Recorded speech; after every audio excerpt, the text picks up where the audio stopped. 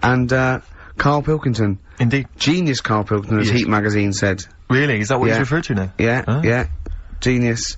Saying about people tune in just to hear his games, such as Educating Ricky. Have you got some Educating Ricky for me? Got some education. I need some education, Carl.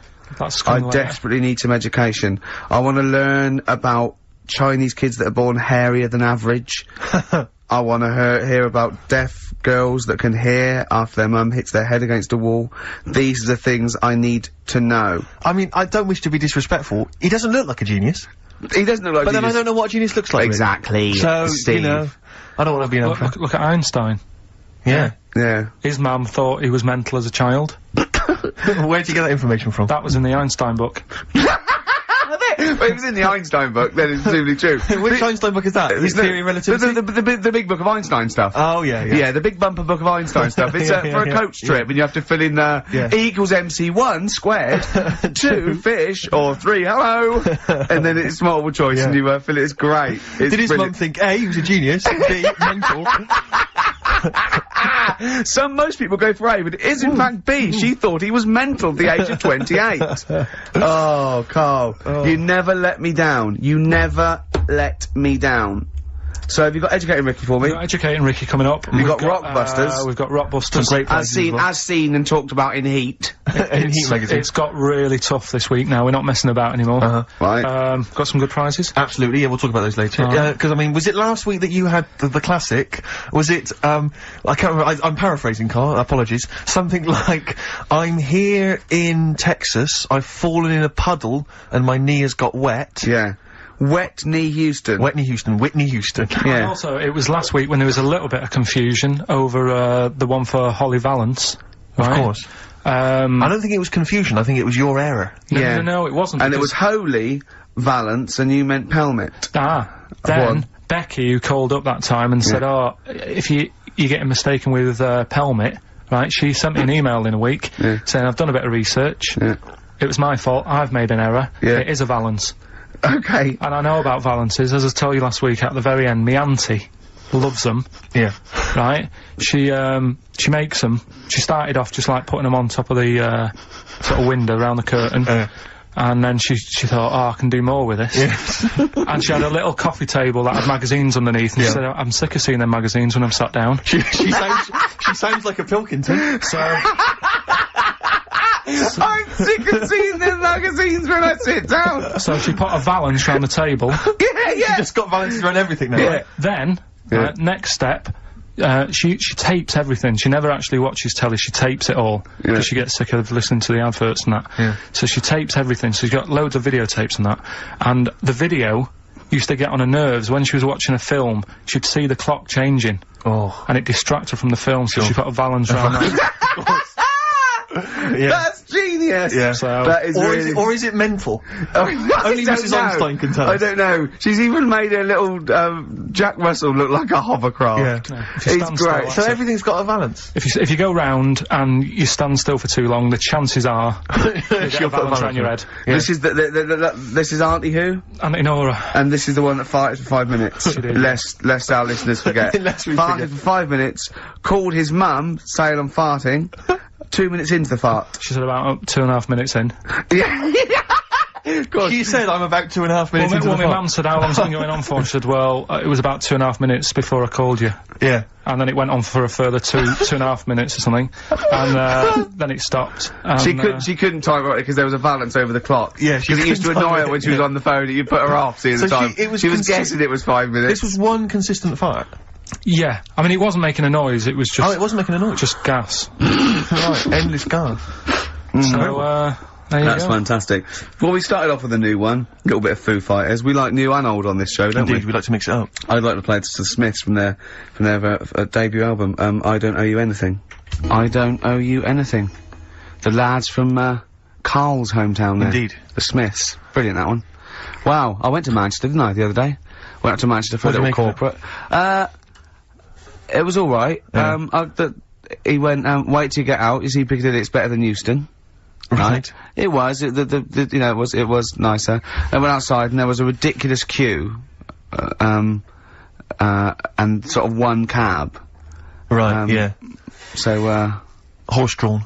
Yeah. And so I walked, and it was okay, it was only down the road, it was a bit dark. It was wet and raining. Obviously, it's the north. I know, yeah.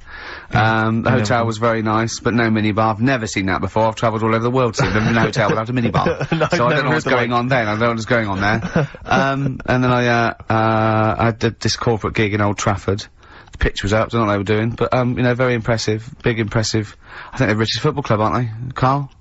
Yeah. You did a gig at where? Old Trafford.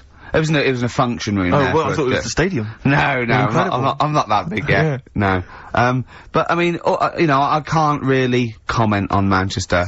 I do know that Liverpool was voted most important music city via poll. True enough.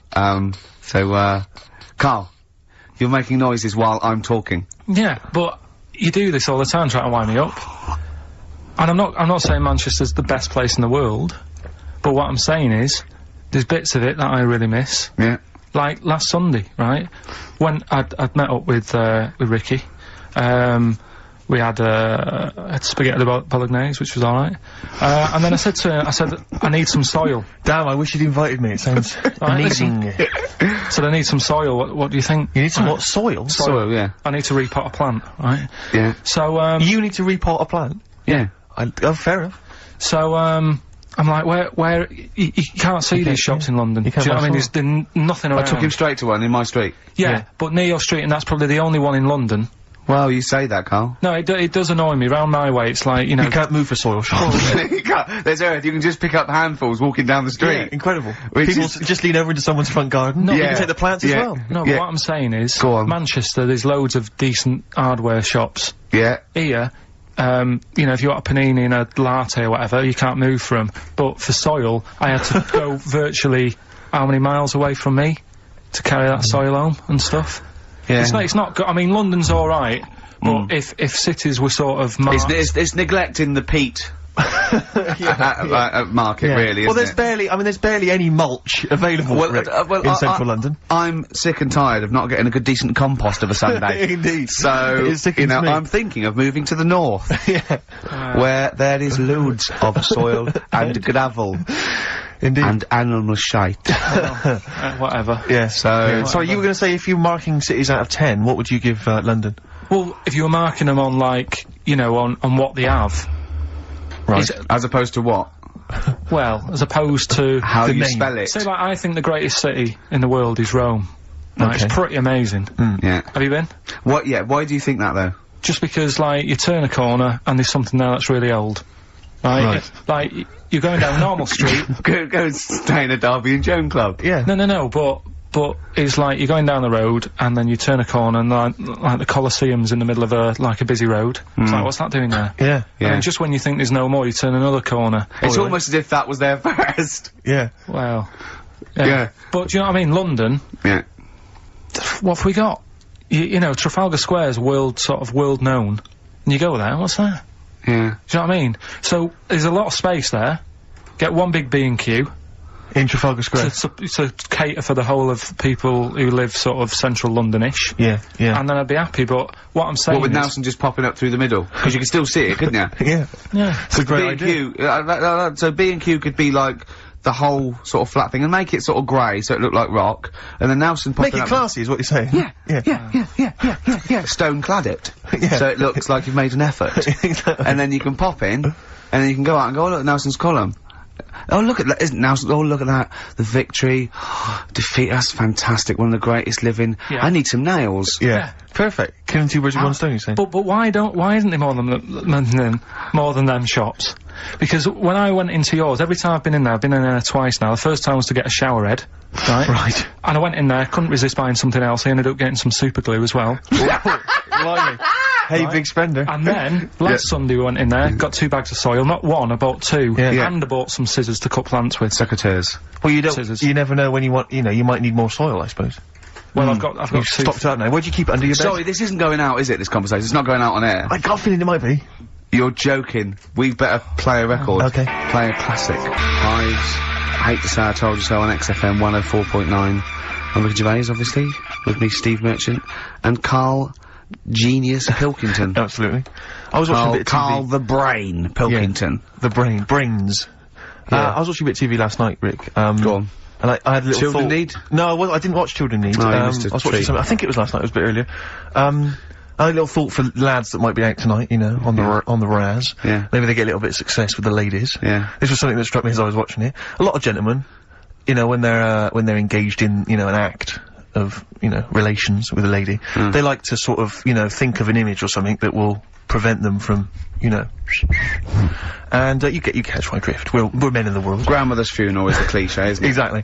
And I'll tell you what I think it should be. Rick Waller jogging. I was watching Fit Club. I have never seen anything I like liked it when Rick. Harvey lost it with him. Oh man alive. I mean, I know I slag him off, but I don't really like him either. I just think he comes across appallingly.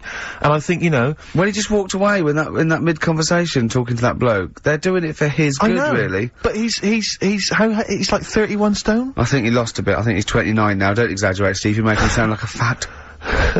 But you know, I mean, yeah. That was close, wasn't it? When having sex, you know, apparently, thinking of, Rick Waller. Oh. Helps. Oh, don't look what's happened. Exactly. That's the reverse effect. Yeah. Oh, no, me and Carl. No, if you're with a lady, apparently that works. I know, he's out now, isn't he? He's out. Did he walk out? I think so. I think that's it, from what I can... No, I think next week they kick him out, because I read something about, they get rid of him next week because of his attitude, and first time I read it I thought he'd actually ate someone's hat. But it was... You lost me. He's got rid of him because of the attitude.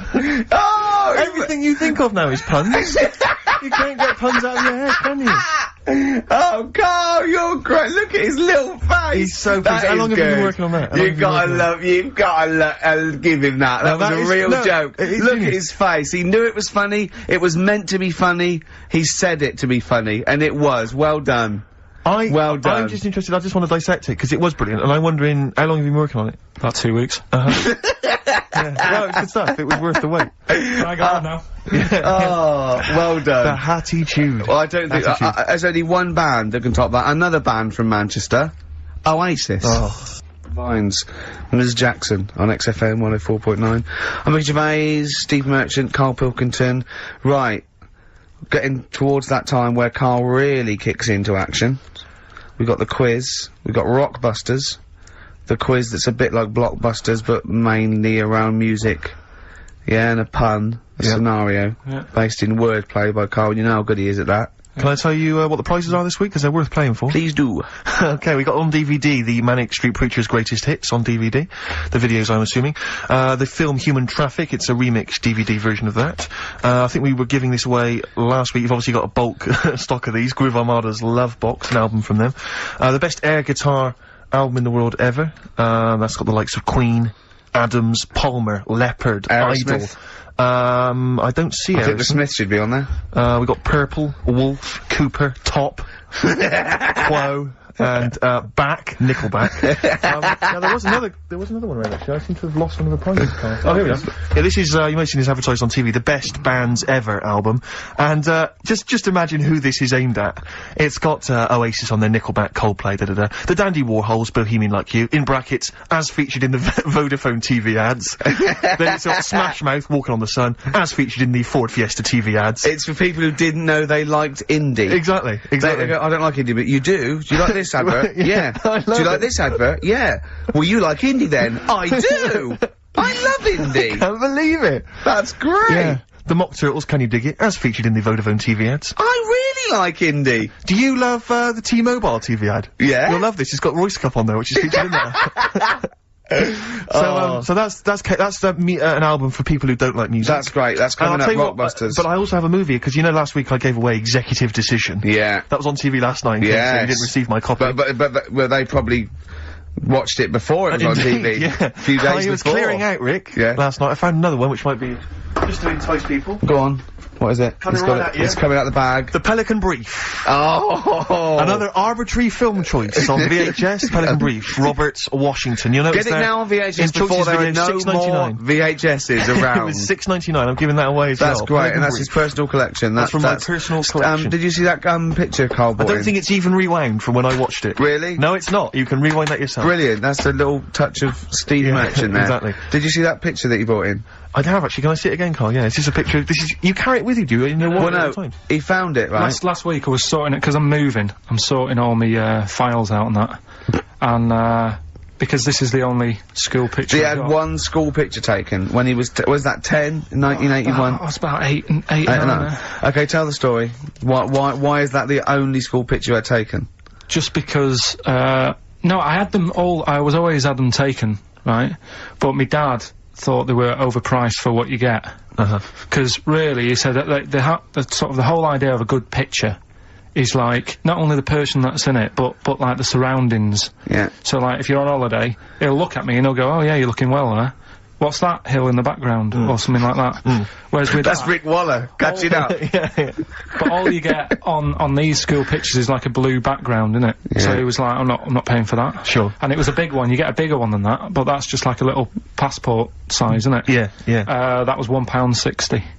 Okay. And he wasn't really happy paying that, because he said you could get like some done from True Print for a lot cheaper. That he could take himself. Yeah.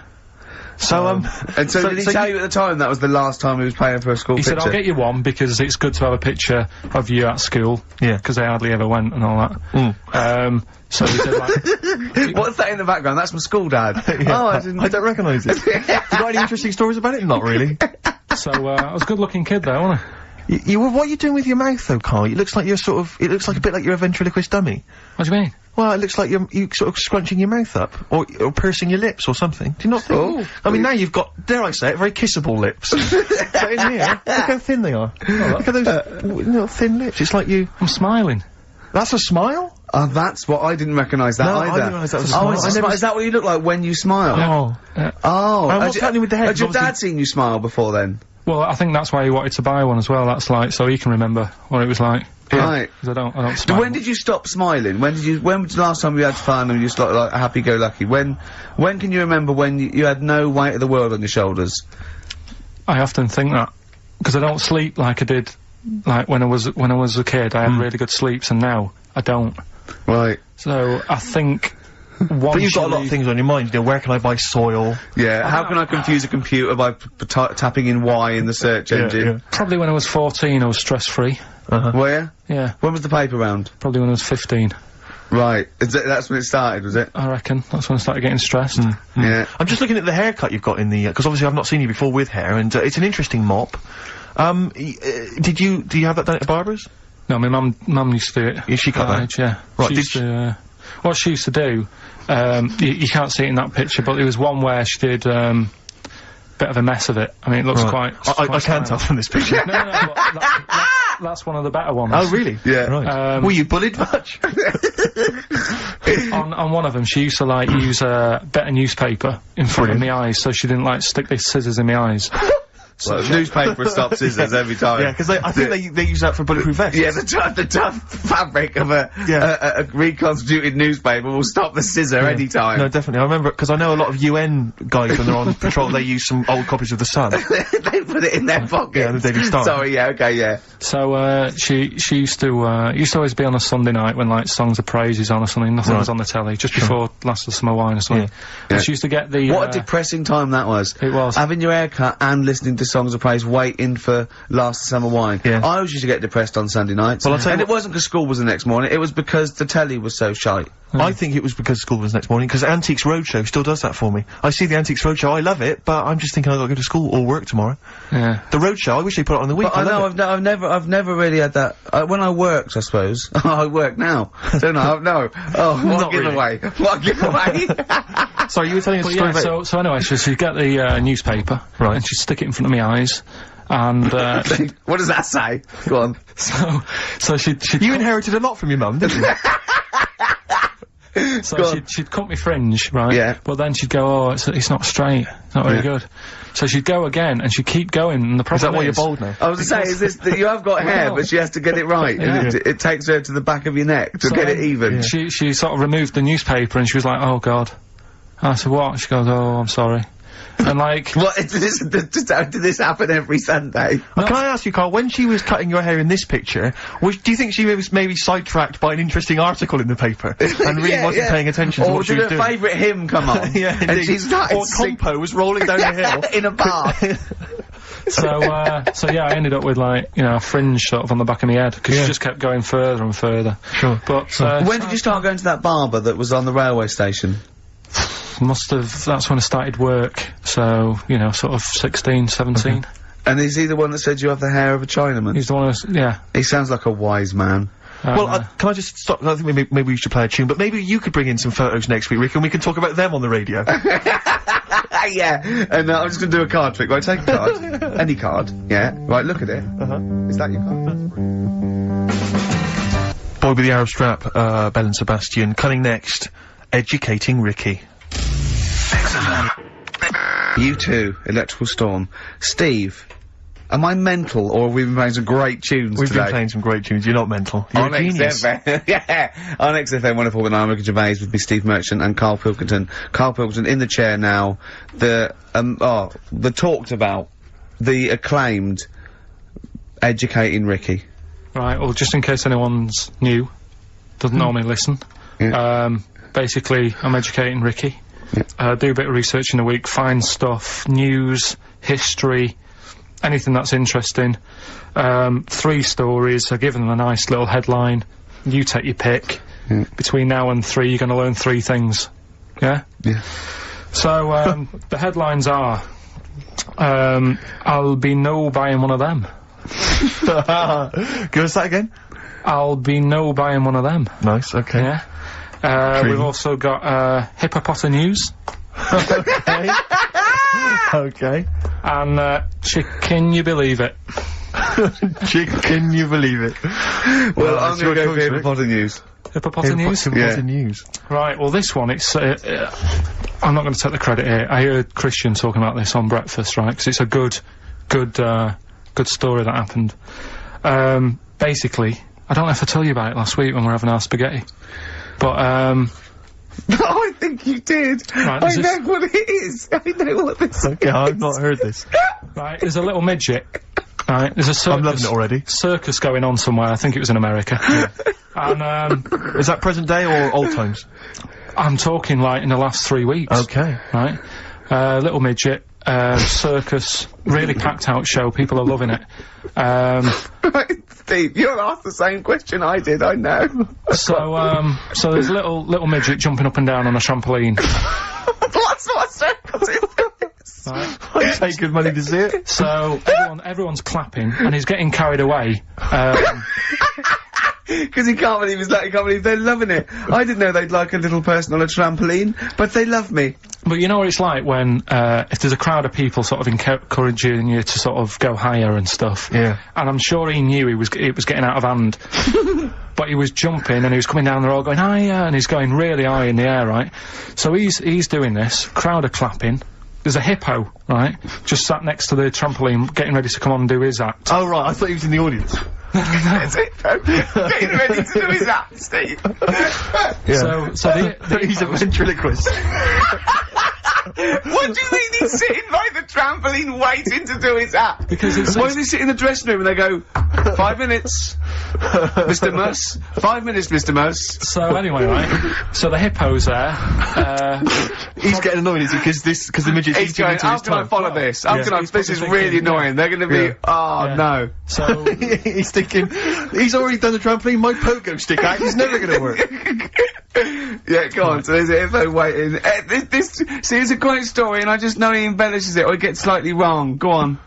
So there's a midget jumping up and down, the hippo's getting annoyed, the crowd are going mad, the midget's loving it, can't believe his luck. Although you think, he probably knows he's dicing with danger. Yeah. So, next thing you know, they're all saying higher, higher. He gives it one big, like, heavy sort of landing on the trampoline, goes really high, but goes off at a funny angle. Oh.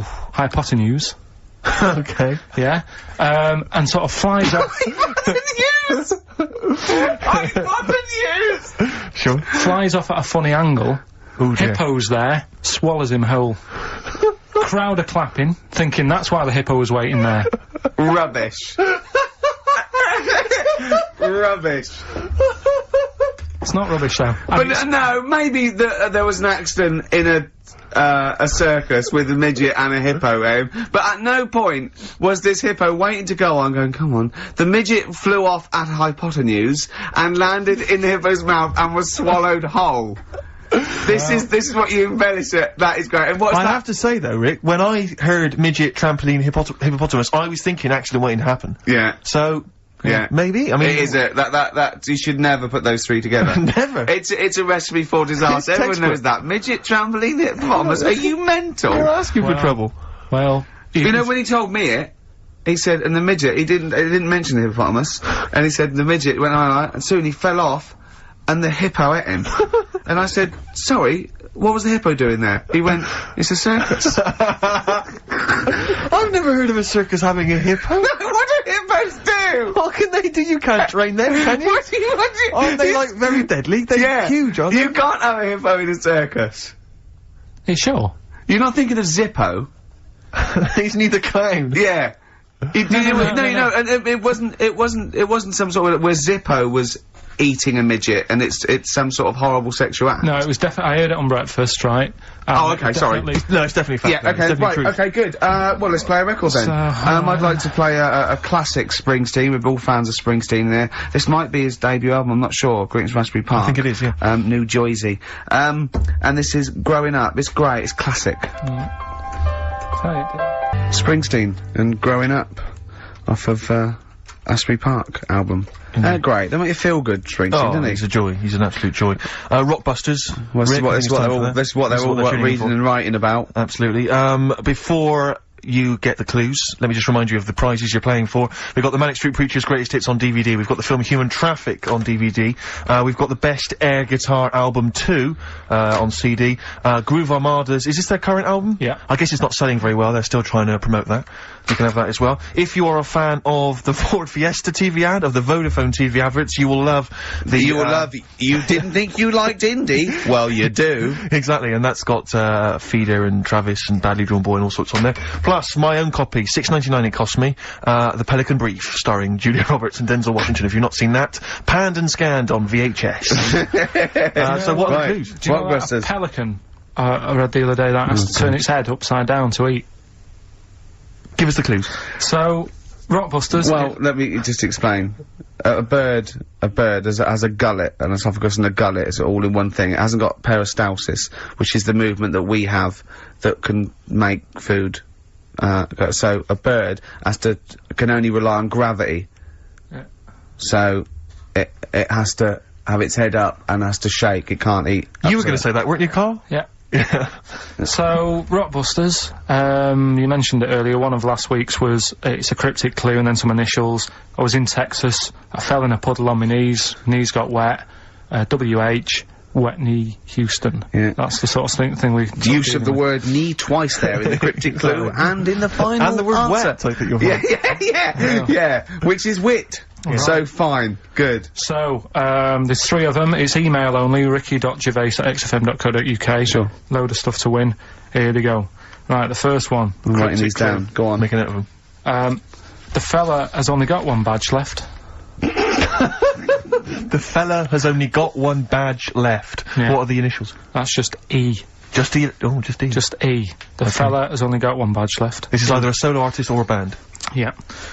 Second one. The unmarried lady is a friend I eat out with. Say that again? The unmarried lady is a friend I eat out with. The unmarried lady is a friend I eat out with. Yeah. What's the initial? MD. MD. MD. And finally, I really love that woman. I love everything she does. That's M. Now, give us that one again. I really love that woman. I love everything she does. And that's... Right. M. Right, now I've got that one. Right. Okay. So it's great. That's lovely. So, that's great. I think the second and third one's quite easy. First one is a killer. Is it tricky? Yeah, it's a tricky one. So, ricky.gervais@xfm.co.uk, and we pick a winner out at about 1:45 or something. 1:45, yeah, absolutely. No, 2:45. What am I talking about? 1:45. Yeah. So there you go. That's dynamite stuff. Well done, Carl. Excellent. More educating Ricky next. Yeah. Beck, Lost Cause on XFM 104.9. Wow, Carl. We haven't had a lot of emails, they're tough. I'm struggling. Yeah. I've got one, and I'm struggling with two, but I know one of the words, but I can't think of the band that fits it unless the clue's wrong, and I've got no idea with the first one, E. Give us them again. Just quickly recap. Number 1, the fella has only got one badge left. That's E. Second one, the unmarried lady is a friend he out with. That's MD. And the last one, I really, really love that woman. I love everything she does. That's M. Well, Ricky, what is it, Ricky? Ricky.Gervais@xfm.co.uk. So keep those coming in. If there's no winner, we don't know whether to give it to the person who gets the most right first, or have a massive rollover. And, what a Christmas booty that would be, as Karl said. All those... Imagine what you could have...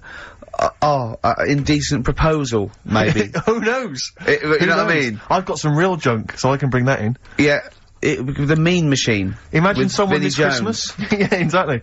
This Christmas. I can't believe it. Oh, thank you so much for the Pelican brief. I noticed you left the price on. And it's on VHS as well. Oh, great. Brilliant. This is a perfect Christmas gift, isn't it? Yeah, it's great. Okay. Now, so that's going. CDs. That's going. That's going on. That's a big, big, big prize. It's a big weekend prize on XFM. Educating Ricky, part 2. Right. What's the clues left? Well, we've got left the headlines. I'll be new buying one of them. Yeah. And we've also got chicken. You believe it? Chicken. You believe it? So they're the 2 that are left. Which one's you going for?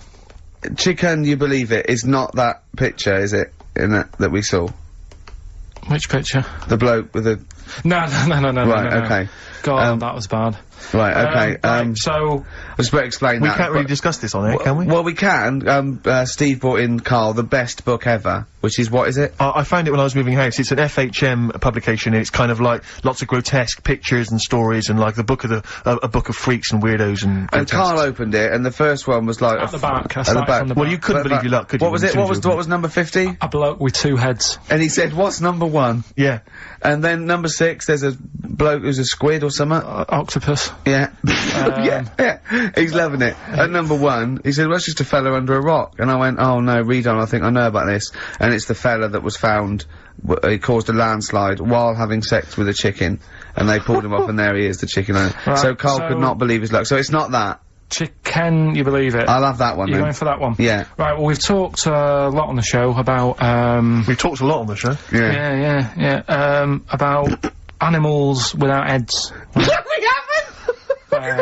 We haven't!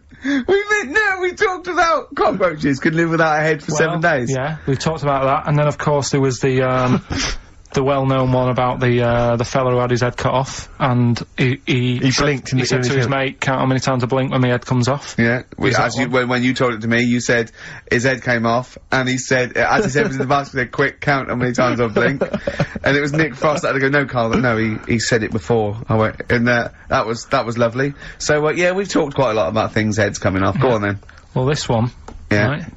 Back in 1945. You looked up the date. It's got a specific date, wow. Mate Jonathan sent this one, you know him as well, lad at the BBC, right? He emailed this one in. So thanks for that. Chicken, it's called Mike. There's a chicken called, sorry, I missed a bit there. There's a chicken called Mike. Chicken called Mike. Okay. Right? Yeah. What happened was, it was living on a farm, right? Loads of chickens knocking about, and the owner of the farm is like, you know, getting ready for tea, and his wife says, go out and get a fresh chicken, because me mum's coming round. So he thinks, well, I want to get a good one in, because I want to impress her, cause back then, even then, they wanted to impress the mother-in-law and that. So they said, alright, I'll just nip out and get one. So he sees Mike, chicken, running around. Is this during the war or after the war? 1945, I'd say that was after. No, ended, well... It ended in 1945. Yeah, okay. September, go on.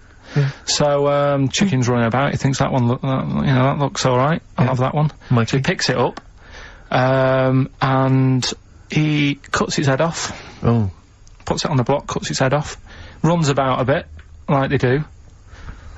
He thinks it'll stop in a minute, keeps running about. Oh, what's going on here? Right? He's now, like, chasing the chicken without an head. Yeah. He's saying he should die in a minute. Anyway, doesn't die. Chicken's walking around with no head. Lives for 18 months. Yeah. Chicken with no head. Yeah. What do you think of that? Well, I'll tell you, I've heard this story before, Rick, and, the explanation, as I understand it, was that, certain vital cords, spinal cords, weren't severed when the head came off.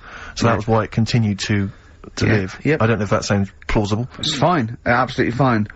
How did it take on, protein and energy? The fella who owned it, he said, well, hang on a minute, he said, I could kill it now.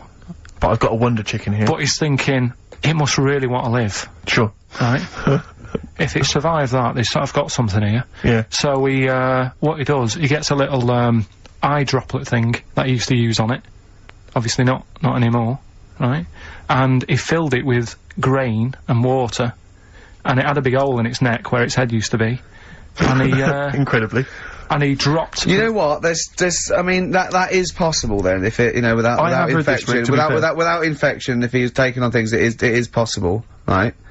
Why? Why what? Why did he do it? How cruel is that? I mean, that was not cruel because the chicken obviously, you know. He said if he thought it was a bit fed up, he would have killed it. He said, but he was running around quite happy. Well, it wasn't fed up at all because it had no brain. Well, what do you mean? Well, I'm just saying what. It was nothing. It was just sinew and nerves and electrical impulses breaking down energies. Right. That's all it was. It didn't have a brain, so it was. But I'm worried about the psychology of keeping a pet without a head. I'm worried more about what the farmer was thinking than the chicken. I tell you this. What the question I'm asking is, was the mother-in-law impressed? I mean, that's why he set out. That's why he set out to chop Mike's head off. This is lovely, but it's just the head. Well, you don't kill a chicken like that all at once. I thought we were having chicken for dinner. Come and look at this, running around the yard. Yeah. Oh dear. So, there you go. You've learnt something there. Yeah, I have learnt something. Yeah. Yeah. So. One more. That farmer, I've learnt that farmer was very strange indeed. There you go. I have to say, to be fair to Karl, I have a feeling like when I read it, the reason he kept it alive was as a novelty. He got charged people to come and see the incredible headless chicken called Mike. Right. So, there we are. That's great. So, tune, Steve? A tune, yeah. I just thought I'd like to hear a little bit more from that NERD album. We played some of this from there when it first came out many moons ago. Since then, it's gone on, it's won awards, all sorts. And obviously, NERD now, Nerd, as they're sometimes known, kind of big producers. They're producing Justin Timberlake, Britney Spears, all kinds of people. But this is a track from their album. I've heard they're wicked. They are indeed. And this is called Things Are Getting Better. NERD. From their album In Search Of, and that's Things Are Getting Better. After the break, we got more Educating Ricky and the results to this week's Rockbusters. And Richard Ashcroft. Oh, dynamite. Richard Ashcroft. Check the Meaning on XFM 104.9 on Ricky Gervais with me, Steve Merchant. Carl just remembered a little story he was excited to tell you. Okay. Go on. Oh, are you going to tell him? Oh, okay. When we went into this cafe last week after Karl had got his soil, we got 2 big bags of soil. I was going, get a bag for me. And he was an I can walk home. After about 10 yards, he was going, oh, my arms hurt. So he had to get a cab. So we stopped in this cafe, he had spaghetti bolognese.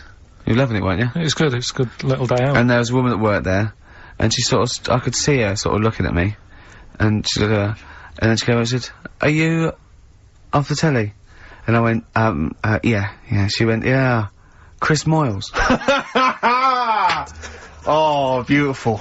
Beautiful. And I just laughed, and we both started laughing. She went, no, sorry, I said, no, I'm not, Chris, what's your name? And I went, and I had to say it, I went, Ricky Gervais. She went, oh, no.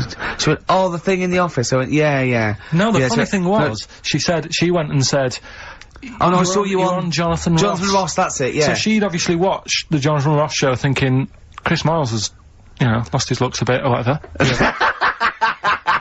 That's what I found funny, the fact that she must have watched it thinking that... Yes, no, I saw you the other day, and I was like, yeah, she went, oh, and then we were still sort of laughing, I was thinking, she went, oh, sorry to be back, I was going, no, it's fine, I was thinking, imagine that, just like, God. Great, there's not a better one to pick. That's just appalling. Oh, that was lovely, it's the second time as well. That you've been mistaken for Chris Moyles? Yeah. Oh man, you've got to feel bad about that. I've had Moyles, I've had, Vegas a few times. Johnny Vegas, yeah, I can imagine. So, yeah. Do you think, like, people are going up to Moyles going, you do that thing about working in an office? Yeah, well, dunno. I don't know whether I hope that or not. I don't know, it depends what he answers. Yeah. So, yeah. I thought you were going to say that, are you Chris Moores? No, what's your name, Ricky Gervais? Never heard of you. That'd have been brilliant. So, yeah, okay, right. Educated Ricky, number 3. Ricky, yes, well, we've got the emails in. Yeah, people are they're finally trickling in. I think people are getting them. People have got the full 3 right, but I mean, it's still worth emailing in because we never know who we're going to pick as a winner. I'll tell you what, we've still got 50 minutes before we give the prize out, so let's give them again. Just give us a quick run there, because I think these are tantalising. They really are. Yeah. So the first one, the fella has only got 1 badge left. Yeah. That's E. The second one, the unmarried lady is a friend to eat out with. MD. And the third one, I really, really love that woman. I love everything she does. That's M. Excellent. Right. Ricky.gervais@xfm.co.uk. You can win all kinds of prizes. Educating Ricky, right, number 3. Final one. You've had hippopotamus. You had chicken, you believe it. And the last one is I'll be no buying one of them. I love that one. Alright. Interesting one, this. I mean, I spent probably 3 days looking for this stuff. Right? And another one that I came across, right? And, I was gonna use, I was a bit like... What a great life you've got! I was just, you know, going on the internet and that, and I also, look in magazines, found a story about a bloke who, I don't know, he was messing about with a chainsaw and I don't know, he's messing about with a chainsaw. He was juggling a midget, and, whilst taking his alligator for a walk, and, go on. And his arm, come off, right? Come off? What do you mean his arm come off? The chainsaw took it off. Oh, yeah, so okay. it was like, oh... Again, anyway, he's going, oh no! Oh. So, there's a picture of him on an exercise bike, sort of just with a little stump sort of balancing, but he's getting on with his life, he's happy and everything's fine, he's not complaining, it's his own fault, he's got no one to blame, right? So anyway, he goes to the doctors, and the doctor says, I can do something there. So he goes, well, it's alright, you know, I'm getting by alright, don't worry about it. And he goes, no, we've got an arm in, right? We can attach that. A real arm from someone who's, I think they'd passed away or lost an arm or something, and they lost an arm and didn't want it back. Yeah, I love it. Are you using that? Yeah. No, because I know someone. Because I know a bloke, actually. Yeah. Well, can't you just put this one back on? Well, it's first come, first serve, really. I was just building a bionic man. We've replaced one arm with a robot's arm, so we got a spare one. So the doctor's going, let me put it on. He's like, well, alright then. So ungrateful bastard. So he does the operation. Everything's fine. He's loving it. He's happy again because he said he can brush his teeth. Right. Okay. If this is going to be he's something loving it again because now he can brush his teeth. Right. If this is going to be, and it was a leg, or it was a chimp's arm, or it was the arm of a killer. It was 2 left arms. Right. I'm going to kill you. Oh, let's leave it then. What is it? What's the answer? No, it's not that. I'm just. What is? Okay. Right. So he says, go on and do it. So he sews it on, and like I say, he's happy. He's brushing his teeth. He can have a pint in the pub. He's lifting a pint with it. All his mates are happy for him. It goes on for about 2 years. Everything's fine. Then it all starts going flaky. Oh, I knew it would. Was it made of chocolate? Alright. So it all goes all like gammy. And then, for some reason... The arm starts going gammy. It goes gammy, and it gets longer. Of course it does. So there's a picture of him, right, stood in the magazine. He's stood there with his arms by his side. One arm's normal. The other one is, like, past his knees. He can pull his socks up without bending over. So, is this gonna be, they gave him the arm of an 8-year-old child who would have been the tallest man in the world? No, he just said, oh, what am I going to do? And the doctor said, oh, there's not much we can do. And left it. Wait a minute, you can't leave it there. That's not a story. So, Carl, you've got to tell us the explanation. Was it an incredible plastic arm? An incredible expanding arm? Did he fight crime later? No. Well, that's the end of the story? You've got no scientific explanation as to why... That's why I didn't pick it. But you just told it to us anyway! Yeah, but I'm just saying the sort of knowledge I come over when I'm looking for the good knowledge. Yeah? So why did his arm grow? Why did this arm grow? He must have had an adult arm. They couldn't have given him an arm. I don't know. It's just one of them.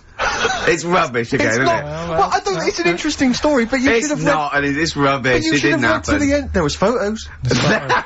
Proof. Yeah. But you should have read to the end of the article, Carl. No, I did. And he said, you know, he's not happy and he wishes he wouldn't have had it done and all that, and, you know. Are you sure this wasn't entirely unexpected? No, seriously, he was saying, you know, his teeth are nice and clean again because he could brush them and that, but his arm's getting in the way. Ruining his shirts and everything. So I'll leave that. Let's play a tune, let's come back with the next one, because I love the fact that this is like Ronnie Corbett telling one of his jokes, Fancy Ronnie's. That wasn't even the story he was gonna tell us. Play it record. Oh, God. That's alright, isn't it? Travis. Level come through. Quite like that. On XFM 104.9. Ricky Gervais, Steve Merchant and Karl Pilkington. In the chair. We've had the answers in. It's Rockbusters. It's the results. Karl, give us the winning answers. Right, Steve, you search for a winner. I will. At random. We can slip into that. So, the first one was, the fella's only got one badge left. I have no idea. The initial was E. Go on. Will I get out the answer now, Yeah, Steve? give the answer, yeah. I think you should. That was his last sticker. Yeah? Elastica, the band Elastica. I'm not doesn't sure. work. No. Doesn't work. The word sticker and a badge are not interchangeable. And it's not his last sticker, it's Elastica. Yeah, but, like, his last sticker. So, someone's got it. Oh! So say a different word and it works. Oh, so if the band is Elastica, then it works. God, if only Justin would have named it if she'd have just gone, let's call it Islastica, then we'd have, yeah. Second one. What was the clue? The unmarried lady is a friend I eat out with. Go on. That's Miss Dynamite. Miss Dynamite? Doesn't work. Yeah, but it's been running for 4 weeks. We've done the obvious ones. Doesn't work. Doesn't work. Miss Dynamite. Again, if she'd have called herself Miss Dynamite, it would work. She didn't. See, what's happening is pop stars are letting you down by naming themselves incorrectly for your clues. Those don't work. They don't count. And the last one, I really, really love that woman. I love everything she does. That was M. Yeah. That was Madonna. Yeah, Madonna. I'm gonna give you that. That work. Yeah. Right. That's the end of that feature until you can get ones that work.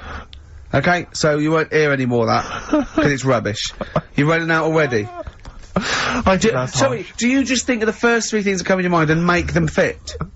Just think of 3 bands and make a clue, and if it fits, it fits. If it doesn't, it doesn't matter. I just went through the rubbish. It was rubbish. Whatever. Right, play a record. Hang on, we've got a winner. We have. Actually, you say all this, Rick, but lots of people got them right. Which so I don't know what that proves, really. I don't know if that says, you know, you're the tosser or they're as stupid as Carl.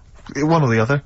Okay. But I'm going to give it to Simon and Daisy in Hitchin. They got the right answers, and well done to them. They get the Pelican Brief and some other treats. Serves you right. I look forward to that. Serves you right for understanding Carl.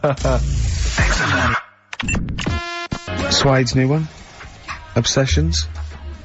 On XFM 104.9. Well, I'm Ricky Gervais, obviously, Steve Merchant, Karl Pilkington. Well, Carl, that's about it, and we got sidetracked on the last Educating Ricky. You telling me about a man whose arm grew. Well, something went wrong. I'm not saying it grew. Just saying.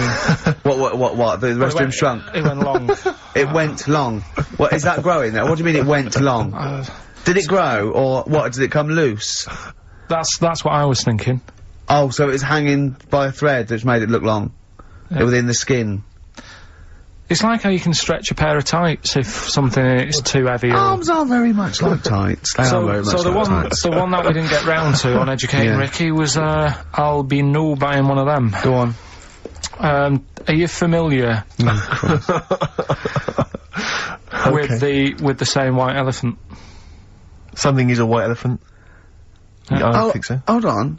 You phoned me last night and said, what does white elephant mean? And I told you. Yeah, I know, but I know where it came from, but I just was wondering what it was about. So how, in what way is Educating Ricky you calling me up and asking me something? Well, do you know how it came about? You've given away some of the secrets of the show there, it would appear. I didn't realise he was phoning you for information. Well, he just asked me what the term white elephant meant in sort of like colloquial. Did he say, why are you interested, Carl? No reason. No, go on. Well, what it is, ages ago when... So what do we understand white elephant to mean?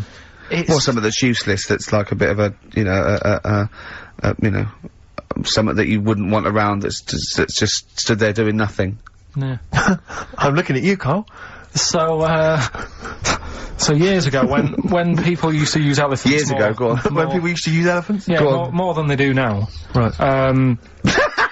More than they do now! This doesn't involve a midget, does it? No. So, you know, they'd use them in the workplace and stuff. Sure. Yeah, as factories. Sort of, yeah.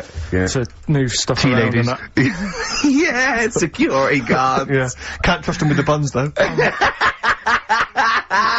That's why they stopped using them. Oh, right. God, go on. So there was loads of elephants knocking about, and the thing is, right, you couldn't move from. If you have a lot of something, you also have a lot of demic ones, don't you? A lot of what? You know, sort of demicky ones that aren't right, really. Demicky? Well, you know, like, they weren't properly. They weren't properly? They weren't Sorry, demicky or Carl? properly. What are you doing? Right, I'm getting to the story. So what I'm telling you is... They were a bit demicky, so they weren't properly. Have you started making words up? Right. Yeah, you Stanley Unwin. Listen. Reincarnated. Demicky? Yeah. There was a lot of albino elephants knocking about. Okay. Where is this? Olden times. Africa? Yes! Should we say Africa? Yeah. Yeah. If an answer's got a question mark at the end, I'm not sure it's either Africa or India, but I'll give you a clue. Well, these elephants, do they have big ears or little ears? I didn't sort of notice the size of the elephants. What I noticed is they were white, because they were albino elephants. Okay. Right? So... that's why they're heading, I'll be no buying one of them. Okay. Right? No buying one of them. So, what would happen is, people who didn't know what they were doing, like, you know, you get people making a mistake buying cars that are full of problems and that. Back then, when people were buying elephants, they'd go up to someone, say, I'm after an elephant, and the fella would say, yeah, I've got one here for you, this is a nice one.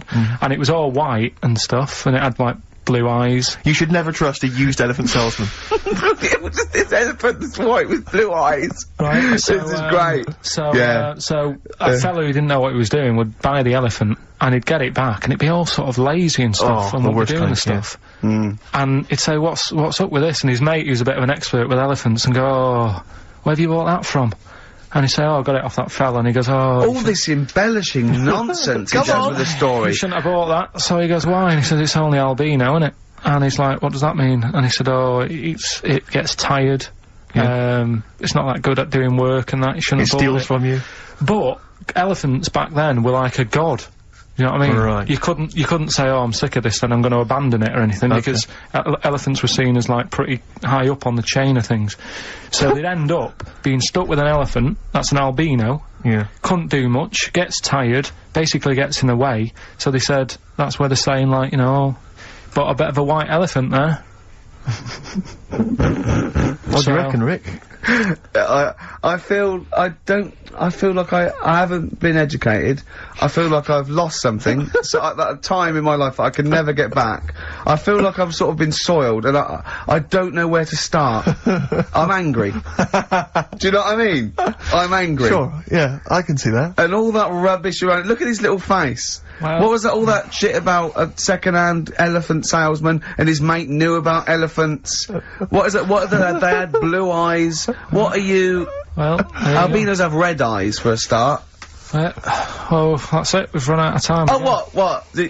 I mean, what are you going to do about this next week? Are you going to actually do some educating next week? And what about Rockbusters? Are you going to make the clues proper cryptic clues? Well, that's the teaser, isn't it? That's what we'll leave them with. Will it be any good next week? Tune in and find out on XFM 104.9. Merchant. Hello there. Karl Pilkington.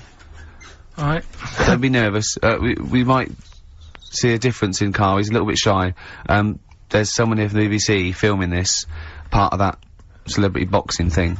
The Fight, I think it's called, and they want to get a little clip of this, so we're gonna let them film for a minute, and then they're gonna go away. Is that alright, Karl? Yeah. He doesn't want to be on camera, do you? Do you? I think it ruins radio, doesn't it? Well, not for the people listening, it doesn't. Yeah, but it does, because people are like, oh, he sounds like a bit of a looker. What, you? Yeah. And then they'll see it on the telly, and they'll go, God, yeah, you know, his head is round. It is round though, isn't it? So. Guess what? I got a call yesterday, you'll love this, Steve. From MTV. And, wondering if, they could screen test Karl. That's outrageous. I'm loving it, and I was going, yeah, and I said, yeah, he's fine. I'll come down with him, and I was saying, what about this and that, and they were loving it. I called him up and went, oh no. I went, why not? He went, well, I'm looking at my reflection now in the mirror. He said, I shouldn't be on the telly. What would you wear for your screen test, Karl? What kind of look would you try and cultivate? Because you've got to bear in mind that the audience out there, they don't know what you look like. So, would you be a snappy dresser like, say, Jonathan Ross, or would you go for your kind of street cash look? Can't wear a suit. You can't wear a suit? Don't hold it well.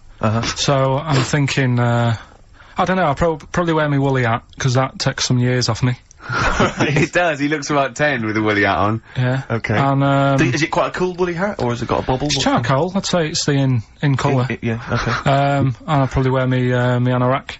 Right. Oh, he's going for the, he's going for glam. He's going for quite a glam look. No one dressed for a jumble sale. Wow. Yeah. But I'm not that happy about it all, to be honest. Are you gonna do it? You're not gonna do it? Well, I'm sort of stuck in the middle, because throughout my life so far, I've never planned for anything, right? It's just always happened. Yeah. The time, you know what I mean, being in plays at school, never planned it, but when I did it, I went down a storm. It was a triumph, yeah, we all remember that. So... as I remember, you did Little Donkey. Did Little Donkey, yeah. And then later, someone was filming at the back. Was it your dad's mate? My dad's mate, well, yeah, and on the camcorder, he listened to it back, watched him playing it, his dad says, just off camera, what does he say? I don't want to say it, because I'm in charge of the show, and I'd be irresponsible.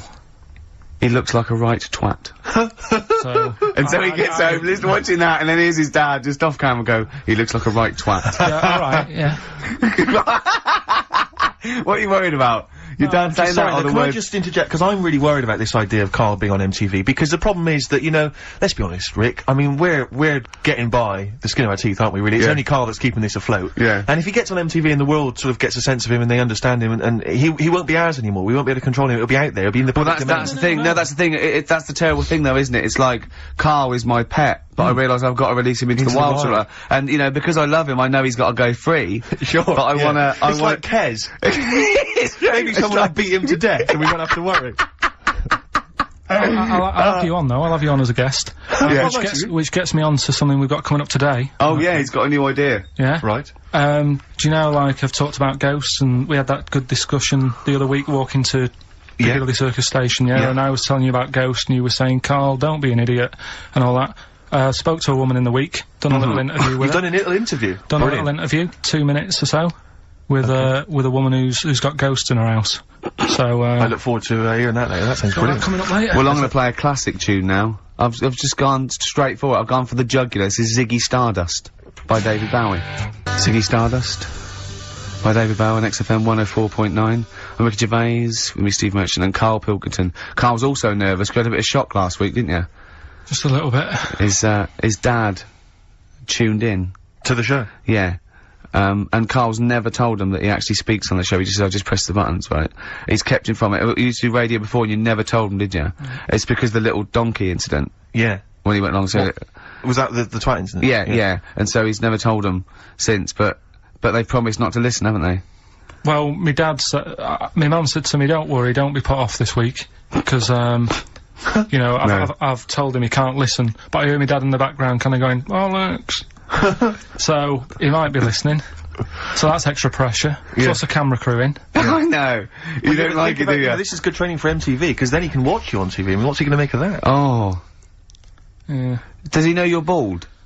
Yeah. You don't keep your hat on when you're with him and say, oh no, I'll just press the buttons. No, it's just, you know, it's like when I was in any plays, I didn't tell him. No. Any sort of parents' evening, I never gave him the note. Really? Yeah.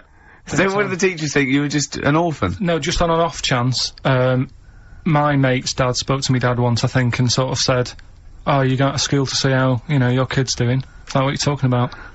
So there's a parents' evening, so he went said what kid? He went to one, and that's when Mrs. Matthews said I'd never be a high flyer. How wrong was she? Yeah. Well, I think we should call Mrs. Matthews and make her eat her words. Well.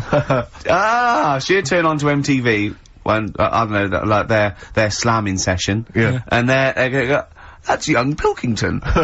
He's bald, but it's definitely him. I recognise that woolly hat. yeah. Did you see Celebrity Fit Club yesterday?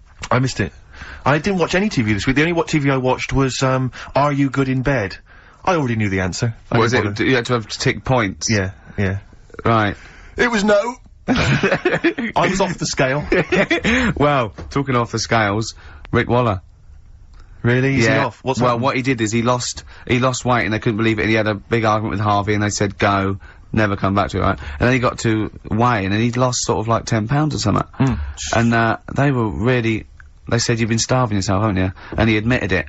And I thought he just wasn't wearing his underpants. yeah. But he was whinging all the time. He was watching it, he was doing a press that was going, I've hurt my arm. Then he was going, I feel sick. Then he was going, and he was just lying all the time about whether he was doing the routine and what he was eating and stuff. And I thought, that's me with this celebrity box. It is, because it's sort of like, and they go, how's it going? Did you have a drink this week? And I go, no. Haven't had a beer this week, no. Did you do the exercise today? And I go, yep. Yeah, I've done all that. Yeah. And I try and get out of the sparring because it hurts because there's a man hitting me in the face for fun. Right. Because you know that's what boxing is. So, yeah, that is being hit, yeah. I like all the bits, except the being hit. I don't even mind hitting someone.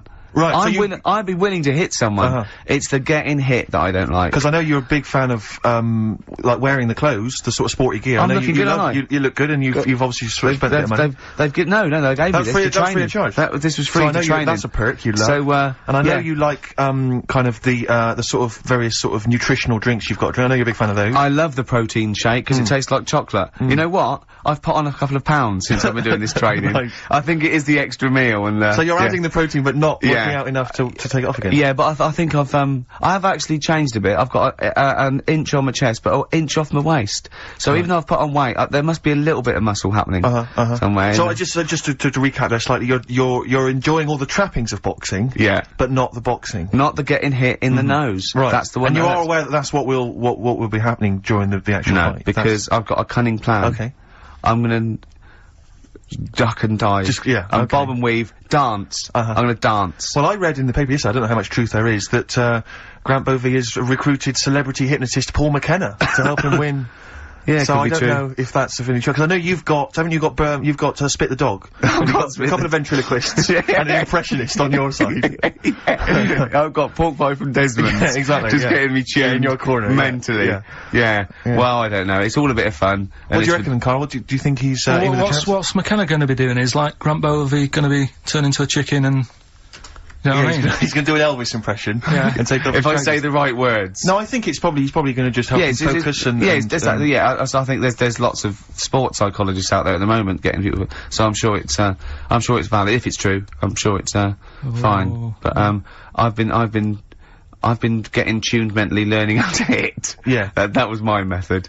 Eating and hitting, I think is... And do you work out to any music? I mean, do you put on the Rocky soundtrack? Because I know you've got, a special CD with music from all 5 films, haven't you? No, we don't. I think they have the radio on down there, but you don't hear it. It's, all you hear is people shouting, saying things like, that's not like a fighter, and me going, I'm not a fighter, I'm a comedian. And is it quite intimidating down there? I mean, do they, I mean, I'm sure they're nice people, but I'm getting used to it now, but it is a different world, and I was quite scared, and I didn't When you say I mean, is it like they're gangsters? I mean, is it kind of... I just mean, is it got that feel, you know, when you see it in films, they walk into those places and, you know, they're hard nuts, and there's that feel like... Well, they're all, you know, they're all ex-boxers and stuff, so yeah.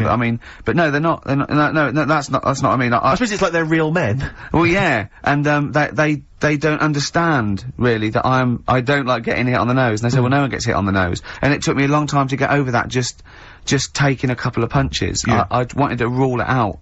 Yeah. And, but, you know, it's okay now. And of course I know they're mollycoddling me. They're not, they're using about 25% power, and I'm still... And you wear the headgear, do you? Oh, yeah, and the gum shield, yeah. I wanted to wear a crash helmet, but they said no. And carry a baseball bat, and they said that's technically illegal. But, I'm looking for, I'm a changed man, Carl. What we got coming up? Got a bit of a, Death in Vegas with vocals from Liam Gallagher. Final question for you, Rick. Do you think you'll carry on boxing after this is finished?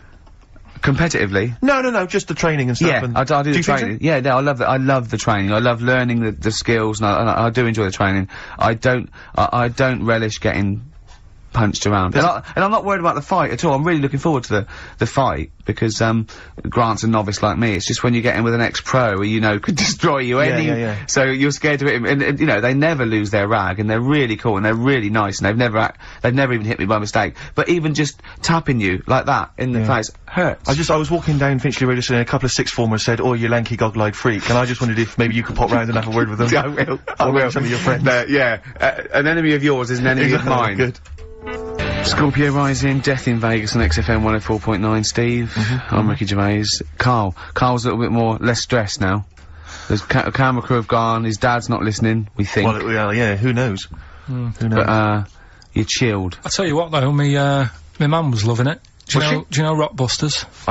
Do I know Rockbusters? I love Rockbusters. I think I dream of it. She was taking part. I mean, she doesn't know a lot of the new bands and that, but she made some up for some older bands and that. Oh, she did some herself? She made some herself, sent them in the post. So are you going to use those today?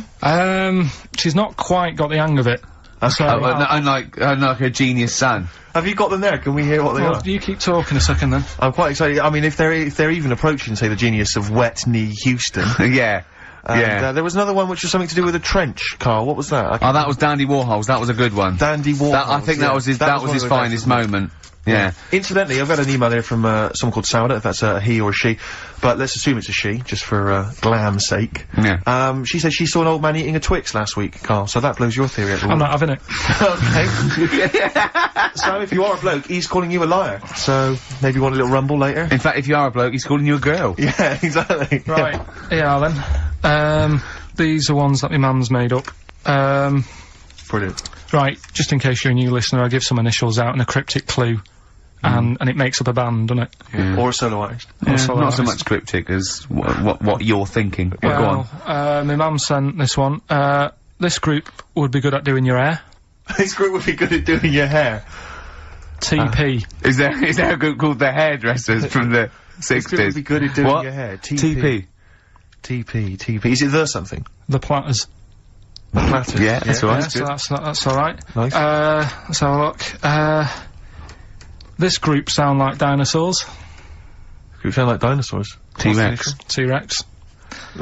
Yeah. I see what you mean. They're not so much cryptic, are they? This group... Leave her alone. They're good. This group likes being by the sand and the sea. This group likes being by the sand and the Beach Boys, boy. Beach Boys. This band are called the Beatles. The Beatles. Hang on. We just have a... What else you got? It's funny because one of them that she's done, I'm actually doing today. I thought of in the week. Right? So, is it the same clip? It was, yeah. Wow, but great minds think alike. Here's So the this last is obviously one. coincidence. Here's the last one from her. This guy sounds superb. This guy sounds superb. The Bachelors. Glenn Campbell. That's good. I like that. I'd tell you this, I think you should get onto one of the big game, organisations, Parker Brothers or whatever, because this has got to be I mean, this could sweep the nation at Christmas. Don't you think this is the perfect Christmas game? Yeah. Well, I think this is what's gonna make or break the MTV thing. Right. Some kind of TV version. Yeah. Uh-huh. I'm just thinking into ad breaks, you know, coming up next is this band. Be careful though, Carl, because, you know, make sure you retain the rights, because I can see this selling abroad. You know, you could and I storm can see America. someone coming along and taking the sort of like the Rockbusters and changing one word and making another game out of it and just using the same format. I don't know. I can't think of them there, but they could change. So sort of like they change the word rock to something else and have it. What could it be? Brick block. Yeah, and so you have to, you know what I mean? So be careful. Blockbusters will never work. Look at his little face. So we're doing that later. Got some good prizes. Okay. We'll talk about the prizes Talk about that in a bit. Yeah. Educating Ricky. Yeah, got that.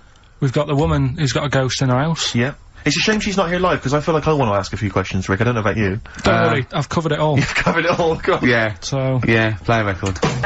Rick, I know probably you, like me, are just too busy really to keep abreast of new music, aren't you? Yeah. I mean, we're busy people, we've got, you know, important showbiz parties to go to and stuff. That's why I have friends of mine who send me compilations and stuff. That's one of my, quarterly compilations from my friend Harry, and that's All Downhill From Here by Jim O'Rourke. I've got a new track coming up later, actually, that I think you might like. So, you know, we're inflaming each other's desire for new songs as well as going back to the back catalogue of some classics. Sure. Alright? I love adverts better though. I do. I love adverts. It's weird. Missy Elliott on XFM 104.9, Ricky Gervais with me, Steve, and Karl. Karl, why have you got a headache? You got a headache? Just a bit stressful because the moves on this week. Are you leaving house? Oh, by the way, the XFM listeners came round to my house and bought the futon and table. Did they? Were they happy with it? Quite normal. They were well happy. Yeah. Couldn't believe the luck with it. What do you mean quite normal? What do you mean quite normal? Well, it's always a bit scared, isn't it, getting people round. I imagine they were scared. Well. And were they excited to see you? Could they, I mean, they were, you know, could you tell that they were pretty pleased to see you? No, I don't think so, I mean... You're Karl Pilkington. Yeah, but the fellas sort of, I mean, they brought the whole family round, which was a bit odd. Well, it's not often they get the chance to visit a living freak.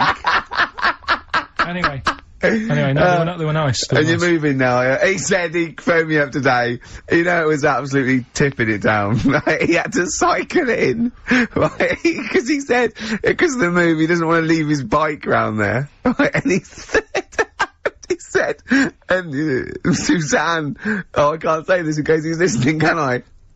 He won't know. He said Suzanne's hired the oldest removal man in London. You should hear him. And the thing is, right, we booked him because everyone else happened to be booked out, but this fella's free, right? So he called up this morning, I've never spoke to him, but he was on the phone. He sounded about 90. Yeah. Can't think that he's gonna have to do all the work. And the thing is, right, it seems to be cheap. He only wanted some Werther originals. Yeah, right, listen, it seemed to be cheap because it's £50 an hour. But how long is it gonna take him? Yeah. Oh, that's genius. When's the move on then? When's the he's coming round. He came round today to bring some empty boxes, and he was struggling with them.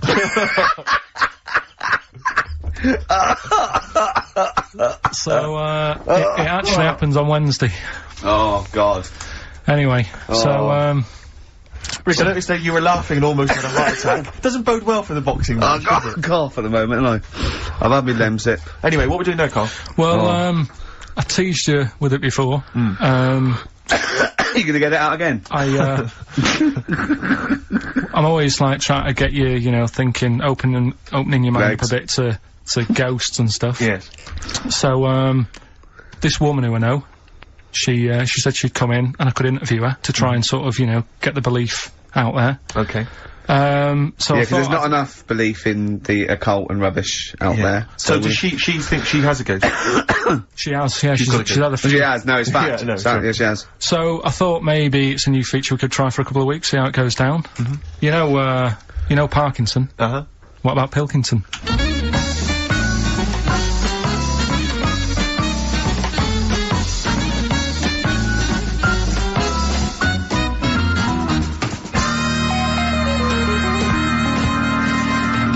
Welcome to, Pilkington.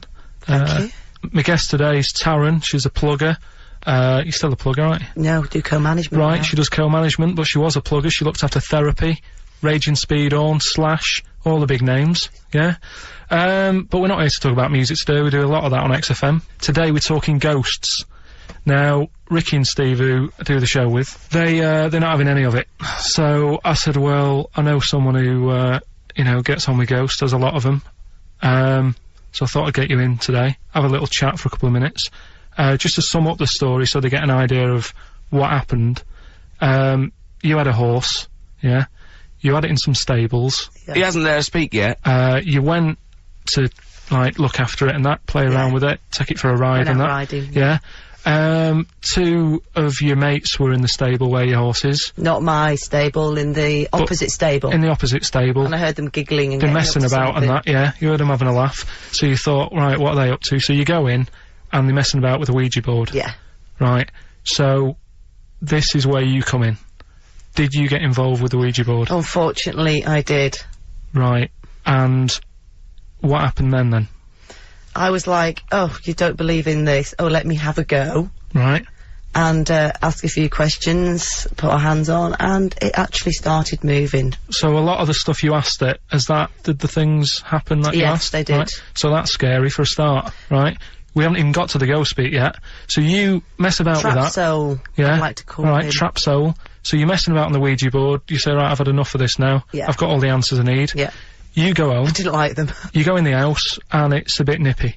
The flat is absolutely fine. It's when I went into the bedroom. You've got to remember, it's a very, very warm, hot evening. Right. And walk into the bedroom and note it is cold. Colder than usual. But I'm actually quite glad, because it's so hot. Right, okay. Completely ignored the fact that the windows were all shut, but the curtains were blowing. Didn't sleep well at all. Right. Next evening, same again. Freezing. Yeah, very, very noticeably cold. Curtains blowing. Yeah, I'm fast asleep, get woken up, the wardrobe's opening. So, at this point, this is where we clear up. You're not on crack, you're not... Oh, never touched drugs in my entire life. You're not a drinker. No. I will have the odd glass of red wine. Yeah, right, that's alright, they recommend that anyway. They say it's good for your heart. What started happening was, as the week progressed, I also felt the bed covers at one point at night fold over, double bed, the bed covers fold over, and it was like someone was getting in the bed next to me. But you've got to remember, when you're in a deep sleep, you're not quite thinking, and you're thinking, I'm losing it. I was getting more and more tired, more and more a little stressed. I'm really thinking I was having a breakdown. The final straw was when the clothes on the end of my bed that I just throw hit me. How come you were going back home at night? Because I was sceptical. In fact, 6 months ago, I would have said, I don't want to go there. People will think I'm mad. But you know what? I don't care. Yeah. I know there's more out there. Well, brilliant. Well, cheers for that. And, thanks for being a guest on Pilkington.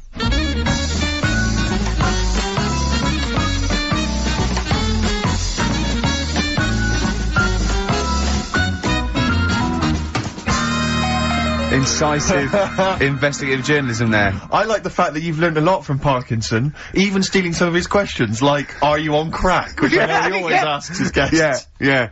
I like the fact that when she went, I don't know, I have the occasional red one, he goes, well, that's alright for you. Good for your art. That was great. It was brilliant. That is the best interview technique I've ever heard anywhere. I feel like there's still some questions unanswered. Yeah, it hasn't proved it to me, I'll be honest, No, Carl. It hasn't proved me the existence of ghosts I have to and say, Rick, that poltergeists. I was worried as soon as she got involved with the Ouija board. I was thinking, please do not get involved with that Ouija board. Yeah. I was worried when she said I heard some giggling coming from the other stable. Yeah. Don't go over there.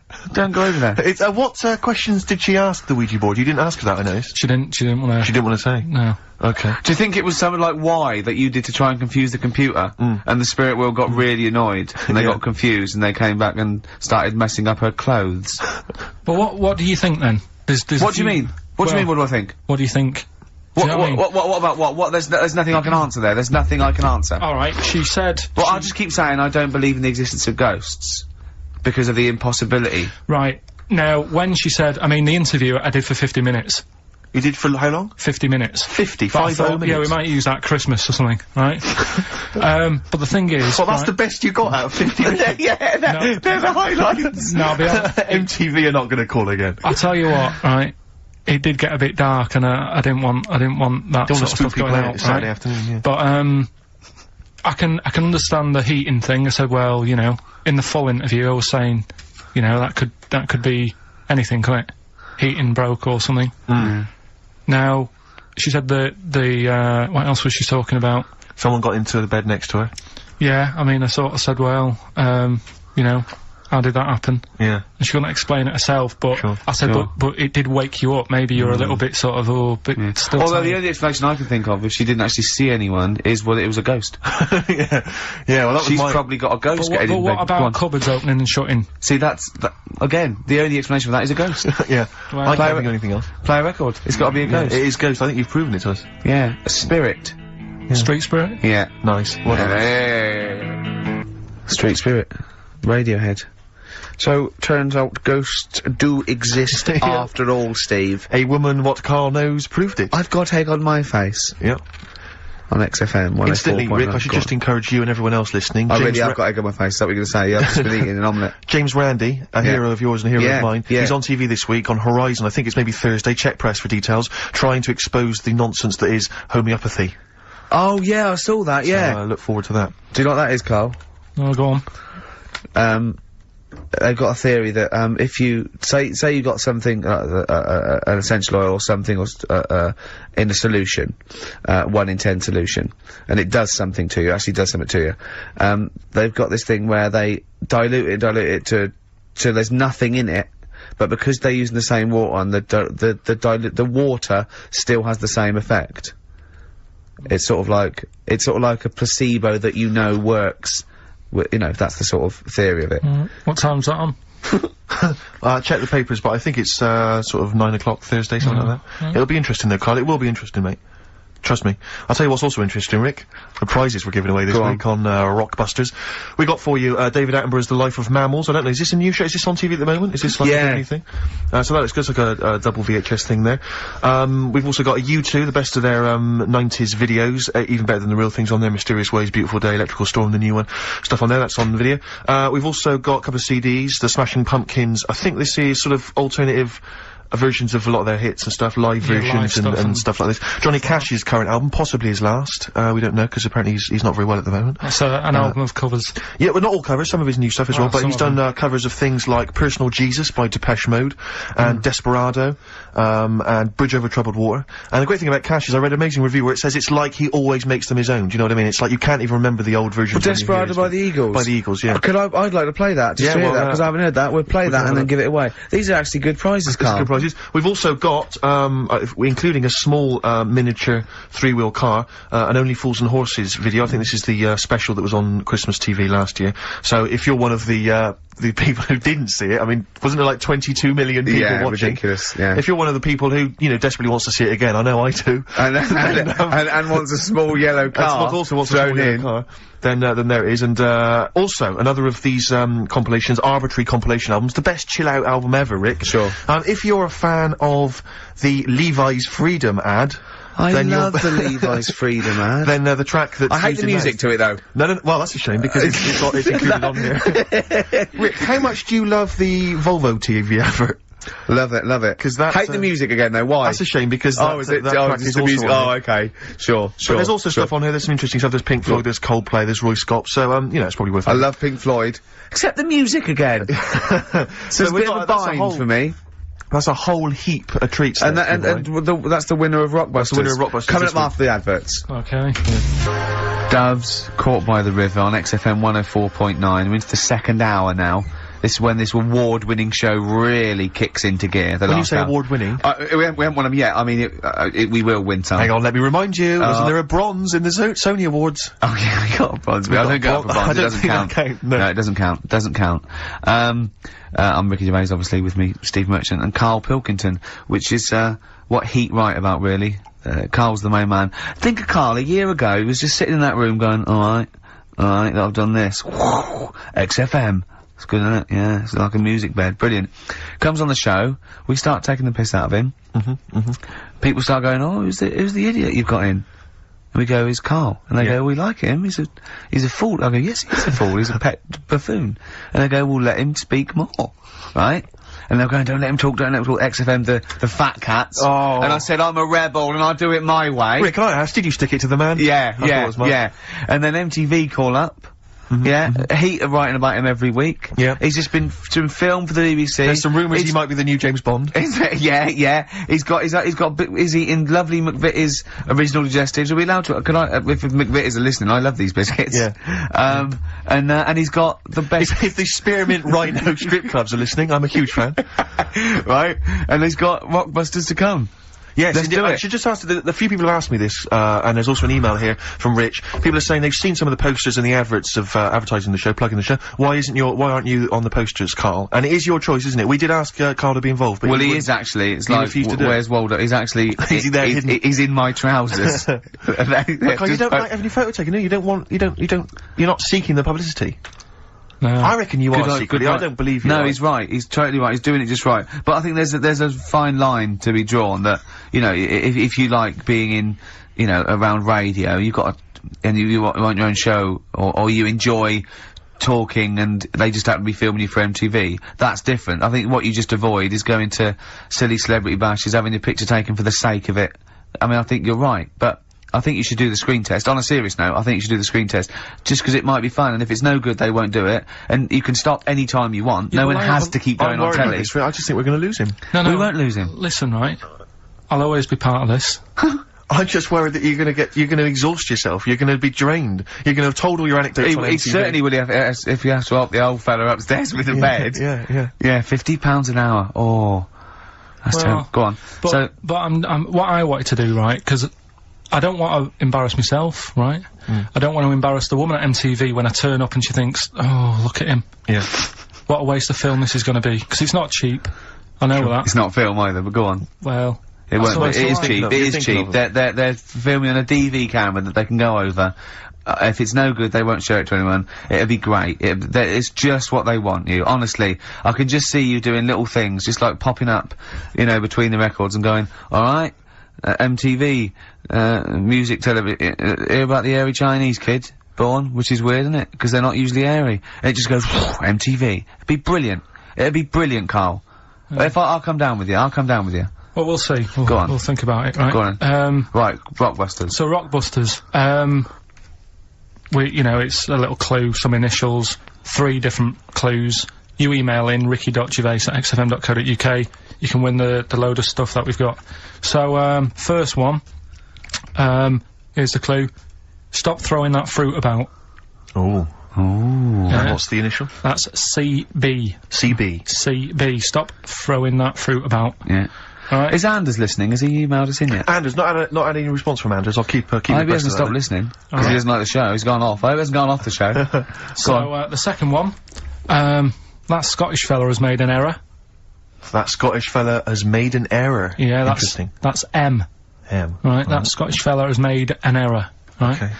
And, the last one, God, you can make a right load of toast with them.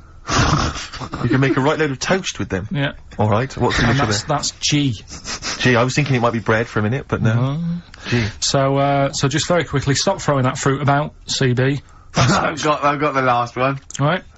Scottish fella... It doesn't work, it doesn't count. Doesn't count. Well, that Scottish fella's made an error, that's M. And, God, you can make a right load of toast with them, that's G.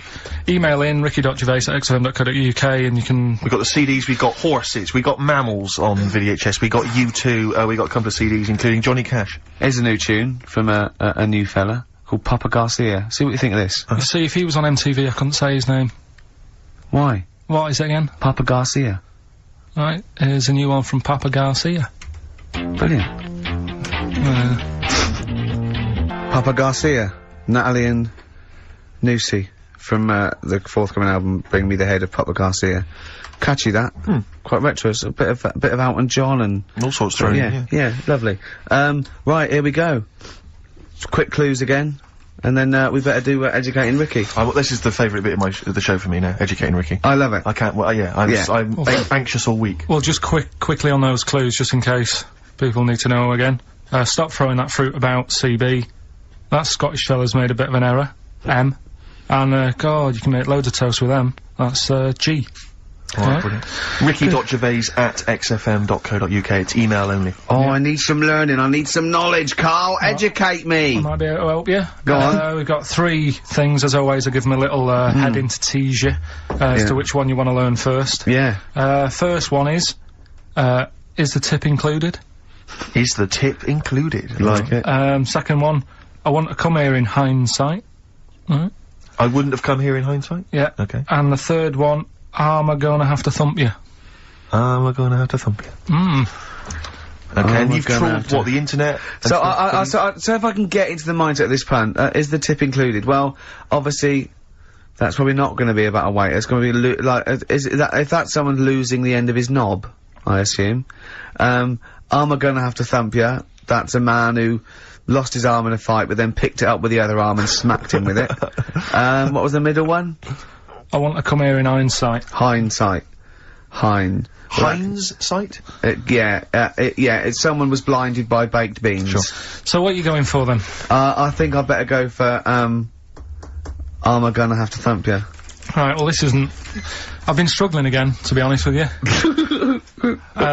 Searching high and low for stuff, and some of these I had to leave till this morning Right, because there's just not enough knowledge out in the world, is there, that you don't know about? I found out about something in the week about a guy who, was playing tug-of-war. This is bonus material, isn't it? He was playing tug-of-war. Oh, his arm came off. Only his arm come off. Yeah, he got caught up in the rope, yeah. No, he didn't. He didn't get caught up in the rope, he just was trying that hard and didn't want to lose.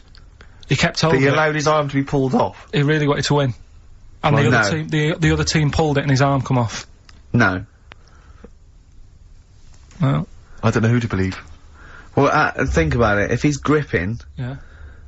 As soon as there's tension, like the arm coming out of the socket, the hand might release. I think his arm got caught up in the rope. And so it was involuntary, as opposed to him going, well, my arm's coming off, but I'm not gonna lose this! You might be right. That's the fact. That's a bonus. That's a bonus fact. Yeah, well, that's educated me. Well, a man lost his arm. Oh, interesting. Go on. Am I gonna have to thump you? Yeah. Do you know the saying, shut your face? Yeah, I've heard the well-known Shakespeare, innit? Yeah. Do you know how it came about? No, Joe Dolce. No, go on. It's ages ago. Oh yeah, literally, literally. Like knights who wore armour. Okay. That's armour gonna have to thump you. That's how it came about. Okay, armour. They wore all the stuff and they had the helmet, and say if they're guarding something at night. Stood outside a castle or something. Yeah. And there's probably gonna be two of them. Right. So they stood there talking and that. And talking about stuff. And the future. Sort of, yeah, medieval stuff. One of them's like, oh, I wish you'd shut up, you know, I've been stood here for hours, and he's going on and on. Yeah, sure. So he'd say, shut your face. Meaning, shut the guard down on your helmet. The visor. And I can't hear you then. Uh-huh. So shut your face. Shut your face. And that's how it came about. Well, I suppose that's... It would be interesting if I could just rely on it. I'm not sure it's true, I know, I just never know. It needs to be corroborated. It's like, I don't know where he got it from, but anything via Karl is precarious. Yeah, I mean, I feel like maybe you should give us your sources next time. You know, tell us where you got this information from. Got it off the internet. Yeah, but where on the internet? I can't remember where that one was. I mean, I always go through, like, the news pages and stuff, and this news should be updated, because they've only reached the 17th century, which was last week with people eating, tomatoes off lead plates. Then I look at news and there was stuff about a woman who was in a shop, and she, I don't know, they had some workmen in doing the shop up, and they had some wood glue left out, and she asked for some pear juice, and then the guy went and thought the glue in the thing was the pear juice, and she went and drank that. But that's not really news. No. So I thought, well, we're not having that. I wish you hadn't told us. There was one about... So there's some poor woman now whose tiles have fallen off because she tried to put them up with pear juice. Yeah. See, that's the danger of mixing up pear juice with toxic glue. Yeah. Your wallpaper and your tiles and everything just fall down. There was also... Be careful, everyone. Be careful. There was something about, kids having hamburgers, it makes them fat. Hamburgers... hold on. What? Having food with high fat content can make you put on weight? Yeah. Don't believe it. You're an idiot. What's the next one? Well, no, let's play a tune, let's play a tune. You've still got to come, you've still got I Want to Come Here in Hindsight, and you've still got Is a Tip Included, but we've got a bit of, Well, I think we haven't played anything for a while, have we, in terms of the hip-hop hooray feature that I used to, be so popular for. So I thought we'd just resurrect that for 1 week only. Heat didn't pick up on that one, did they? They didn't, did they? Let me just remind you, hip-hop hooray was where I played a hip-hop track. And then I said hooray, or? Yeah, well, no, I think didn't even have that. Brilliant. That's a great thing, though. We could add that in, we could phase that in. Maybe at the end of the, song you could... Hooray. Brilliant. Brilliant. Okay. I'll check it. Featuring Puff Daddy and Little Kim, that's Notorious B.I.G. Brilliant. and Notorious. Great, lovely. Karl just, said to me, here's something. You can't hold your breath to death. Have you tried it, Karl? It's just another little lesson. There's someone here who's in a really low ebb. They've been listening to a show, they were going to commit suicide. They just start holding their breath and thinking, oh, screw it. Well, what did you learn in the week, right? I'm always doing all the educating. I asked you were talking about watching a programme about jellyfish. Yeah. And I said, well, that'll be interesting, I'll try and find some stuff out, but I couldn't find anything that I didn't already know about them. It must be difficult for you to find anything you don't already know. So what did you learn about jellyfish? I agreed with you by the end of it, that they should be wiped off the face of the earth, because they're balls of water in membrane, right, that go around stinging people to death. Let's lose them, Carl. Let's lose the jellyfish. Yeah? That's what I think. Because I was stung by one. You know? Oh, you got stung by one? Yeah, I was on holiday and got stung by one. Yeah. And I don't understand. No, don't understand them. I'm not a fan of them. So that's that. Good. So well, that's sorted out the jellyfish conundrum. We've solved that particular worry. Right then, so, take your pick then. I asked him if he could have any animal the other day. Did I ask him on air as well? Don't know. Off air, he said, I've got it down to 2. Right, and this was, he said, what favourite animal looking at, or could I own one? And I went, you could own one. And he went, right, but could I own one, or would I have trouble? I went, Carl, you've got all the expertise, you can just have it in whatever it needs, and you go down there, he went, right, and I won't regret it and get fed up. I said, no, Carl, just what animal, if you could have any animal, what animal would you love? He went, I've got it down to 2. I went, what is it? He said, either the rhino or the hippo. What's your logic? Well, I don't know, that was then. I mean, ask me tomorrow, and I might have 2 other favourites. Do you know what I mean? When was that? A couple of weeks ago. When was that? Well, you were there. Yeah, but, you know. What are they today? Quickly now. First animal that comes into your head. Now, any animal I want. You can have any animal in the world. Right. From one that's maybe extinct, anything you want. Right, I might have, just for today. Just for today. I might have a scorpion in a little box. A little scorpion in a box. What's your thinking? It's the chimp every time. It's the chimpanzee or the gorilla. No. But, have I told you that programme about the scorpion? How they all help each other out? Right. Scorpions all help each other out? No, this is brilliant, right? Somewhere in the desert. Okay. There's these little... In the desert. It's like these little monkeys that are underground or something. And there's holes. Is this Beneath the Planet of the Apes? The 4th in the series, Are they talking apes? Oh, forget it, actually. No, and you've got it wrong anyway, they're not monkeys. There's little monkeys under the ground.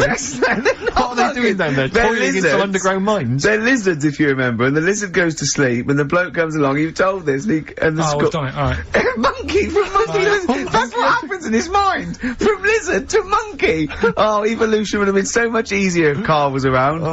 Turn it into a monkey, I'm fed up with a lizard. Just promise me once again, Carl, I've asked you before, promise me you'll never have children. Go on, right, okay. Right, what are you having? Right, what are they again? Is the tip included? Yeah, go on, that one. Right, in Turkey... Nice. It's not, actually. That's where I went, and there was them little fellas after Suzanne in the kitchen. What? What do you mean? We went to Turkey. You went to Turkey and there were some little fellas? Well, they had quite a few sort of midgets working in the kitchen. Why? Is it a theme? No, was it a theme holiday? I don't know. Might get them cheaper or something. Was it So, they were working... cheaper? They were working in the kitchen, and one of them fancied Suzanne, and kept sort of eyeing her up, and she was winding me up saying, oh... Not eyeing up and down, just eyeing her up.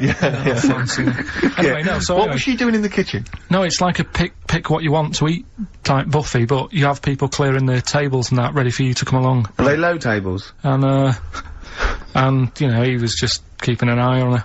What did he say, though? Was he a little... He was Turkish, so I don't know what he was saying. But he was little fella, yeah. Did he talk What do you mean a little fella? What do you mean little fella? Sort of dwarf-like. What do you mean dwarf-like? He had magic powers or he was 4 foot? No, what do you mean, Carl? A little bloke, just like a normal bloke but small. If you stood him in the desert, you wouldn't know. But he'd be hot and thirsty. Right, Carl. You should watch out for the monkeys. Yeah, underground. There's underground monkeys. Look, you can't just say there was a little midget fella who was eyeing up my girlfriend and then leave it. What do you mean? What was happening? This is a story to us. This is much more interesting to us than, and she was deaf, right, and she hit her head. That's much more interesting. I don't understand how it manifested itself. Did he come over and say something?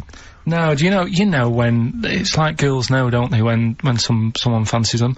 What do you mean there was lots of them as well? Do they? That's worth knowing. Listen, right, come on, right, so you went to this holiday, yeah? Yeah. And you went into the dining room or something? Yeah, downstairs. And you looked over. You thought, this is odd, there's no one serving. Yeah, and they go, wait a minute. Hold on, you looked down, and there was a little waiter. There was loads of them running around busy. Why, though? Why did they get summer?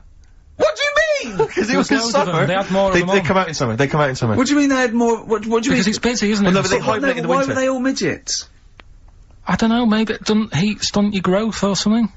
No! Well, they just happened to, maybe it was a thing that they did for tourists or something, I don't know.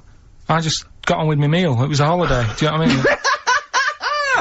God. Right, So it's a midget serving. I'm not going to ask any questions. Right, okay, yeah. So they're all little fellas running around, and this one always was like, you know, oh, do you want a new serviette? You know what I mean? Going out of his way to sort of... for turning on the charm. Yeah, he was going out of his way. The others weren't. Right.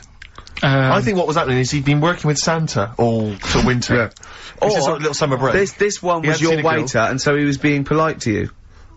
Maybe. But what did Suzanne say then? Well, she was using it to wind me up.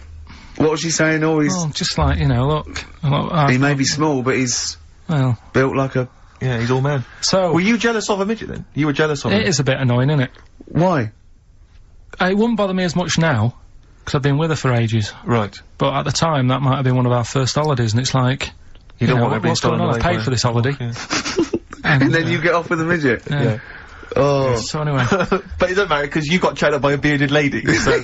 yeah. Tell you what. No, that's got nothing to do with that. What were you going to say? What were you going to say? I was going to say the hotel was half board, and maybe... Oh, right. I thought you were going to say it's just one of her shortcomings. So listen, right? Play a record, Carl. Right. Badly drawn boy, born again. Right, just get this educating Ricky out of the way. So, Turkey, yeah. So what is this again? This is educating Ricky, is a tip included. Right. Apparently a fellow was on holiday in Turkey. He's just having a normal holiday, weather's good, you know, he's having a good time. And waiters are all normal height. Yeah. He's having his meal. He hears a load of screaming going on in the kitchen. Hold on. Has his girlfriend wandered in there? And they do, with a stepladder. Yeah. the circumcised people in the kitchen, and apparently... What are you talking about? Whoa, slow down. We were sidetracked there for a minute. What are you talking about? Well, I'm excited about two things at once here. One, they circumcised people in the kitchen. Two, I guessed it was someone losing the end of their knob. He did, yeah. I started thinking like Karl Pilkington. Extraordinary. That is amazing. Apparently it was going on, it wasn't just a one-off either. Well, when I say a one-off, I mean, they did it more than once. Yeah. Right? And there was, he was there for a week, and apparently the first night it was quiet, and then the rest of the week, every day, it'd be like having his breakfast, or even his lunch, or even his tea. Yeah. Right? He'd be doing it all day. Oh. You'd be hearing lunch screams. and breakfast, fair enough, really. Yeah, circumcision at tea time. Don't do that. And apparently it's a tradition over there. You can't even make a complaint about it. It's like, well, you should have found out before you come over. See, I can't believe this is true. I'm a little bit lost. Believe this is he was true. in a restaurant, in a hotel, and there were people having circumcisions in the kitchen. Yeah. Is that right? I'm even worried that we're bordering on the racist here, suggesting that is tradition, that Turkish people cut the end of their cocks off in the kitchen. Yeah. At meal times. I think you're wrong, Carl. This just sounds ludicrous, Carl. No, I don't think it happens everywhere. Right. I think this Just in this hotel. certain places. Certain hotels. Certain hotels. What, is it like 2-star? Yeah. No, Why did he go to the Foreskin Inn? It was his own fault, wasn't it? So that's Sorry, that's it, is it? Have they closed? No, wait. That's the story. You educated me, right? Once a fella saw some Turkish people cutting the tip of their knob off in the kitchen. Thanks very much. Thanks very much, Carl. Got any more? Well, there's things you can learn from it. Either don't go to Turkey. No! Don't have calamari when you're over there. Yeah. Carl, you've done it again. Well. You too. I love that one. On XFM 104.9. I'm Ricky Gervais, Steve Merchant, Carl. Okay, Carl, one more. Can't we just... Don't get the ump, just because so far you've come up with nothing. What's the last one? Give us the teaser clue again. It was, I want to come here in hindsight. I wouldn't have come here in hindsight. Yeah. Right, give me some education. This will be the thing that teaches me something. I can feel it in my bones. Come on. There's a kid in Kenya. He was messing about with some beans. Magic. We guessed that as well. You did, yeah. He's fed up because we've guessed his puns, I think. He put one of them in his ear. Yeah. The mum or the dad said, oh, what have you done that for, or whatever. Yeah. So I'll have to take you to the doctors now. So they took the kid to the doctors, and the doctor said, oh, he said, I can get that out, I can sort that out for you. So, he took it out, and the doctor said, right, that's £3.50. and the dad said, I've only got 270 on me. And the doctor said, right, well, and he put the bean back in his kid's ear.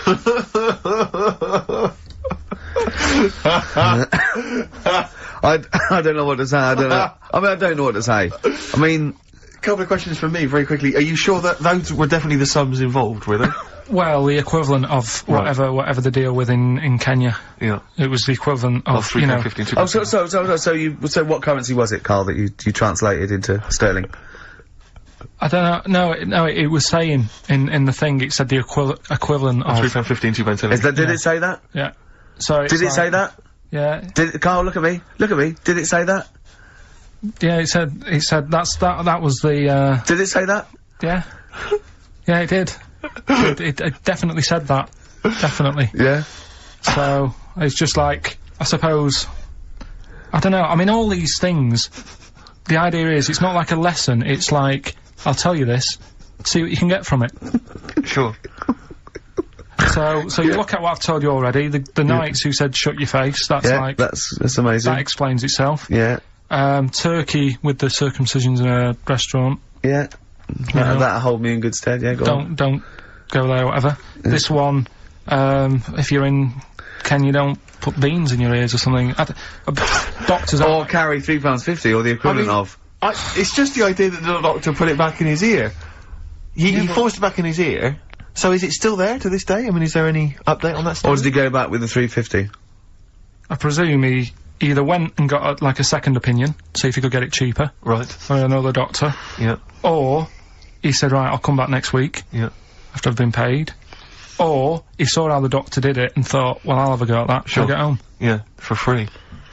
But he never said how it ended. No. But, I mean, I apologise for this week, 'cause I mean, I haven't got that much out of it.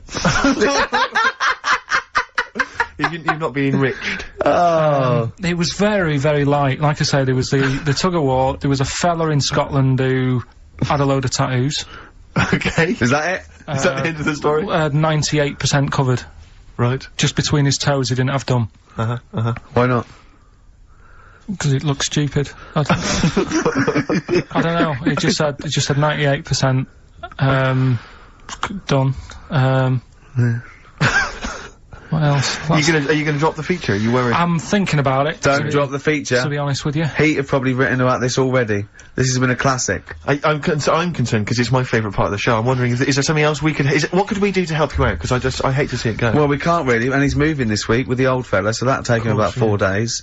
I'm worried that you're not looking in the right... Why don't you go to a library?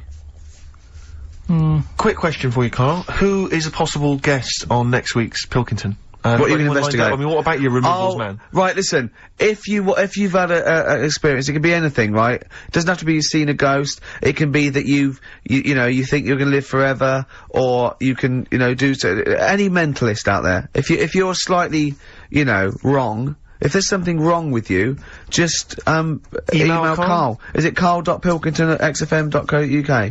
carl.pilkington@xfm.co.uk. Would you like to be interviewed on next week's edition of Pilkington? If you are a mental of any description, just lonely, bewildered, stupid, just something wrong with you, right, and you've seen something that's, interesting to you but absolute bollocks, then please call Carl. Yeah. Carl.Pilkington. Don't let that put you off, by the way. Don't think, oh, they're going to take the piss out of me. Just if, in any way, if it's, fodder for us, then call up, because Carl will like you. You'll be friends with Carl, won't you? Quick, the clues. What's the answers? We always do this. We're running out of time. Don't worry, we've got a tune, and then we'll come back with the answers for Rockbusters. A lot of great prizes. Alright, we'll have a bit of, cash. Johnny Cash, one of the prizes we're giving away. Johnny Cash and Desperado. That's from his new album, which is a collection of new songs and covers, which is one of the prizes given away on this week's Rockbusters. And, can we have the clues and the answers and the winners? Yeah. First one was stop throwing that fruit about. Stop throwing that fruit about. The answer is... C.B. That was Chuck Berry. Oh, of course it was. Okay, yeah, I'll give you that. The one that you've worked out, I'll do next. The, God, you make a load of toast with them. That was G. Gorillas. Gorillas, though, innit? Gorillas. And the middle one was that Scottish fella's made an error. That was Mystique. Mystique. So, did anyone get that? Extraordinarily, almost all the people who emailed in, I'm beginning to think it's us then, because I was thinking mistake, I was thinking muck error and muck mistake, but mistake. Yeah. So, do you want to pick a winner? Yeah, I was going to give the prizes to Amy Massey, who's from Wiltshire, the West Country. Losers down there, probably as weird as you. Yeah. So, she's won, and congratulations to her. I'm assuming she's listening online, or maybe, via some kind of... I think we must have a lot of listeners outside London, because all these are from Norwich and... Have we got any listeners in London? Places, you know, it's where there's a lot of inbreeding. Yeah, there's nothing else to do. Exactly. Norwich and Wiltshire. Well, you know, cheers for that, Amy. Well done. He waved then when he said that. He did, yeah. He waved. He's working. No, he's working, getting ready for TV. Of course he is, yeah. Oh, yeah. I think it's coming. So is that this week? Can it be arranged for this week? Yeah, I'll sort it out. Well, I'm busy this week. I'm moving. Of course. So let's talk about that. And you can do an edition of Cribs. Where they get rock stars to show them around their home. We're done now. Finished. Sorry, was I boring you? What day are you moving? It's been pretty bad today. It's been pretty bad. What are you talking about? Hold on, I was talking and you just went anyway. Well, we're still on air. You know we're still on air. We're out of time now. Well, I've run out of time. It's 6 minutes too. I know, but we've got to finish now. Why? Because we always do this. What? Why are you getting stressed, Carl? You do not cut me off when I'm talking. Whatever you do. Can I just remind you, Carl, it is Ricky's show. Yeah. I know, but as the producer... Ooh, you've changed, Carl. Go on. As the producer, I've got to press this button. Why though? At 6 minutes too? Tell me why. Because that's when it finishes. We've got a clear net for the next... On the poster it says 1 to 3. It doesn't say 1 till 2:55. Right. Steve Merchant and Karl Pilkington. I really like that Blur track. I think it's the best thing they've ever done. Blimey. So... Strong words. They can quote me on that if they want. Yes. On their, I'm sure they'll rush to. On their, you know, one of their albums. Yeah. If they wanted. Well, listen. You're lucky I'm here, Steve. Okay. Right? You can see, you know something's happened. I've done my back in again. Right. I've got a special chair in here. I'm in agony, and I'm on the strongest painkillers I can get. Right? Okay. I feel a bit... Right. Carl, I had to call Carl up today and say, look, I don't know if I can make it in, can you come and get me? He came over to my house, we got in a cab and he got me here, right? While he was round my house, Jane showed him, sort of, camcorder footage of how I actually did it. Of how you hurt your back? And, I wanted Carl to tell you, because I was actually worried that if I didn't turn up, what you'd say to me. Yes. What was I doing, Carl? Right, so, I get round to his place, right? Says, right, hit play on the video. Right. Have you ever seen a gorilla having a fight? I think I have, yeah. Yeah. It was like that. Him and his mate round at his place last night decided to sort of have a bit of a wrestle. Yes. It went on. I mean, how much footage? Honestly, it was like a scene from Women in Love. Yeah. We'd had about 5 fights. We had to stop at one point because his arm was bleeding. You'd had about 5 fights? Yeah, well, we were wrestling. We were doing wrestling, right, in the... just behind in the lounge? Yeah.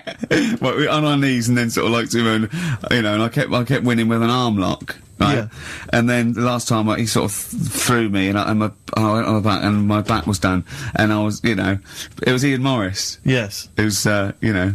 Yeah, isn't he the commissioning editor of comedy at Channel 4? yeah.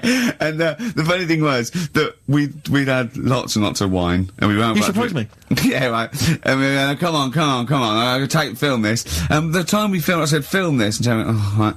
And I took my shirt off. It's right there, and you can just hear slapping.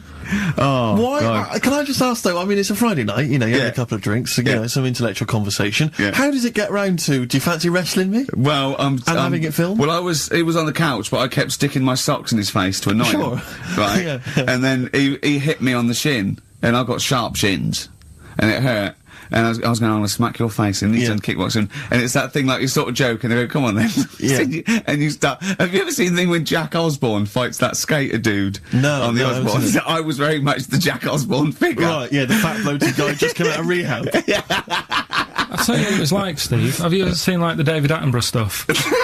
Where, like, a tiger will be ripping a deer's head off, and you think, why doesn't the camera crew stop it? Yeah, You sort of watch, you thinking, why was James just letting this happen? Stepping in and intervening? Yeah. And the thing is, she said, right, you've seen enough, haven't you, and stopped it, so I don't know how much footage you've got. That's much. That's much. But because your lounge is not huge, and there's not much space between the back of the sofa and the table. It doesn't need enough. It was just a pin or a submission. So it was all over with like one of us throwing the other one on the back. Arm and locked. how does it? I mean, how do you start with a wrestling match? Are you both stood up, or you all on your knees, and you sort of like go together like ratting steels? Yeah. Oh dear. Like a giant walrus. It's not gay. Play a record. Could we put that online? Could we get that on the web? That I would love to see. Better Rod Stewart? Yeah. Stuart May. Indeed. You need to say no more. If people don't know what it is from that information, forget them. Gervais Merchant Pilk. Exactly. Alright? Exactly. Rick, I was out last night, I was in the Crouch End area, and I passed things upset me like this. It was a restaurant, it was a little French restaurant, but you barely noticed it. You walk past, it was like a row of houses, and a little French restaurant there, open, it was kind of summery. Bistro. No one in there, Rick. It was about 10 to 10. I'm thinking if no one's in there at 10 to 10 on a Friday evening, it's doomed. And it really upset me. It genuinely upset me, because I always think about the little French guy in there, he's put all his money into that. He's convinced his wife to do it. Yeah. You know, she's not convinced, but she's a great cook. Eve. Exactly. And it's already going down the pan. Do you know why? You don't want French food on a hot summer's night, you want Mexican food. Well, indeed, some kind of tapas.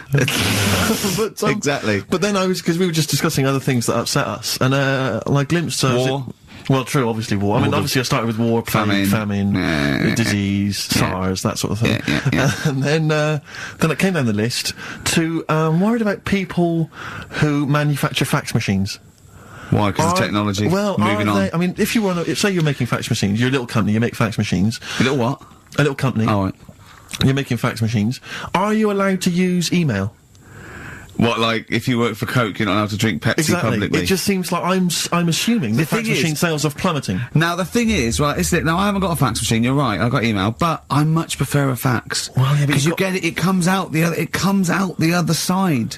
Yeah, but... So, I mean, it is what they've sent, that's what's great about a fax. But you can print off your email, can't you, and then you've got it in hard copy. Wow, it's sort of instant. But, I don't look at the emails, a fax comes out, it's there, it goes, it's like someone putting a little post note under your face, do you know what I mean? You go, oh yeah, I'll read that. Yeah. Whereas an email, you got email, you know what I mean? Well, yeah, no, but what worries me is whether I'm assuming fax machines are just, I mean, I don't know if there's anyone listening who works maybe for a fax machine organisation. 08700 800 1234. If you're in the fax industry, give us a call, tell us, what sort of figures. Yeah. Exactly, yeah. We want to go down 17%, something like that. Something like those kind of in the southwest. Exactly, those are the kind of stats. But, have you got fax machines yet in the north, Carl?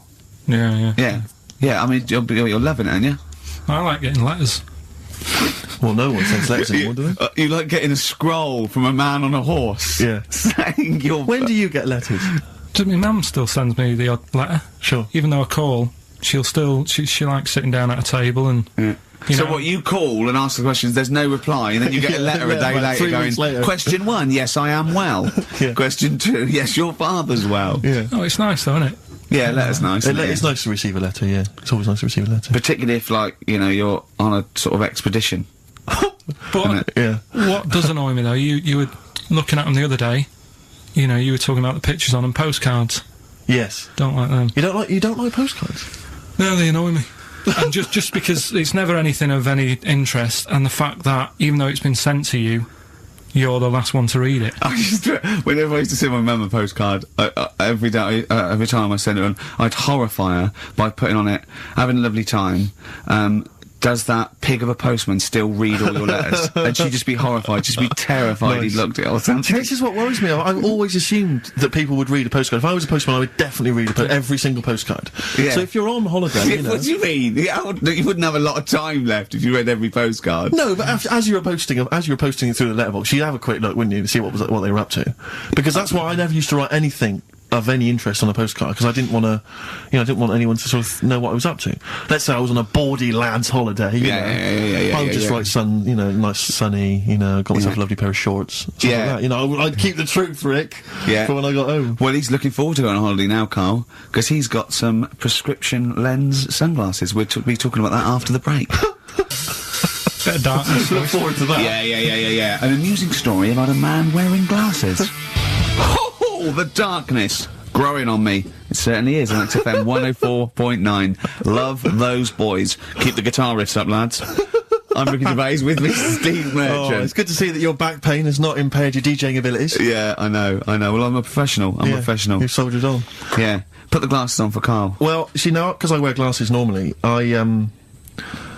I've always had problems with glasses. The thing about glasses is it stops you from doing so many things, and you may not realise if you're a non-glasses wearer, certain things that you can never do. If you're, like, for instance, I have never been able to go into the mosh pit at a gig and get carried above everyone. You know, when they carry you above everyone on their hands. Because I knew someone would just grab my glasses. But you don't need to, you can see from the back. That's the good thing about you at a concert. You can actually stand at the back and look over. Being able to at least jump on the stage and do a stage dive and all the rest of it. So that's one of the things I've missed out on. Missed out on, you know, sport really, because lots of boxing, for instance, I could never do. I could never do boxing, never do wrestling. So our big championship showdown is not going to happen. We'd probably be the same weight category. Well, possibly. Your reach. Yeah, exactly. I remember when I first got glasses, I only had to wear them occasionally. I think I was, it meant I couldn't see things a long way away. And obviously I got them, but I was at school and I was a bit self-conscious, didn't want to really tell anyone I had glasses. I didn't reveal to anyone I was wearing them. So I used to go into a class. I remember being in science, and we always sat in the same spot, and I was sat right at the back, and I couldn't see what was on the blackboard. But I didn't want to put my glasses on, because I didn't want people to know I had glasses.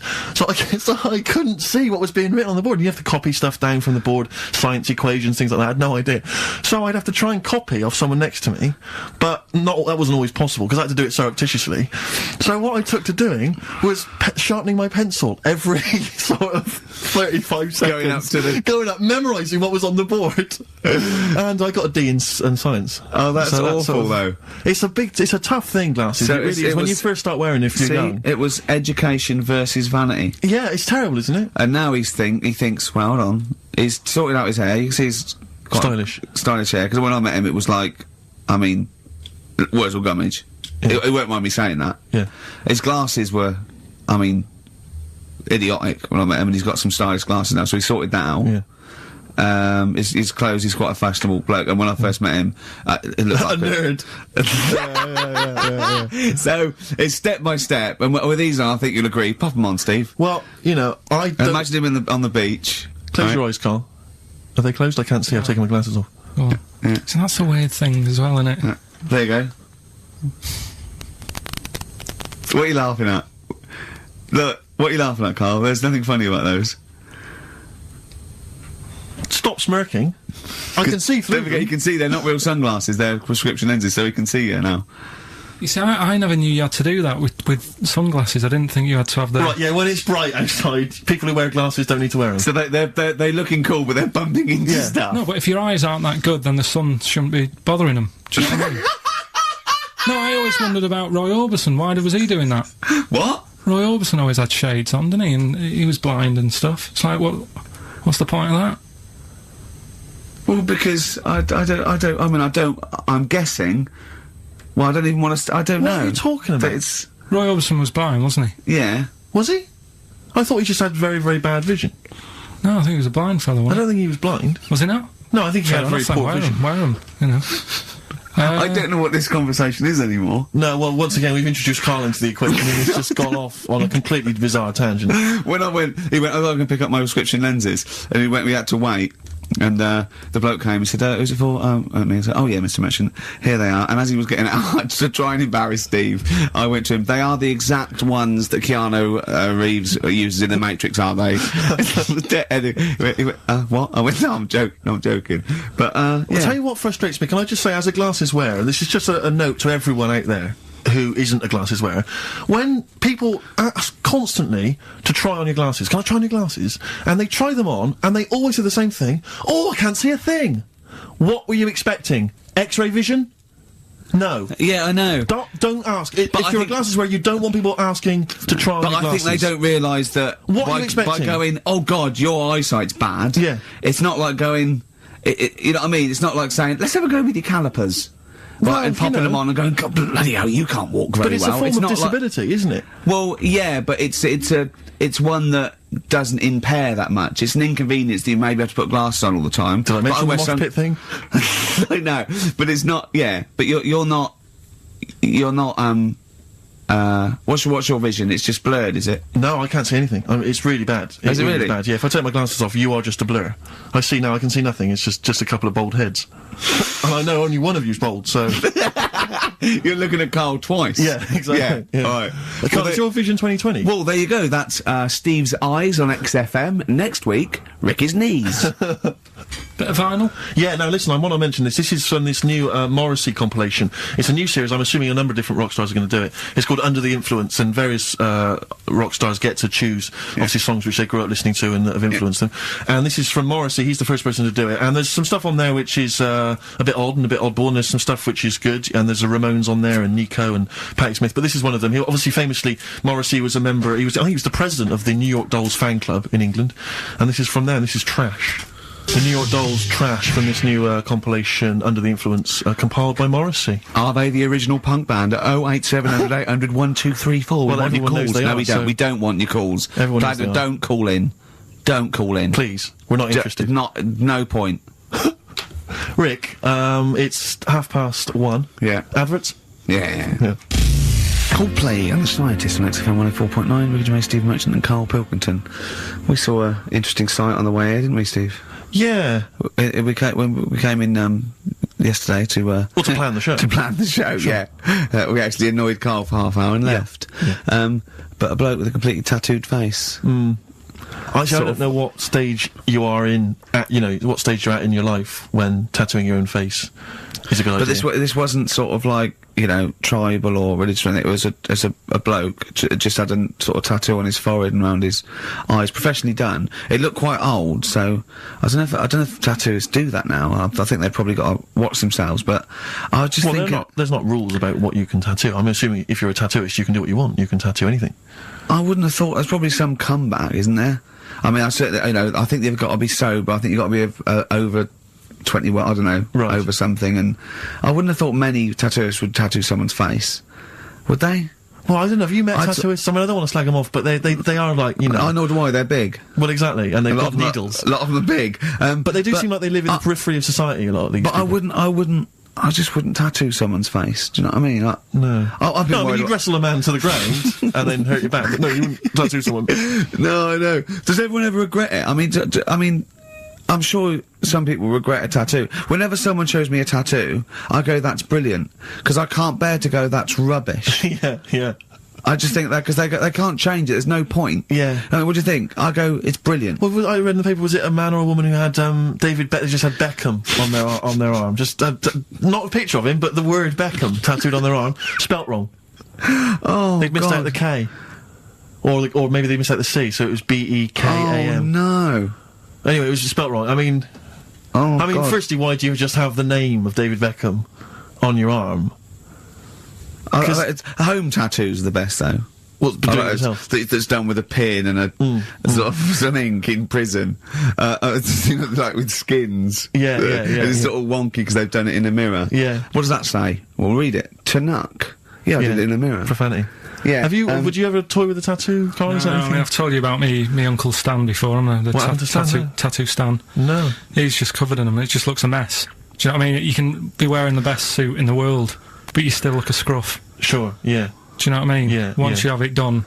Well, some tattoos, can be quite tasteful. No, but he was covered. It was all like, cut hair on his neck and... It's just, a mess. And he did a lot of his own. I've told you about him before. Have you? I don't remember it. Yeah, because I was saying, if you're going to do your own, at least make sure you're a good drawer.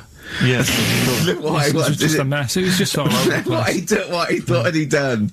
He sort of doodled snakes around. Yeah, and all his kids' names on his arms, and it's like, can't you remember them? Yeah. He might have had a lot. No, he did. Yeah. And do you remember even from a young age thinking that looks rubbish? Yeah. Yeah, and I mean, it'll probably be about 60 now. I'd love to see what he looks like now. Well, just look at this. There was a story the other day in one of the magazines that I read about this fella who had a. Well, this would be Bizarre or 14 Times then. Yeah. One of the magazines you read. Yeah. So it's going to be. It's not The Spectator. No. But this fella had a big eagle put on his back. Yeah. With a snake sort of covering it, and such rubbish, isn't it? This kind of symbols of sort of dynamism and life. Yeah, I know, yeah. A snake and an eagle. Yeah, a large-breasted vampire woman riding a dragon. Yeah. That's always a good one. But you know, this fella had that, and he had it in his will that when he dies, he wanted his son to have the skin taken off. Oh God! And put in like a little frame. Oh God! That's horrific. What's that? That's my dad's back. Yeah. Oh, are you sure? God. No, because I read it and kind of started having sort of memories of Auntie Nora again. Yeah. Because she used to always like. Now Auntie Nora is the woman who farted for 5 minutes. She had wind for 5 minutes. Sure. Yeah. But she also she used to say, "Oh, Karl, rub me back." Right. And with her being quite old, it was all sort of mouldy and warty. It was mouldy? No, mouldy. Mouldy, right. And what did you do? I didn't like it. I hated it, in fact. It was like reading a Braille book. Yeah. It was like putting your hand in a load of Cocoa Pops. Oh, dear. All really big brown things. And I just thought framing hers would be sort of 3D-ish. Oh. Right, yeah. What's that, a chunk of the moon? No. Yeah. Did you Artex that wall? Yeah. No, that's Auntie Nora. That's Auntie Nora's back. Oh God! Any piece of your body, Carl, that you'd like to leave behind? That's disgusting. Putting your hand in some. Is she the one with the split tennis ball when she wasn't wearing knickers? Shut up. What? No, let's not discuss the tennis ball. Okay. So she used to get you to sort of knead her dough on her back. God, this is really bad. But like, what would she with her dress or whatever? Or she wore those sort of squid-looking things. That sorry, what? Those squid-looking. It's Auntie Nora covered in octopuses. What are you talking about? What do you mean? It's like a nightgown type thing. But what's squid got to do with it? Because it sort of looked like a squid around the edge. Oh, I know, frilly things. Yeah. And she just said, I'm aching there. Oh.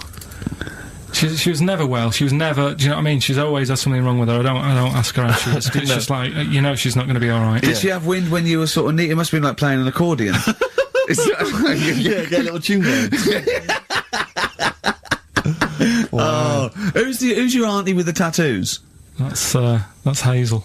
Oh right, yeah. Let's leave that. Why? Oh, let's why? Not talk about We'll leave it. What have I come across there? What's up with Auntie Hazel? What's up with Auntie Hazel? There's nothing wrong with her. It's just a what? It's just a lesbian, which is nothing wrong with that. Well, no, but you've made it sound like there is now by not wanting to say it. My auntie's a lesbian. I know what you're saying, though. I know what you're getting at. Just because I call her Uncle Hazel. Play a record. He's from Manchester. Please forgive him. Lizzie, don't believe a word. XFM 104.9. I'm Ricky Gervais, with me, Steve Merchant and Karl Pilkington.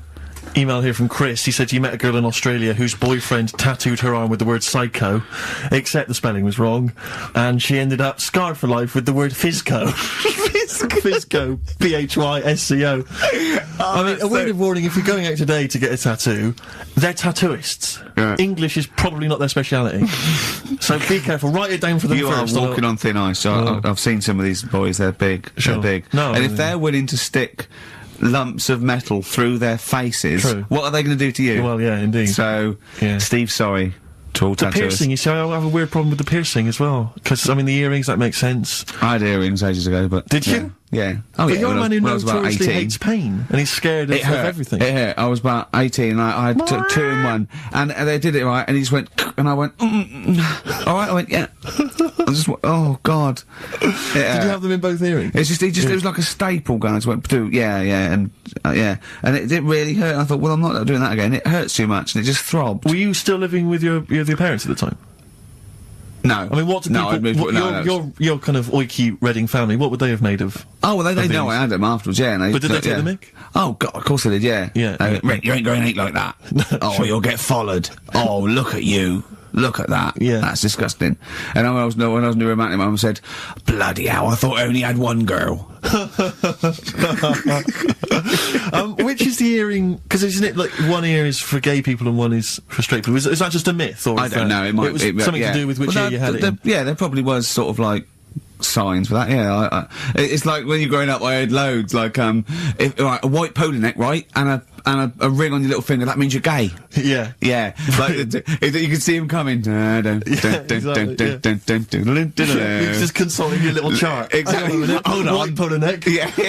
Those are the earrings in the left ear. I got it. I don't know where I am. Because wasn't there that thing that the famous cover of Born Bruce to Run? Springsteen? Yeah. Well, you didn't know the handkerchief, yeah. It was the handkerchief in the right hand pocket. Dominant and was, yeah, I don't know. But, you know, where is this information? I wouldn't have known that. I might have gone around, you know, with, you know, if it was hot weather, you know, something to mop my brow, I wouldn't have known that. What, can't the gay people kind of notify us? Can't we have some kind of website or something we can check do you still go to that pub with all those sort of, like, butch blokes? Lovely guys. With moustaches and, yeah. They're the caps, great guys. A lot of them are firemen, a lot of them are, like, traffic cops. Great people. You know what I mean? Fascinating you know you're safe in there. Yeah, and also there's no women to... It's like you're just having a great time with the lads, and there's nothing... It's just brilliant. playing pool, stripped to your waist. Yeah, I know, yeah. I can talk. Oh, my back still hurts. Okay, yeah, a little bit of hip-hop. It's nice to have occasional hip-hop tune, just keep it... You know, it's summer, you'll be cruising around in your open-top Chevy. Now, Steve, I see there, it's a track by Little Kim, but how are you pronouncing it? I'm pronouncing that correctly, Lil Kim. Oh, no T's involved. And it's The Jump Off, featuring Mr. Cheeks. I don't know why I find that funny,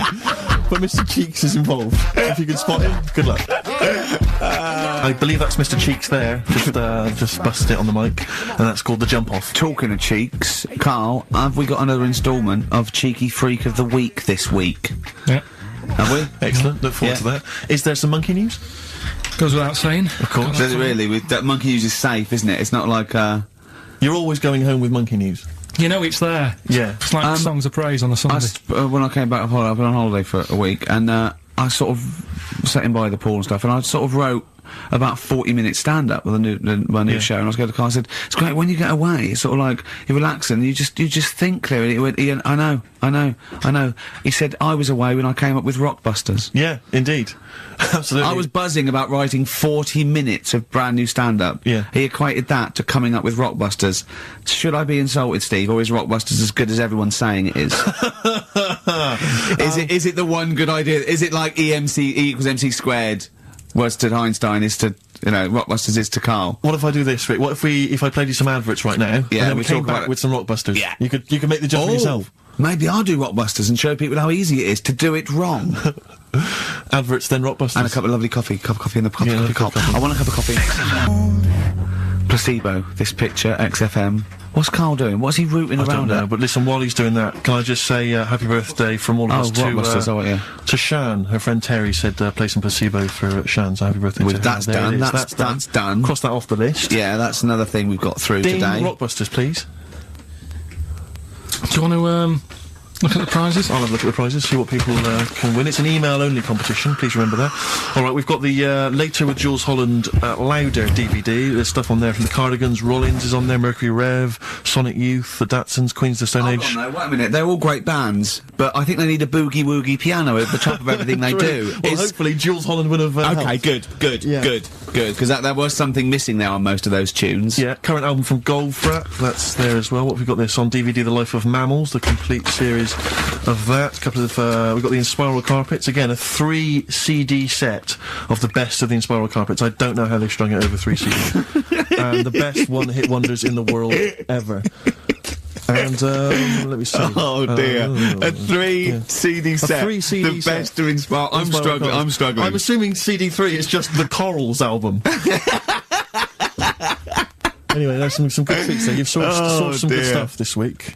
Alright, well, Alright, yeah. Here's your clues then. Here's your Rockbusters, yeah, right.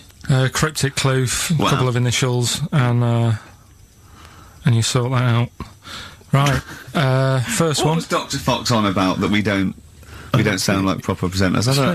It's mad. Go on, Carl. Right, the first one. A customer wanted some paint to darken up a room. Shop assistant knew what to do. Right? Customer wanted some paint to darken up a room. The shop assistant knew what to do. The initials there, CB. Right? CB for the first one there. Right? Second one, it'd be alright if their heads weren't that big. Right? And again? It would be alright if their heads weren't that big. And that's SF. Right? SF? Yeah.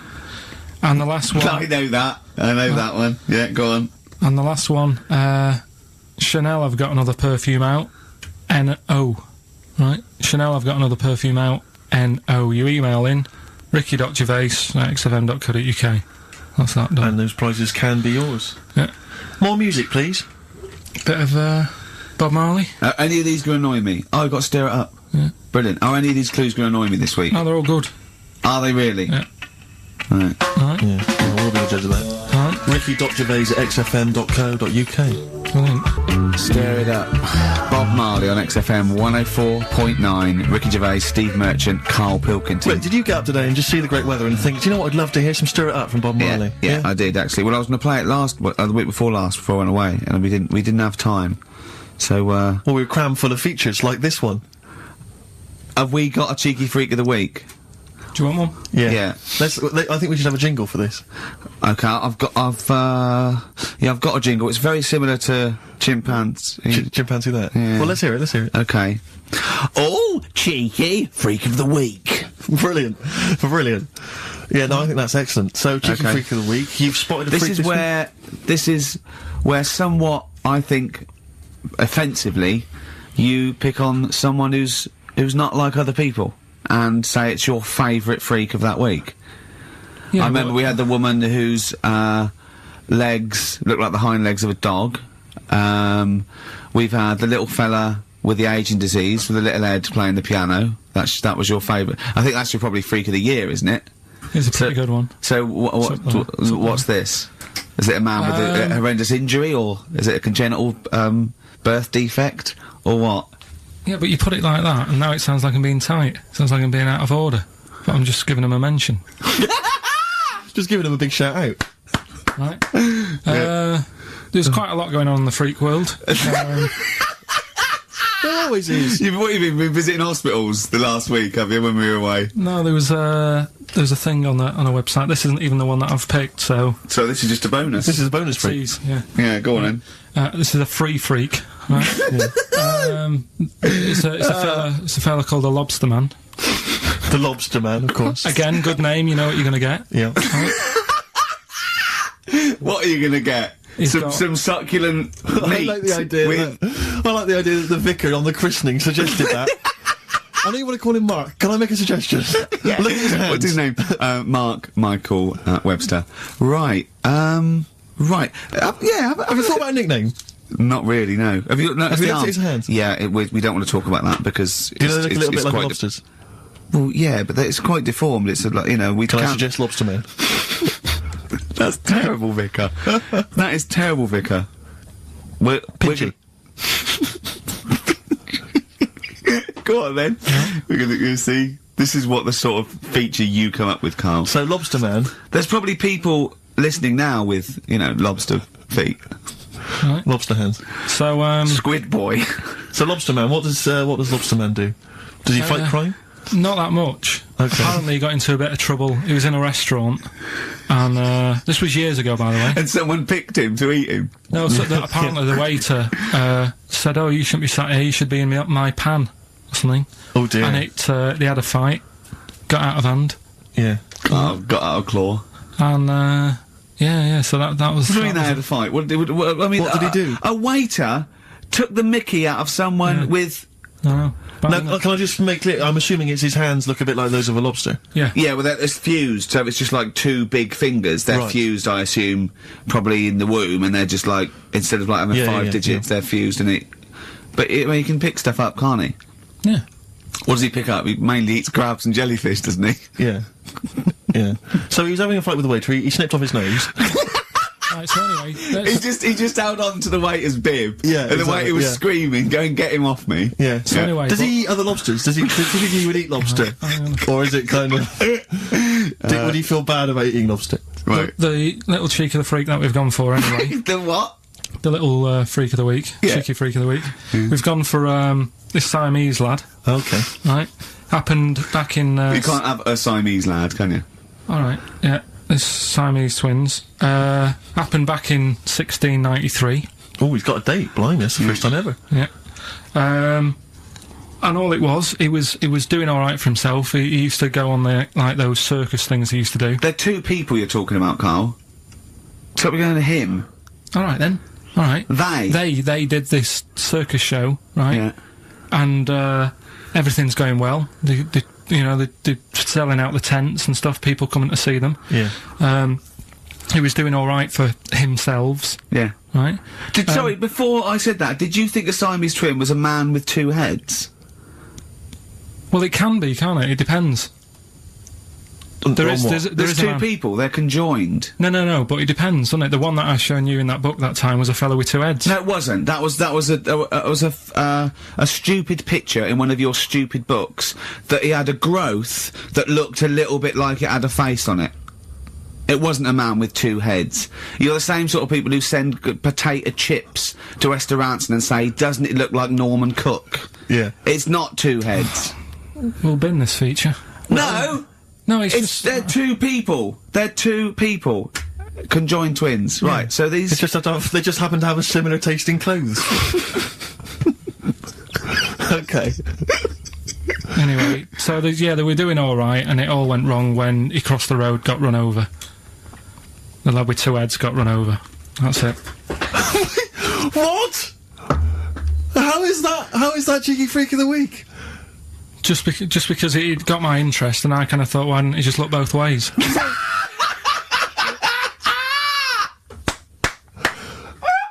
I'm intrigued to know how you... wasn't he looking both ways?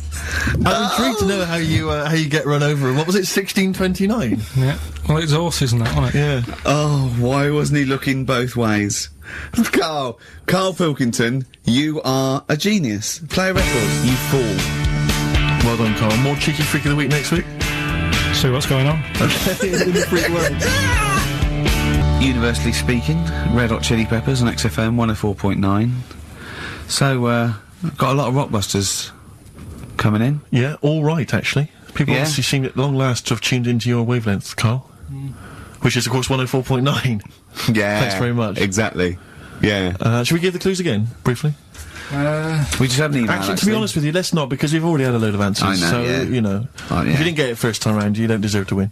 We had an email saying, because I've got a bad back, am I squeezing Karl's head? Well, I've already had a little squeeze, didn't I, about half hour ago, didn't I? Yeah. You just got to be careful, because I don't want any strain, so I'd say keep still, whatever happens, and you're right about there. Could I have a squeeze, you know, just to, while you're not really kind of capable? He's allowed to squeeze it, isn't he? Because I've never squeezed it once. Remember, sideways, temples go quite hard, but not too hard. Yeah. Front to back, go as hard as you like, because that's Alright, well, I'll just have a try now. No, you've got a bucket. He's sorted it out. He says every Saturday between... Yeah, but I'm taking over from him because let him have one squeeze. Let him have one squeeze. Have a go then. So, the front and the back... Get round, so you got... That's it, right, now, use the thing like that. Not too hard at the front? No, really hard at the front and back. There you go, yeah. You got the hang of it. Oh, right. God, it's good fun. I see know. why you like it.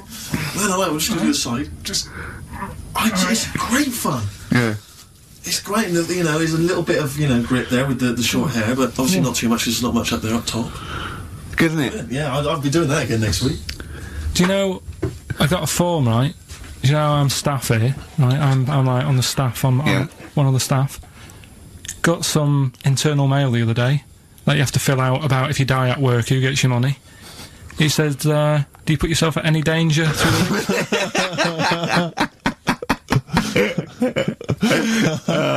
What did you say? Well, I asked Suzanne, I said, does that, you know... Head squeezing, is that... but my leg lock round your ribs that time, and I had to, it was like a little alligator, like a python and alligator, didn't I? You get quite some... You know, you get a little bit of leverage, you can crush a man's ribs with with mighty legs. Oh, something I want to ask you, Karl. There's that programme on now, I forget what it's called. Is it something like Guess Who's Coming to Dinner? Does that... I did the non-broadcast pilot for that, because my mate was the, the Phil Belker was producing it, and I did it, you know. And the premise of it is that it's one of those things about, you know, a conversation piece, the ultimate dinner party. I think you can have invite people, 6 guests. Dead, alive, or fictional. Or fictional, yeah. And, you know, you choose where you want it, and, yeah. And anyway, I was just intrigued to know what Karl's, ultimate dinner party, who would pop round? Any of you cheeky freaks? So what's this? I'm putting on a... You're putting on an imaginary dinner party. Anne Robinson's there, she's got to be there. I said I didn't invite you, she said, well, I'm there anyway. Yeah. So it was actually me, Anne Robinson, and 6 people. Yeah. And I chose people like heroes, like Muhammad Ali, Homer Simpson, or stuff like that, you know, James Randi, yeah. So, you could choose anyone. Living or dead, fictional or otherwise. Right. Would it look like a circus from the the 18th century? I'll have like a few freaks in there. Like what? Who would you have? Well, the first person I'd have is probably have Elvis. I had Elvis. I chose Elvis. Why would you have Elvis? He's just good, wasn't he? He was good at what he did. Right. But once you'd said that to him, what would the rest of the conversation? I'd say sing us a song. Right, so you make him sing a song? Yeah, he'd be the entertainment for the night. When he's not on the stage performing, I'd probably have the Elephant Man there. Right. Well, so John Merrick, yeah? Yeah, John Merrick. Okay, I've got Elvis, John Merrick. If anyone's out there and, you know, you haven't got anything to do, can you write down everything Karl says from now to a year and send it to me and Steve, because we might want to put it in a book? Yes. Would that be good? Just maybe someone keep a journal of everything Karl does and says, and we'll try and keep a scrapbook of pictures. Tell you who I would have. Who? Peter Kay. Right. He'd be good, he'd be brilliant. I'd want to be sat next to him, because he's... Well, I mean, you're friends with Ricky Gervais, why would you want to... No, but... Do you know what I mean? Yeah, Peter Kay. Alright, Peter Kay. Yeah. Which one, would you do him as himself or one of his characters he does? Just as he is. Yeah. He's funny, he's a funny man. Yeah. Love him. What else? Probably, that fella who lost his arm when he was climbing that mountain. Remember? He had to cut off his own arm. Yeah. Right, why would you have him? I'd just like to have a chat with him and say, you know, what happened there then? Yeah. Well, we know what happened there. He cut his arm off. What would you say? Did it hurt? Yes, it hurt.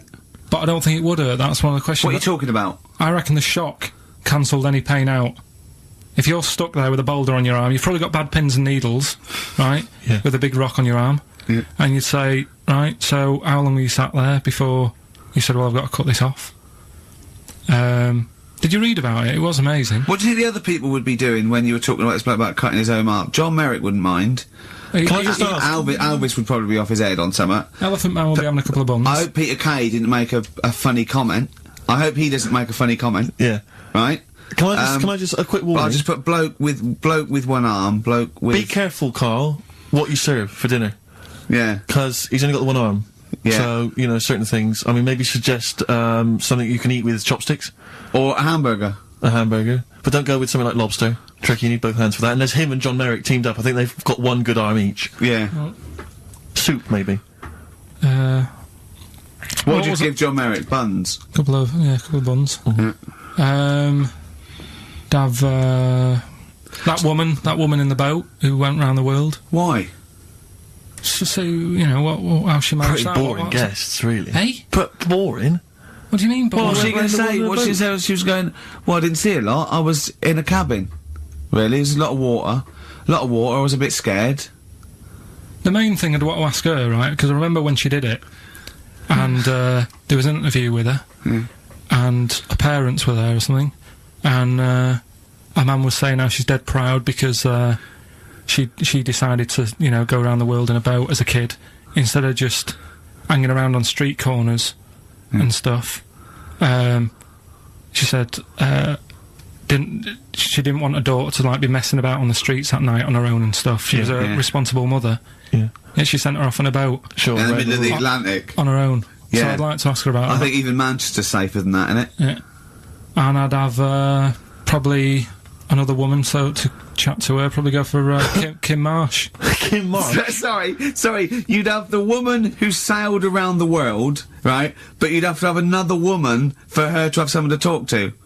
Well, why invite either of them then, if you don't want to talk to either of them yourself? What? Sorry, I love this. Round World Yachtswoman, and Kim Marsh. But why, of all the women you could invite, Kim love Marsh that. is at the top of the list? No, that's the best list I've ever heard. Elvis, John Merrick, Peter Kay, a bloke with one arm, the Round the World Yachtswoman chatting to Kim Marsh. That is genius. Why haven't they invited you on this show? I'm going to call Anne Robinson.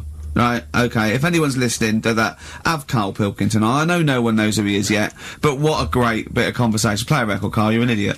Some Smiths? Oh, always a treat. Yeah, we played something from Morris's selection. Something that would be on my ultimate compilation is something from the Smiths. and it'll probably be this one. I started something I couldn't finish. I think that's one of their underrated albums, Rick. Strange Ways, Here We Come. Might be my favourite. It's my favourite, certainly. Yeah. And that's from that album. I started Queen is Dead is a lot of people's favourite, but I don't like the wacky ones. It's the novelty ones. It's got some great ones. I think he's got some of his best tunes on there, but I don't know frankly, Mr. Shankly. Yeah, he's always got this tendency to sort of write music hall style songs. Yeah, but that's a great one, that. So there you go. Elvis, John Merrick, Peter Kay, Bloke with One Arm, Woman Who Sailed Around the World, Kim Marsh. What I like about those two, numbers 4 and 5, he doesn't even know their names. Yeah. I'm hoping he'll just write on the invitation, Dear Bloke with One Arm. Yeah. Having a dinner party. Yeah. It's better than most people. I imagine most people, when they do this, if they go, Nelson Mandela. I know, of course, yeah. I think I read an interview with Mick Hucknall where it was something like, who do you admire? Nelson Mandela. Brilliant. I don't read papers when I'm in this country. When I was on holiday, I read one, and there was an article in there about Beckham meeting him, and the article was about how many people have met him, and I was thinking, we are the only 3 people that haven't met him. Nelson Mandela, yeah. It's just like, does he rent himself out? Do you know what I mean? It's like the back of in the back of the stage when you can get a Caprice lookalike to wander around. They go, is that a lookalike? No, that's really him. It's 40 quid, he'll come to your party. I think what it is that he was locked up for so long. Yeah, he's never home. He's just so shocked. He's like Salman Rushdie, he's running around. I've seen him twice. Yeah. His house must be a tip. He's never in. God. Well, I think it is if you stay indoors for a long time. Yeah. You've got to get out there. You've got to get out get in a bit the world. stir crazy, I suppose. But he's met some of the great names in world events. Obviously, he's met the Spice Girls, Alan Titchmarsh. He's met him. Yeah, they did his garden, didn't they? Yeah, David Beckham. Yeah. Oh, that must have been great. But I mean, maybe we could hold out and never meet him. Yeah, this is like even if we get invited to one of them, where I go, no. Yeah. Not really. We're the only 3 people who've never met Nelson Mandela. I'm not meeting him till I make sure he's definitely going straight. Exactly. You know what I mean? I don't really. Be careful, I don't like to hang out with people who don't. No, well, I wouldn't invite him to my ultimate dinner party in case the silverware went missing. Oh! Well, you don't know. He was inside for a long time. You know they pick up things in these places. You can pick stuff up. It's usually Karl that comes out with those sort of things. Karl, what do you think of that? What, Nelson not having him around because he's nicking? Well, let's back out now. Let's back out now while we're ahead. Be good in Celebrity Big Brother. Yeah. Being used to being locked up and that. We could, wouldn't he? Yeah. I started something. I couldn't finish. Yeah. Should we play another record, or should we talk about some, on a lighter note, Muffy the hamster had a narrow escape with a... Play a song, let's have the Rockbusters answer. Oh, God. Martina Topley Bird, Need One. Alright, XFM 104.9. Well, it's that time. It's getting exciting, we've got Rockbusters results, but before that, a little bit of monkey news with... Oh, chimpanzee that, monkey news. Karl Pilkington. Brilliant. Nice to have. I haven't read that for a couple of weeks. Go on then. Alright, so, is that this little monkey? Oh, yeah. Who lives in Morocco. Right, I'll just warn you now, you're on thin ice from last time, okay? So, make sure, is this real? It's been Don't say anything stupid, think about it. As you're saying it, think to yourself, oh, is that true? Do monkeys do that? Do they think like that? So, go on then. So anyway, yeah, so there's this magician in Morocco, right? He's got a little monkey working with him, right? The way it used to work, magician used to do his thing on stage, do a little bit of magic, people loved it. Then the monkey came out, had a little cap, walked around the crowd and stuff, got the money, had a good little team thing going on, right? Yeah. So anyway, the monkey's name was 86. Right. Because back then there was so many monkeys, it was like, oh, what names, do you know what I mean, what names do you use, what do you do, so they just named them, right? So this little monkey... What, he had 86 other monkeys? What? No, it's just that because a lot of monkeys were sort of working back then, helping magicians out, doing bits and pieces, busking, what have you. Well, Rick, you know how there's so many... why would there be a confusion with that? If he only had one monkey, where's the confusion? People would go, oh, I'm not going to go and see that, I want to see 86, he's the better monkey. Do you know what I mean? What does it matter? I don't know what you mean. Well, why do they need... where was the confusion? With people going to the circus and going, what monkey are you going to go see tonight? I don't know. It wasn't a billing, was it, with a monkey? But Rick, it's just the same with humans. There's so many humans now that we can't give them names anymore. Yeah, they all have to have numbers. Exactly, yeah. There's so many humans, with 5 billion people. We can't give them names. It's impossible. But, with a few monkeys anyway, number working... 122, go on. So, anyway, there he is. 86. 86. With his hat. With his hat, walking around getting the money. Yeah. Anyway, the magician sort of, you know, thinking about moving on. Because in Morocco, he'd sort of done all the tourist traps. Sure. So he had a word with the monkey, said, how about we, See? No, let him continue. Think. He let him continue. He didn't have a word with the monkey. Let him continue. So what do you think about going over to Spain? Yes. Sure. So, the monkey was in agreement? So he said, alright, go on then. Right, so they get in the car, and, like, the magician knew he'd have a bit of a problem on his hands, because you're not meant to take monkeys out of the country. Yeah. Right? So he thought, right, what I'll do, I'll get a car, right? Right. Stick the monkey in a boot, right? Get on the boat, and hopefully sort of, you know, stick it in some luggage and what have you. Yeah. We'll be over there, we'll be earning big money, everything's gonna be great. So the monkey was like, brilliant. So they get in the car, they're on the way to the boat, and pull over at a petrol station. And just before filling it up, he opens up the boot and he goes, "You all right in there?" And it's like, yeah, it's sound. So he leaves the boot open so it can breathe and get a bit of fresh air whilst it's filling up. Goes in to pay the money. Yep. Pays the money. Goes, "I'm just paying for the." Right, this monkey is not going to drive away in that car, or we're never doing this feature again. Carl, what happens? What's number 86 up to? So 86. So that's the ending, isn't it? That's the story. Come on, let Carl finish the story. It better not be. Brilliant. You're gonna love it. Right, so he's in the petrol station, and he's going, right, I'll pay for pump 4. And the fella says, what are you talking about? Pump 4, isn't that a monkey? No. Sometimes I use numbers for monkeys, sometimes I use... No, I mean pump 4. Sure. So he says, what are you talking about? There's no car at pump 4. Right. Keep going. Sticks his head out of the door. Yeah. The monkey's giving it some. Went over to Spain on its own. I don't know what to do. Well, hang on, let's just get a couple of the facts right here. Right, what do you mean, couple of the facts? Right, there are no facts. So, number 86. Number 86 he drove to Spain. You are, honestly, Carl, you must know. It was an automatic. Right. Carl, you must know that is shit. There is no way a monkey... That's the thing with this feature, feature, stopped at customs. It's mental. How would he get through customs, Carl? Has he got a passport? No, he was sneaking about because he didn't have a passport. So he parked and then snuck through. Do you want the facts? Let me see it. Right, I'll examine this, Rick, and we'll play a record. Play a record, because I can't... That's nearly as bad as the armed robbery. Right, go on. Yeah. Play a record. Bit of Suede. Yeah, Stay Together. My favourite. One of 86's favourites. Yeah, brilliant. My favourite Suede track. No, Stay Together. XFM. Well, nearly time to go. But, before we do, a little bit of Rockbuster results.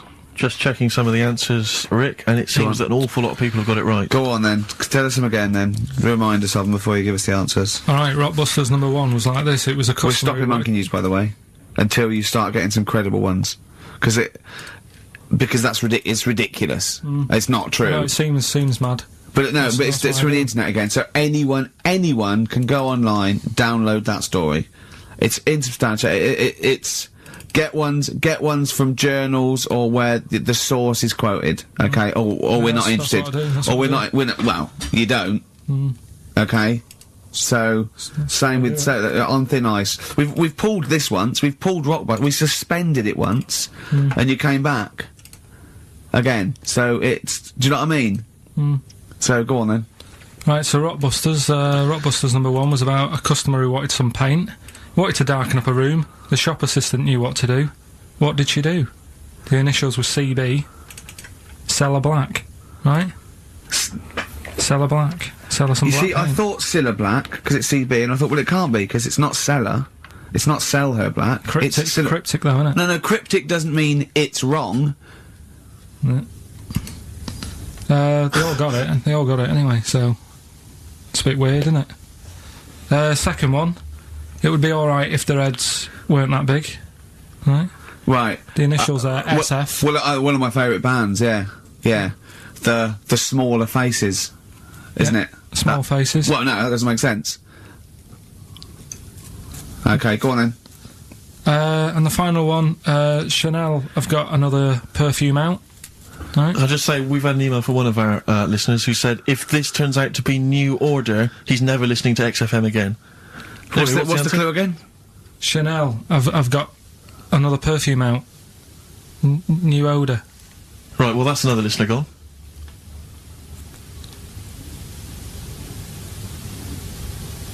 What do you mean? There's not a group called New Odour. No, it's cryptic. It's not. That doesn't mean cryptic. Wrong doesn't mean cryptic. It's like saying what animal I'm thinking of. Frog. That doesn't mean cryptic. Sell Her Black. What artist is that? Small Faces works. Just about. If I say what animal I'm thinking of, what am I Monkey. thinking? Well, there you go then. So it does work. Play a record. Right? Play a record. So who's a winner? Ah, yes. Now I'm going to give it to someone who emailed in with the correct answer, and his name is Steve Martin. Really? And I'm giving I don't know if you've noticed over the last few weeks, I've been giving the prize to people with just a kooky element to them, you know, if they've got people to start amusing name. sending their name in, like, Barry Bumpfreud. Well, don't worry, because I can spot if it's a fake comedy name. Or what was that last one we laughed at? I can't remember what it was. I think it was Gerald something. Yeah, it was. It was just like Gerald Smethurst or something. What's it? Preston? Gerald Preston. Why is that a funny name? Jerry Preston, a great guy, but for Gerald some reason, Preston, we laughed at that. he caught my attention. So this week, Steve Martin's caught my attention. Right. Yeah. When was the last time Steve Martin made you laugh? This Steve Martin?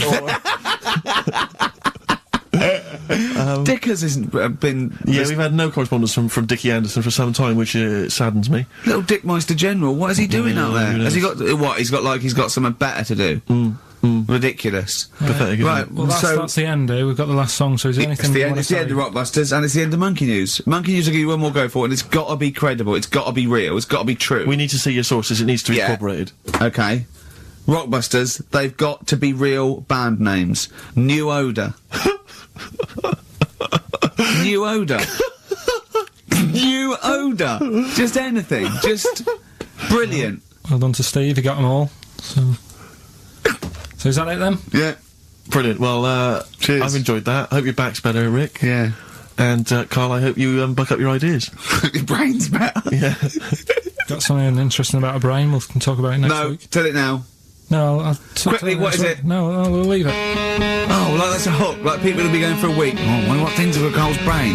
Was it a brain that drove a motorbike? Steve. Well, it's certainly one of mine. Thunder Road. Bruce Springsteen. I won't hear a bad word said against the boss. A lot of people dismiss him, as you said in the past, as being some kind of stadium rocker, but you can't listen to a song like that and not be moved. Surely, Carl. It's alright, yeah. Brilliant. A passionate man. Yeah.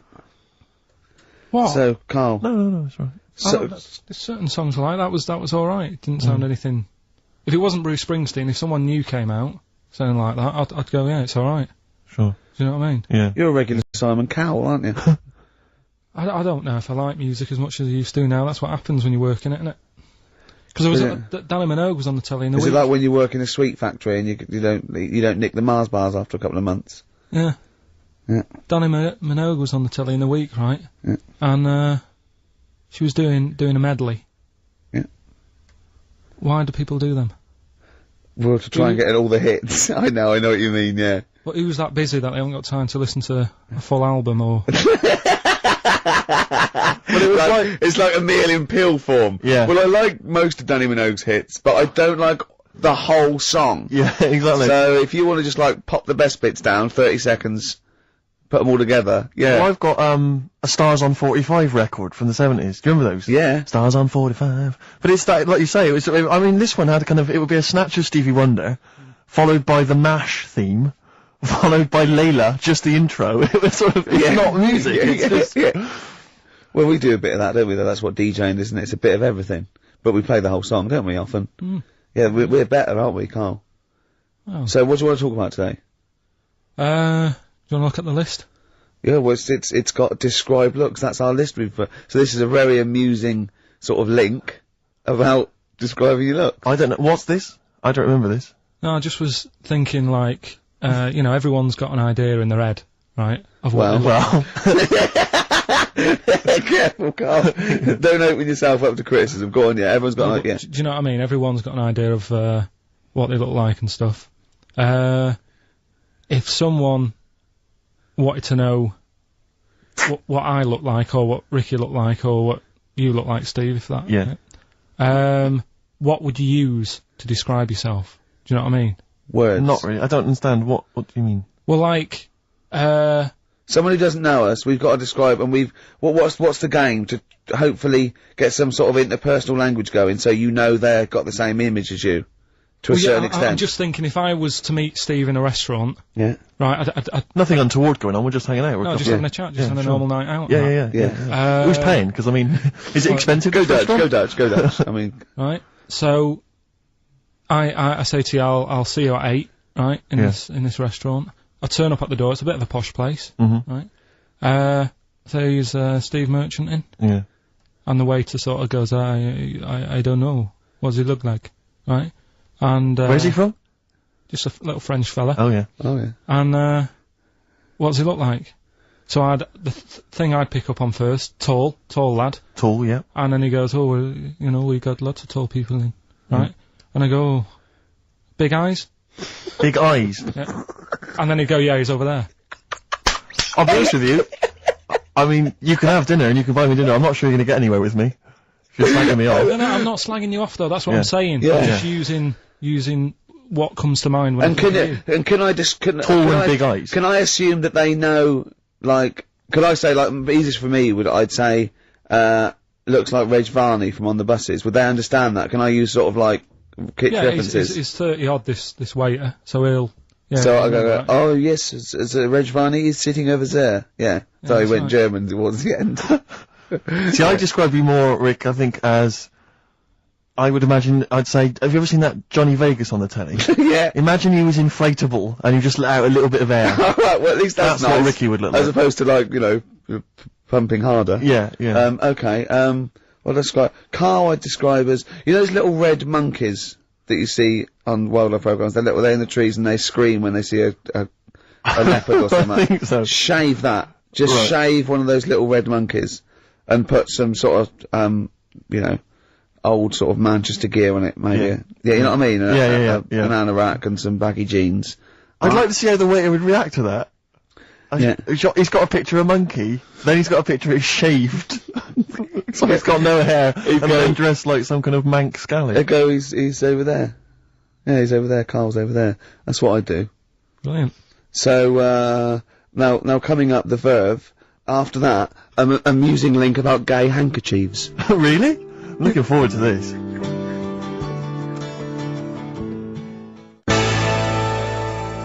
Lucky Man by the Verve on XFM 104.9. I'm Ricky Gervais, with me Steve Merchant and Karl Pilkington.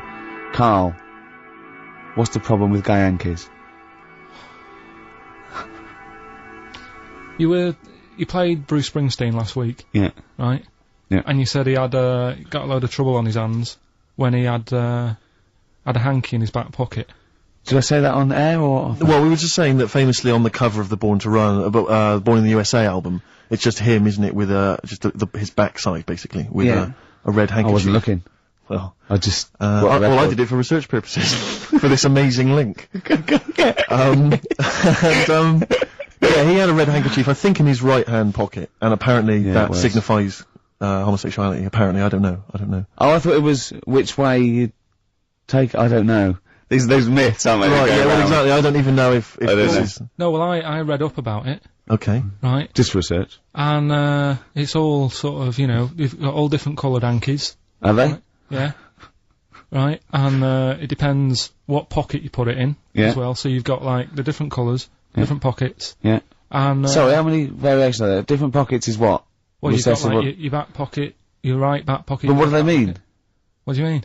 Well, what do they signify? You can't just tell us they signify something. What do they signify? Well, some stuff that we don't really want to talk about, to be honest. What? Sort of, stuff that gays are into. Right. What do you mean? Barbara Streisand records? Yeah, Eurovision. No, like, a couple of things that were there that I know we can mention. They said something about... I love what he thinks he can't mention, I love it. Decency, what is this, 1956? No, but I mean, it isn't just, having it away. Having it away, I love him! No, having it away! They get up to some weird stuff. I love the fact he didn't want to offend, but he's offended a lot more people by saying they get up to some weird stuff. Right. In your opinion? Yeah. What do you mean? No, but don't, if there is something that I don't know about that it's like you can't say on the radio. Yeah, I'd rather not. But what do you mean weird stuff? Well, one of them, right? If you've got a red hanky, right? Yeah. In your right pocket. Like Bruce? Yeah. That's exactly what Bruce had, yeah. Right, well apparently then, Bruce is an armpit freak. An armpit freak? Yeah. No, really? No. But that's very specific. Carl. Seriously. Well, what? Right, okay. What else is there then? Sorry, is there some kind of homosexual body that sat down and came up with this at some point? Well, you said this is getting crazy, you've got like a blue handkerchief in your top breast pocket, I don't know what that means, you need to sit down, there's some kind of summit, figure out what it means. Yeah. It's just that, you're not free from it either, so if you were to go in like a gay bar, which, you know, you might do if you're straight anyway, because they're, you know, good places, I think. Right?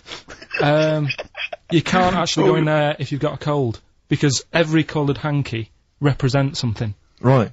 So if I was to go in, had a bit of a sniffle, I could get into all sorts of trouble. Well, for that Marks and Spencer's white linen hanky, that means you like to be tied up and whipped. Yeah.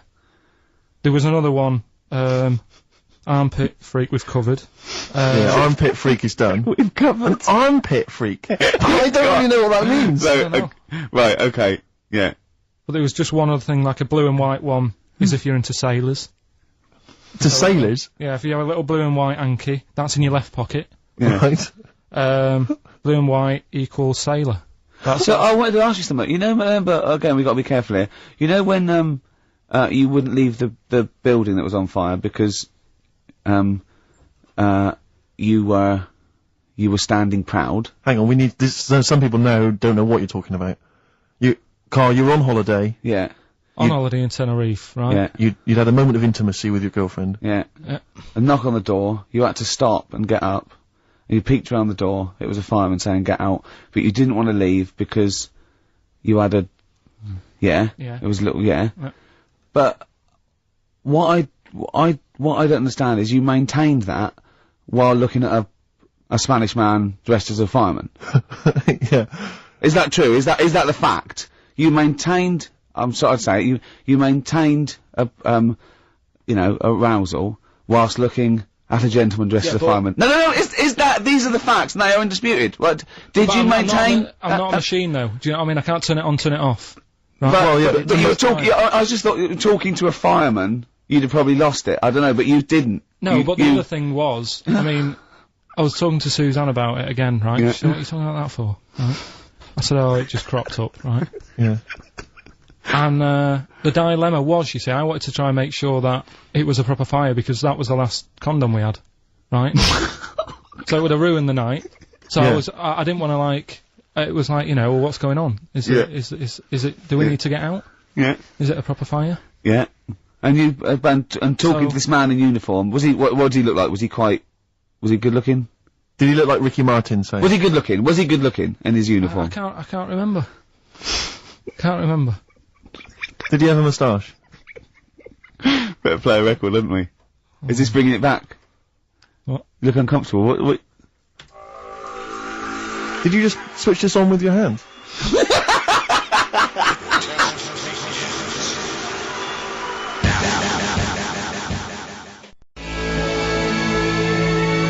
The Flaming Lips, and that's Fight Test. Lips and test. Lips Test. On M. We were talking there about homosexual people, and I'm sure we'll move on to other topics. But I just mentioned, I was talking to a friend of mine in the week, Rufus, and he overheard, he pieced together you know, sometimes if you overhear a conversation, you can piece together what's going on. Yeah. You know, and, it sort of transpired from what you could make out, that one gay guy had just realised, or just found out, that his gay boyfriend had, maybe been having an affair, and was on the phone, and had called this person, the third party. So the other one was crying, wasn't it? The other one was crying, in tears. Obviously they just had a big argument about it. And all he heard on the phone was the guy saying, in a very kind of earnest tones, I'm gonna do everything in my power to destroy you. But I just like to think what that was. What was he, you know? No more guest list to GAY. GAY. I am going to, slash your diesel jeans with a pair of scissors. Oh. What if they're listening now? I know, I mean, it's probably an emotional time for them. Yeah, but they probably don't think we're talking about them. No, not those. It's probably happened quite a lot this week. Well, possibly. I do know quite a lot of, gay people, right? But they do jump about when it comes to partners. Right. Carl. No, Lee. Freedom of speech. Yeah. Let the man speak. No, I'm not saying that's a bad thing. I mean, it's quite, you know, they don't, you know, if they get bored, they move on that. Which is fair enough, but they do, How do we piece this together? And they go out late, don't they? Well, we've covered that, haven't we? We've done that. Yeah. How have you, so you... Do you know how we covered that? His favourite record is Killing a Georgie. And he went, at the end of the record, he went, see, but how late was it? Yeah. If he'd have been sort of going out at a decent time, that wouldn't have happened. Or... Do you know what I mean, Steve, though? They're always getting ready to go out about 1:30 in the morning. You're asking for trouble. Yes. Incidentally, I should just point out that, oh dear. That, we've had an email, I've lost it here now, but anyway, it was one of our listeners saying that we've slightly embarrassed ourselves because, of course, Bruce Springsteen on the cover of Born in the USA doesn't actually have a handkerchief in his back pocket, it's actually a red baseball cap. So, so I don't know if that also counts, I don't know if it's any coloured object. What does that mean, though? Yeah, into heads. Into little round heads. Oh. If Bruce Springsteen, and he's obviously not gay, but if he said, alright Carl, just, you know, little cuddle, would you turn down Bruce Springsteen? Yeah. Well, no, but why? Just like, alright mate, you hug your mates, don't you? If Bruce said, alright, Carl, I like your show, love your head, little cuddle, a mate's cuddle. No, I'd say, what you're doing. You just say, look, we're a couple of old friends. Look, Bruce Springsteen, I've got those great songs. I like what you're doing. Let's cuddle. Let's have a little. All right, mate. The annoying thing is, right, Steve. Right? Do you know how he likes to squeeze me head? How Ricky likes to squeeze me head. Yeah. We had an old mate over this week. He's got a similar shaped head apparently as mine. Yeah. Right. He's hardly gave me a call or anything because he was busy with this other fella's head. Oh, you feel quite bad about that. Oh. This is a better head to squeeze. I'll tell you why. Because he shaves his every day. Right, he's got the same sort of hair problem with him. Shaves every day, right? A problem? No, I know, and it's because he's had it several times. Like Carl's is sort of come through a bit long at the side sometimes. It looks a bit unkempt towards the end of the week. I've seen there's a couple of little pimples under there. Right, I really have to do it. Just like get there, slap my hands on it, squeeze it. With this one, I can sort of get my finger. Do you know what I mean? I get my really, you know. You're like a gay the way you jump about from head to head. That's my record. You like a gay? Just saying. Right, still coming up then. What have we got coming up? We got Rockbusters. Oh, has any monkey news this week? It's been a problem. Why? It's not much has been going on this week. What, in the monkey world? In the monkey world. I don't know if they've caught on to the fact that they're getting coverage. They're keeping their behaviour hush-hush. Being a bit careful, but I found something. Have you got Rockbusters? It's your last chance, don't forget. Is it good? Just consult the list of Dr. Fox-esque amusing topics. Wet Ones, Screwball, Shop Train, Cheeky Freak, Ronan. What was Ronan? Ronan. I just was telling you the other day about, you know, that song that he does. Loving every day as if it's your last one. Right. Yeah. I'm just thinking he's saying that as if like, oh, I'll have a good day. But I reckon if you knew it was your last day, I don't think you'd be in the mood to do anything. Yeah. But that's true. But well, yeah. I think the point is that it's living a day like it's your last. So God, imagine if it was every day like the last. Right, let's go mental. And the good thing is, we've got tomorrow. So he's got the best of both worlds. That's what Ronan's saying. He's saying cram it in because it might be the last. I think it's more like. It's the not knowing, isn't it? Live every day. See, I'd actually be happy if I never knew when I was going to die, and I was definitely going to die in my sleep. What a brilliant life you'd have. Do you know what I mean? What? So you don't get an illness, but one night you go to bed and. I know that if you knew you were going to die in your sleep and never knew when you were going to die, it wouldn't matter if it was tomorrow or 30 years' time. It wouldn't matter, would it? Yeah. I've lost you, haven't I? I've lost you somewhere. I thought that was pretty easy, all that. I said die in your sleep and not know when you died. There was no high concept there. No sleight of hand linguistically. Where did I lose you? I think you lost him on sleight of hand linguistically. Just then. You've lost him again. Yeah, I think that's the way I'd want to go. I don't want to know about it. That's why I don't go to the doctors or anything. That's a good, brilliant approach. And do you remember him saying he's gonna die of cancer because he doesn't check his balls. He doesn't like the feel.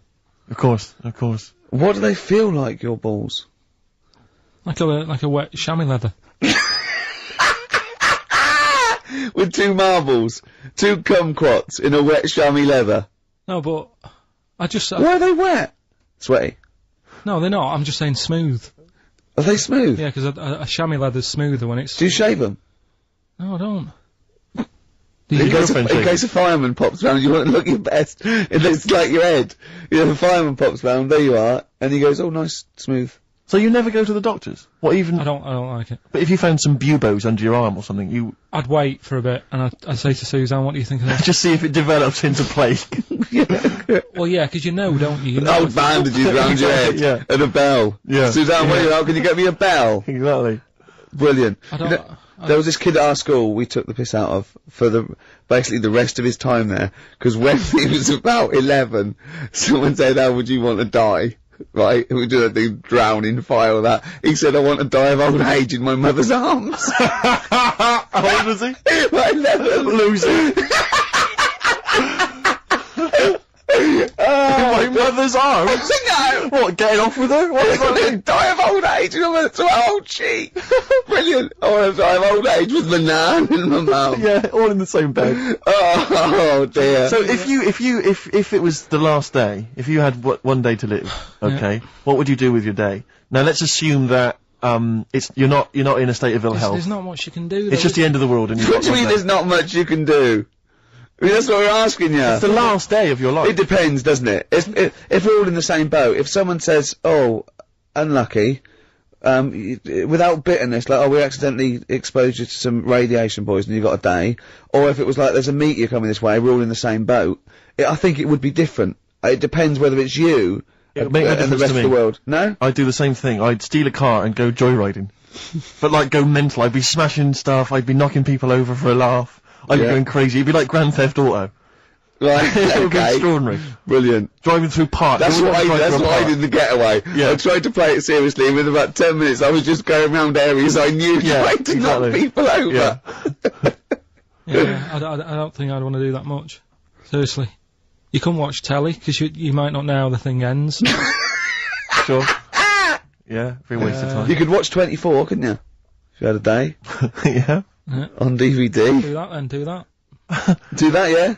Well, but I mean, let's be honest, let's say you can take all the money out of your bank account, you can fly anywhere in the world, you can do whatever you want. Well, not a long flight, you could. Well, no, but you've got your Australia, you wouldn't make it, would you? No. Why wouldn't you go to the monkey sanctuary down in Cornwall and just go around cuddling as many monkeys as you can? I'm gonna tell you something now. Go on. Go in there next week. Are you? Yeah. Taking my mum and dad away, because like Suzanne's mum and dad are What, you're donating them? Most people put them in a home. What are you going to say? How you a monkey sanctuary is cheaper. Taking them down, taking them down to Cornwall. Hold on, I thought you said you'd never go away with parents again. No, but that was Suzanne's mum and dad. Oh, is this to get even or something? So we'll do that, and then we'll can it, then. That was your outing. Your phone and both sets of parents over. It goes, right, you won't be seeing us ever again on holiday. We've taken you away, we've taken you away. Be careful that the monkey people don't buy you off your parents. Yeah. And don't make sure they don't leave any of the monkeys' food in the telephone box, because Dad'll have that away. Yeah. No. I was talking to him about that the other day. About the, nicking in phone boxes. And he, should we just explain that to people? They live in a small village in Wales, and, it's like one sort of utility store, and when it's shut, they leave you shopping in the telephone box across the road. And Carl's dad found out about this and goes and helps himself. Yeah, to other people shopping. That's terrible. Yeah, go on. And, I was talking to him about that, saying, have you picked up any surprises in the phone box? And, he said, no. We were talking about other stuff he used to do. One of them used to be going in this supermarket, right, in Manchester. Yeah. Needs a new pair of shoes. Yeah. Go in, take a new pair off the shelf, pop them on, leave his old ones there. Really? And walk out again. Yeah, brilliant. floor. And then you're going after him by his... FM hip-hop classics compilation, which has got some really good stuff on there. New stuff from the likes of, you know, Outkast and the Wu-Tang, but some old classics from Public Enemy and, of course, LL Cool J's Mama Said Knock You Out. It's worth having alone for that track. Yeah. I think is this 4 CDs? No, 2 CDs. The Best Air Guitar Album in the World, Volumes 1 and 2 in a special box set. You've got all sorts on there. There's May. Brian Adams is on there, Robert Palmer. May, but also Palmer. excellent stuff, Beastie Boys, Clash, we got the Kinks, so that's good. Abigail's Party, the DVD thing with Alison Steadman. I know you're quite a fan of that, aren't you, Rick? Yeah, it's good. It's good. Which is, from many years ago, if you've not seen it, it's good.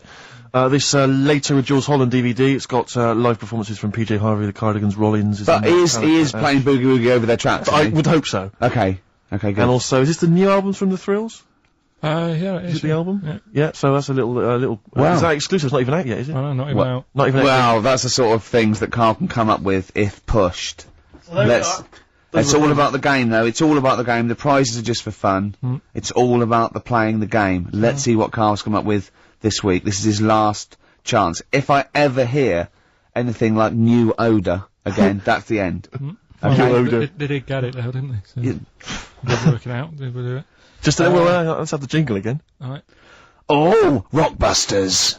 Right, if you haven't heard it before, cryptic clues, that make up a band, and some initials to help you on your way as well. Right? So, well, you'd never get it without, but go on. First one, that fella likes sucking on iron. Right? That fella likes sucking on iron. Yeah, the initial, M.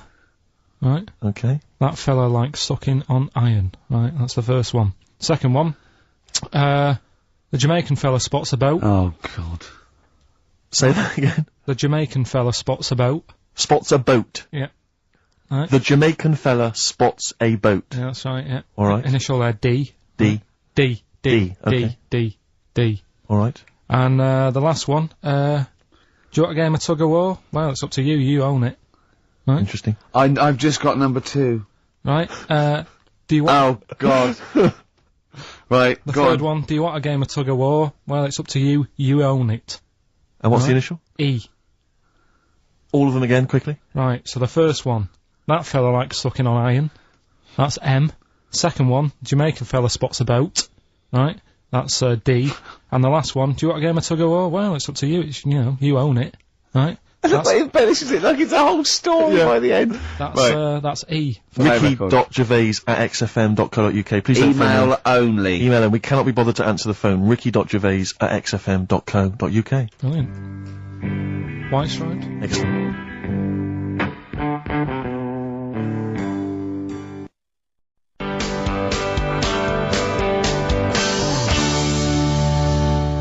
Red Hot Chili Peppers, Universally Speaking, on XFM 104.9. Well, halfway through, Steve. I'm Ricky Gervais. That was, Mr. Merchant I was referring to there as Steve. Familiar. Friends by now. 5 years in the making. Karl Pilkington, I known him a year and a half, but he's a good friend as well. Alright. Alright, XFM, where paths cross. Alright? Oh, so, any interesting things to talk about, guys? Dr. Fox style? Any amusing observations? Have you taken a sideways look at the week's news or anything, Carl? What have you... Tell you what I did here last night. Go on. Go on. 5 Live. They do like a review of what's gone on in the week. When we've been busy in the week, I haven't always got time to follow what's going on. In the world, sure. Someone's made a chicken with teeth. For what reason? Dunno, because they can. Just because they can. And like they So it chooses food. Yeah. they had a few guests saying, well, you know, where will it all end? So you sure you weren't watching a Wallace and Gromit video? No, seriously, right? It's they're doing it. They're a chicken with teeth. Why would they spend millions researching? What do you mean they've got a chicken with teeth? What do you mean there's a chicken with teeth? Sounds mad, doesn't it? What are you talking about, Carl? That's what they've done. Do you know, like... Why? I don't know. They're just messing with science and that, and that's what the people were saying. Why are you doing that? Do you know what I mean? Where will it start? What's the next thing? They did the sheep. They did the cloning. Right? The rat with an ear on its back. Did that. Can hear a cat coming, can't it? What else were they talking about? They were talking about that sheep again. That cloning one. Yeah. Dolly the sheep. Do you think it's that clever? Because they do all look the same anyway. What's it got to do with its cleverness? being cloned, is it, do you think that's a good thing? He doesn't think it's that impressive because they look the same anyway. Right. They could have just put any sheep in there and go, look, they're the same. Yeah. Brilliant. So there was a programme, people were talking about— What are you talking about, a chicken with teeth? It was the latest news. It was like all about the war and that, and I was like, yeah. And then it said chicken with teeth. I said, hang on a minute. Your ears perked up. Yeah, you didn't hear anything about the war, did you? That was like, they might have been speaking French, or just like whistles. And now, story about a chicken with teeth. Yeah. I know. You stop washing up there. Maybe someone can let us know, you know. Oh, God, don't open the floodgates. No, but I'm just saying I don't know the full thing. They just— Of course you don't. Surprise. They just touched on it. Yeah. Anyway, other stuff I did do proper research on in the week. Go on. Having testicles done. having your testicles done? Yeah. What does that mean? Same magazine that was doing the hanky coverage. Letting you know what all that's about. Sounds like a great magazine. How can we get him as a pundit on these news shows like Newsnight? Do you know what I mean? Sky News. On there, wouldn't he? Just on there, just ask him what they think. Wouldn't that be amazing? Is there a producer out there that would take a chance on Pilkington? It's Pilkington, Raggy Omar, Ian Hislop, and a panel of people, and they just ask people. Yeah. So you can have your testicles made bigger. Why would you want to do that? Well, that's what I was asking. What's the point? Well, the actual testicles, or do they just inflate your ball bag? Because you could do that, couldn't you? You could have some air injected so it was like a big, so they'd look bigger, but they'd rattle around inside, wouldn't they? Make a little noise, wouldn't it, when you're like manacas. Like some kind of instrument. Yeah. That was sort of like one of those African instruments, it's like a big sheep's bladder with little— There's Pedro on the manacas. Yeah. He just, yeah. Yeah, just stripped to the waist. Yeah. Just, yeah, with us hanging out. And then when you're sort of like, the neighbours would think, what's he doing? He's been playing those manacas all night. And really, you would, you know. Why the mouse with the ear on its back, go and keep it down. Yeah, this is really loud to me. Hey, why would someone have that done then? You brought it up. Yeah, well, presumably so that they could draw a little funny face on them. Yeah. Obviously. And you could let them down after the holiday, like you do a Lilo. Exactly. Just let 'em on holiday you're floating round, you know, like you're just in the sea with your big instrumental manacas, right? Just floating. You're having a whale of a time, right? People playing it as they go past. Exactly. Alright, Carl. Alright, become a bit of a sort of local celebrity. Yeah, there's Carl with his floating manacas, like a big jellyfish, right? Yeah. And then the end of the holiday, or Saturday. If you've got a little pair of tight speedos, it'll be like Jordan walking around. And then you just like...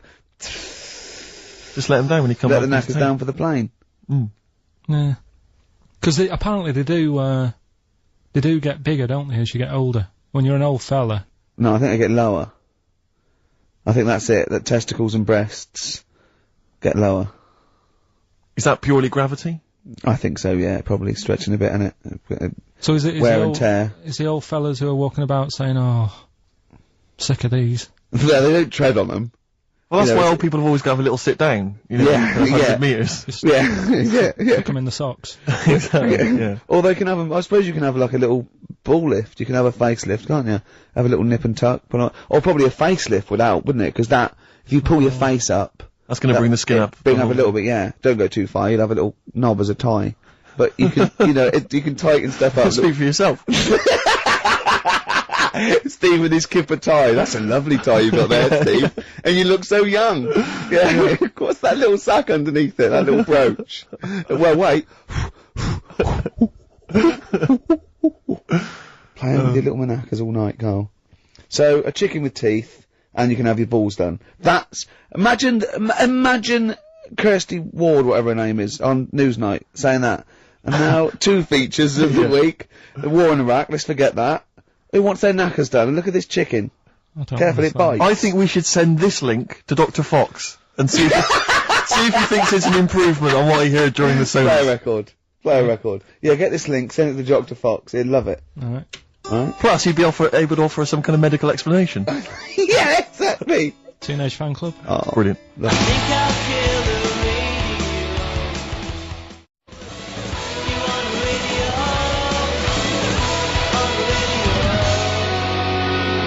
One of Kurt Cobain's favourite bands, apparently, Teenage Fan Club, and that was the song Radio. He loved them. We've just had an email here. It says apparently they created the chicken with the teeth in order to prove that DNA can be reverse stimulated. The theory being that if you can revert chickens to a state in which it has teeth, I don't know if it ever had teeth, you can alter someone's DNA to stop them going bald, Carl. Did they mean that because birds came from reptiles that had teeth, outcrops, and then changed into a beak or whatever, that they revert, I don't understand, they revert DNA. I mean, there's not quite enough science here for me to be able to answer it in detail. Well, not for us maybe, but I think Carl's probably grasped it. What do you think that means, Carl? Yeah.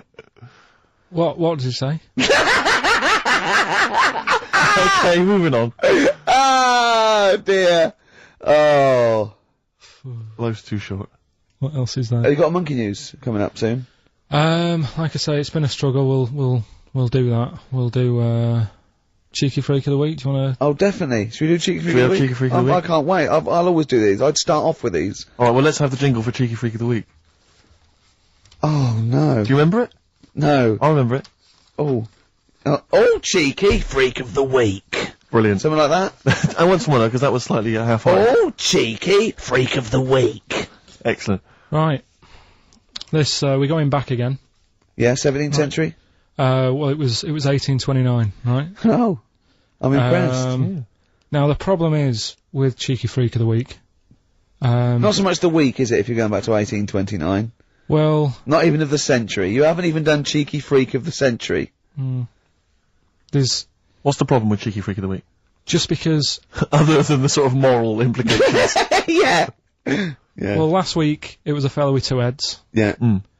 We've done Siamese twins. It's Siamese twins again. Oh, no, it was Siamese twins. It wasn't a fellow with two heads last week. It was Siamese twins. Conjoined twins, sorry. They're two different people. This is what I'm telling you. But this is the problem. They're going to crop up quite a lot just because they've got double a chance.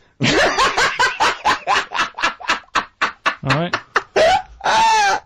Oh, please don't write in and complain. He knows not what he does. You understand, don't you? Carl will actually feature one day in this section. Yeah. So, right, go on, Carl. We're going back to 1829. Yeah. All the way back there to 1829. This is a retro conjoined twin link. A couple of guys set up a business. They were called Chang and Ang. Oh, they're the first. That's why they were called Siamese twins, because they wasn't that what it was based on? Those two, Chang and Ang. Was it? The original, yeah. That's why they're called Siamese twins, because I think they were Siamese. So these are the first ones. Well, not the first ones, but they're the ones that got to fame, I think, and why people started calling them. People started calling them conjoined twins, Siamese twins. I think I'm right there. Anyway. Good. Well, the sort of set up business, sort of going round the US. Well, both of them. And Europe, yeah. Yeah. And what they used to do, people were amazed by it anyway. Yeah. People wanted to know how they get through life doing certain things that you think about when you think about Siamese twins. You think about, how do you get through a day like that? Yeah. Right? And the thing that cropped up the most with people was how they take a bath. So they used to go on tour around the US and Europe and sit in a bath, have a wash and that. And did they ever wash each other by mistake? They go, oh, that ends there. That ends there. Like those things in supermarkets. They put one of those down. We go, oh. What do you mean? Put that there. What do you mean? You know the things on the conveyor belt, the little dividers. Yeah. They wind me up, those dividers. Sorry, I said a complete tangent, but for some reason, it's my own psychosis, but I get so annoyed if I'm in a supermarket, I've got my shopping, I'm just about to get served, and you can always see there are certain people who stand behind you getting edgy, itchy, worried that I'm not going to put the divider down to separate my shopping from theirs. It's like they're terrified that I'm somehow going to deliberately pay for their shopping. Sneak in their onion. Yeah. Oh, I didn't get an onion, I'll have that. And it's just, but what annoys me is it's not so much that, obviously it's a practical thing, it's the fact that they get a little bit edgy. You can actually see, certainly kind of, dare I say it, certain breed of woman and a certain breed of fella will, just get a little bit itchy, a little bit edgy, and they just look at you, can just see them sweating, especially if they can't read. I just lean over and do it myself. Well, I know, but the thing is that it's like they almost feel that they ought to wait for me to do it, as though somehow it's my obligation. And it just for some reason, I know it's ludicrous, but it really annoys me, and I actually deliberately don't put the divider down just to see them sweat. I like the way that they're actually quite well made. There's some that are brass with like a felt bottom. Yeah. Like you really care. Like a twig would do, wouldn't it? Do you know what I mean? But, I just leave a slight gap. And then when it gets to when the woman's putting it through the till or the guy, I just say, that's my stuff. Do you ever look at other people shopping and go, oh, I should have got that? Often. God, that's annoying. I'll tell you what it is, it's the same thing, and again, it's my psychosis. When people, if you're on a bus or a train, and we're pulling into the stop, but there's a good, you know, kind of 35 seconds before we're actually gonna come to a halt, they leap up, and they're straight by the door. Yeah. Like, but it's this fear that they're gonna miss out. Oh my god, what if I fell over now and broke my ankle? I'd never get out. To be fair, I've never had that commuter's worry. I've never commuted, but every second counts, doesn't it? Because you miss a train, it can make a difference of half an hour. So that's why commuters literally run to get their connections. But the thing is that with a bus, you know, there's often there'll be people who are sat right next to the exit, will get up and stand up for a while, waiting to get out. It just, again, I'm not saying it's not, it makes perfect sense to them. It's my psychosis. They're gonna be mowed down in the streets. They will just be a few of You're gonna be in a lovely Chrysler. Exactly. Yeah. Well, I will be going straight through a branch of Waitrose. Yeah. Taking people out in the So, we do not condone going through Waitrose in a Chrysler. In a car. Now, as Changanang, they're in the bath, they're washing their own bits, they've got one of those dividers, right? They go, well, that's definitely yours. I marked mine. That's definitely mine. Don't wash that, Chang. I wouldn't, Ang. I wouldn't wash that. Right? So what are they doing? They're in the bath. Carry on with the story. That's about it, really. I mean, that's the fact that people... So, two little Oriental fellas, joined in the hip, had a bath. No. That's your story. No, they didn't have a bath. They sort of, they must have done some sort of research, right? Who? Changanang, right? And they said, well, what do people want to see? Isn't that basically Roller's song? But it's an idea that people have queued up, they've paid their money, they're in a tent, they're well, I hear they're gonna have a bath, they're gonna have a bath. Two Siamese people have a bath. How would they possibly do it? Well, I've heard they get into a bath. But that's what they wanted to see them nude and where the join was. No. More than, how do you get in the bath? I don't know, that's what they picked. They said, what would be good to see, what do you want to see them do? Having a bath. How'd you get into trousers? Was there exactly, this is all part of it, isn't it? That's why they picked having a bath. This is all part of it! Well, then watch them get dressed afterwards. Yeah. Who was the best out of Chang and Ang? Who was your favourite? They both look the same, to be honest. There's a surprise! One was a short ginger woman. Oh, dear. Is there anything, you know, what would be better than having a bath for you when you're seeing them? What would sort of make you go, oh, I wonder? One of them pulling and the other one going home alone. Yeah. I go, look, she's definitely up for it. I'm taking her home and go, oh, God, what am I going to do? Can I watch? Definitely not. Definitely not. Look, you go to bed. I want to wine and dine her. But if he's got back to their place and they're going at it hammer and tongs, but are you saying one of them? No, hammer and tongs were their cousins. Right. They lived miles away. Yeah. If one of them gets knackered, can the other one take over? God! I think we play a record. That annoys me. What? That sort of being at it all night. What do you mean? Let's put a song and I'll come back. What do you mean? No, come on. Seriously, because... Okay. R.E.M., yeah. Well, after R.E.M., night swimming, being at it all night, and why it annoys Karl.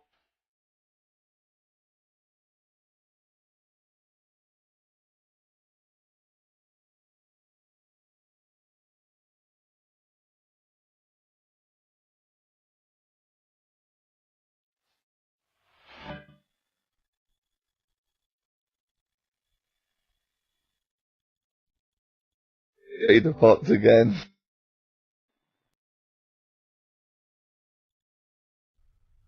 Relations.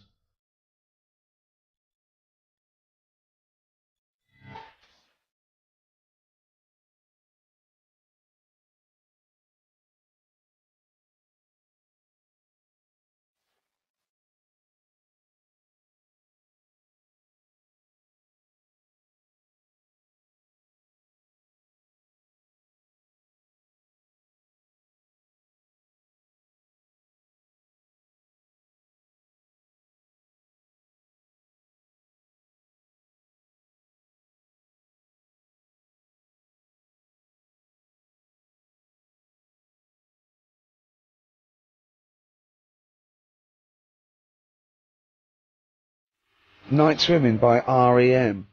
Well, before we played that track, you remember Karl was on the, right, teetering on the cusp of telling us why he's annoyed at going all night. I assume you mean... Relations. Yeah. What do you mean? What annoys you about that?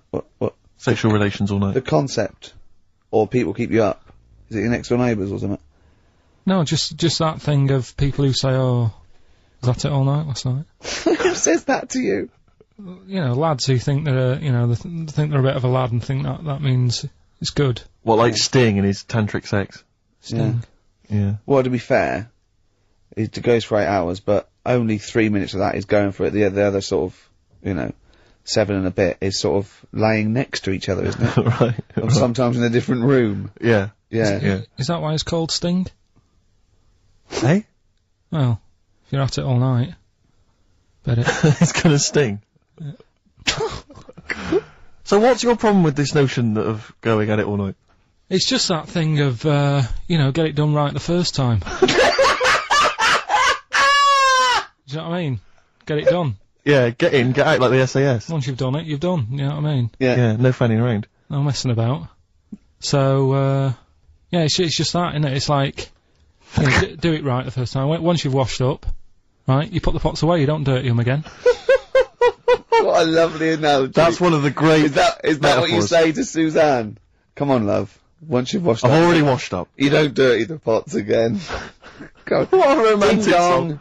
Hello, is there a fire? Oh. Hello. Did he have a moustache, the fireman? Oh. Radiohead, there on XFM 104.9. I'm Ricky Gervais, Steve Merchant, Karl Pilkington with the answers to Rockbusters, the biggest quiz on radio, probably. Mm-hmm. Do you want to remind us the quiz? No, you mean the crappiest quiz on radio? Yeah. Right. First one was, that fella likes sucking on iron. Yeah. Right. The initial was M. Yeah. What was the band? It was Metal Liquor.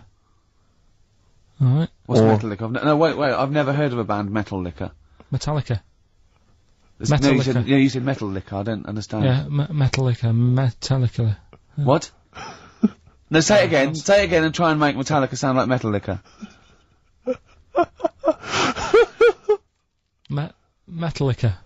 Metallica. Metallica. Is he having a fit? Say it again, make Metallica sound like Metal Liquor. Metallica. Metallica. Okay, next one. Right. Yeah. Second one, the Jamaican fella spots a boat. That was easy. That was D. That was Debage. You got that? Make it sound like the band. Debage. Make it sound like a Jamaican fella saying, spotting a boat. Debage. Right. So you got that one. Okay. And the last one. Do you want a game of tug of war? Well, it's up to you. You own it. Yeah. Right. That was E. That was your rope. Right. Europe. Europe? Right. Who did the final countdown? Yeah. So that's the... No, what? We've let that go. That's the 3 answers for this week. Who's the winner, Steve? Well, again, I mean, there are lots and lots of people who got it right, Rick. So I don't know if it's just us that think this is rubbish. Right. But, who's the winner? Well, you know, I'm always a fan of people with just something, a name, I don't know, that maybe tickles me. Yeah. And sadly, I did want to give it to, I wanted to give it to Daniel Jowett.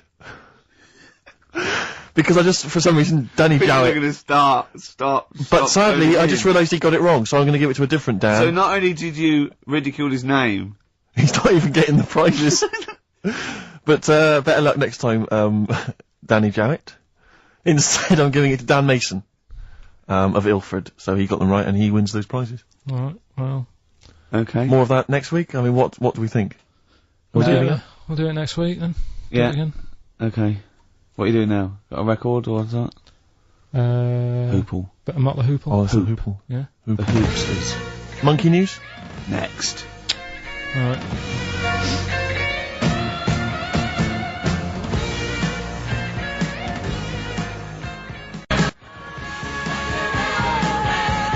Mott the Hoople, Roll Away the Stone. Classic little ditty on XFM 104.9. Right. Play the jingle. Oh, is it? Brilliant. Oh, chimpanzee that! Monkey news, extra.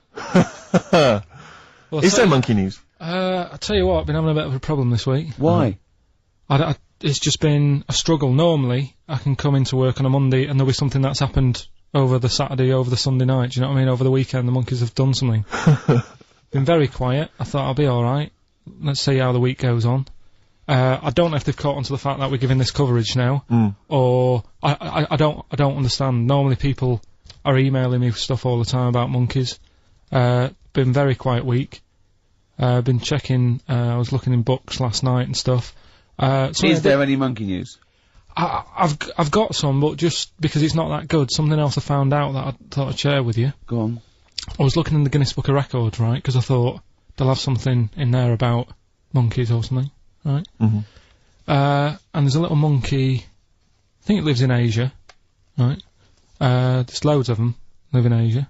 Might just be travelling, but yeah. And something I found out. I don't know if they've got it right, and that's why I want to bring it up. Apparently, it's the mammal, right? That's got sort of the pointiest eyes that pop out of their head. Steve.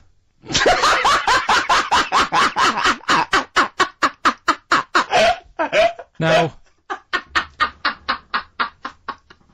the thing is, right, I thought that's interesting. Yeah.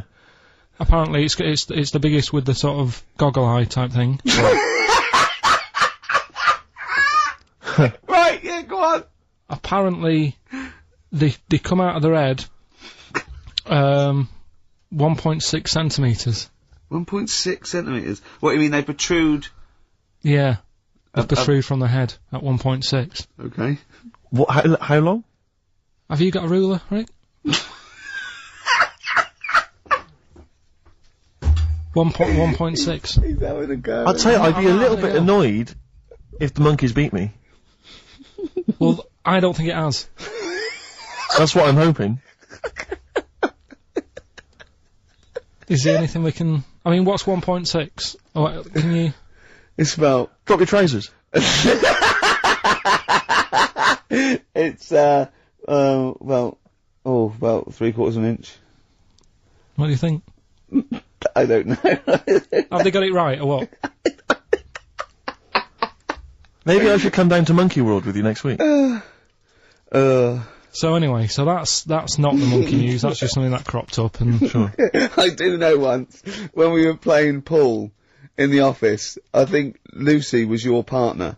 Yeah. It was me and Ash versus you and Lucy, and you were having trouble because his glasses kept slipping down. So Lucy pushed his glasses up his nose, but the glasses touched his eye. Do you remember that? Yeah.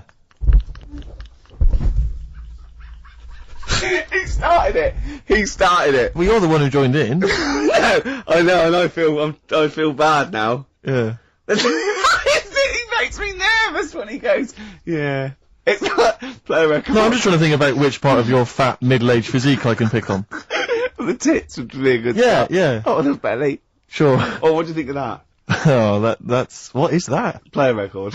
Was that monkey news for this week? Have we not got any other monkey news? Well, it's just, it hasn't been that good. I mean, the one that I found out here, because we've covered so much in the monkey world, right? The fact that we've done a monkey that was a sort of half man, we've done a monkey that got a decent job in a train station. Can you think of any of the other? Well, that's just some of the great monkey news from the past. That's what I mean. So that's what you got to compete with. So even though this is quite amazing, just tell us. Another monkey's got married. Oh, not another monkey getting married. What do you mean? It's got another one. You know, it was knocking about with some woman monkey for a bit. A woman monkey. They decided to, you know, get married. Yeah. They did. What do you mean they decided to get married? Was it pressure from her parents? They had a good do, and Good do. I love the spread. I love that. Peanut vol-au-vents. Yeah. Celebrated in a pub, and then they both went off to the cage that night. That's what I mean. Even though that is quite impressive, because It's not true. or it's a joke. It's nothing. It's not. On an Over website, official sort of news website. 2 monkeys have married in Romania. After a whirlwind romance. Well, that's After a whirlwind romance. God, yeah, a quick one hanging onto the rope. Yeah. She was in the tyre. Yeah. He saw it. Yeah. He went, "I'll have a go at that." They go, "We got to marry her now." Yeah. Her parents came and said, "Did you just shove my He was dog in a the zoo tyre?" knocking one off. She went, "I can do that for you." Yeah.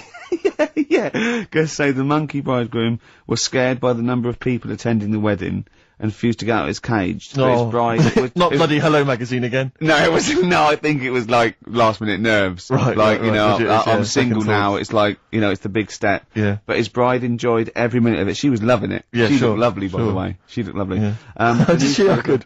reports she only appeared to have problems with her veil and dress. Do you see? This is. The guesting. I hope they didn't ruin it like Anthea Turner and maybe get sort of sponsorship PG tips or something.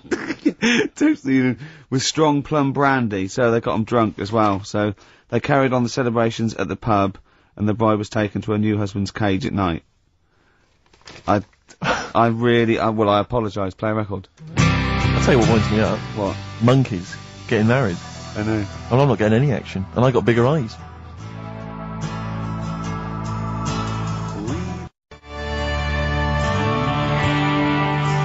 Little by little, Oasis on XFM 104.9. Well, that's the show. Ricky Gervais, Steve Merchant, and Karl Pilkington. Karl, do you think it was a good show today? It was alright, wasn't it, with some, What do you think the loyal listener has gotten from today's show? What do you think that we've added to the world? Well, I think they know what they've got, right? But if someone's just tuned in, I can tell them they've missed out on some good stuff. They've missed out on Chang and Ang. Yeah. They're the two who are the one who invented they're the ones who invented, the Siamese twin thing. Yeah, that's it, they invented it, yeah. You've got you've had like How We'd Spend Our Last Day. Yeah. Right?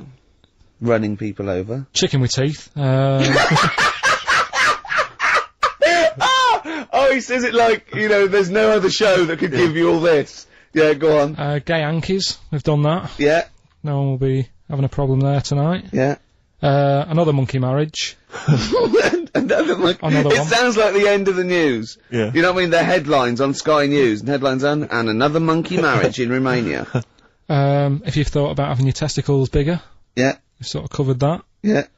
And the monkey that had big eyes. Yeah. If it's listening, its position might not be safe in the Guinness Book of Records. Sure. And of course, Karl stays hard by looking at firemen. Indeed, we've also learnt that. Well, that's not true. Well, you did. Yeah. All we know is that you saw a fireman and it didn't seem to affect your erection. We avoided saying erection In fact, for 2 hours. if anything, it prolonged it, from what we can We've tell. avoided saying erection for 2 hours, and then he just Healthy young man. Yeah. So, Yeah, no, sure, I'm sure he was. I'm sure he was, but... Firemen keep Karl hard. right. You asked me to Pete, for dinner, listening. you brought me stuff. Amy Mann to end with. Definitely. Ahoy. And little Karl Pilkington. Little over there. KP, the K-Man. Steve, Yes. don't worry anymore.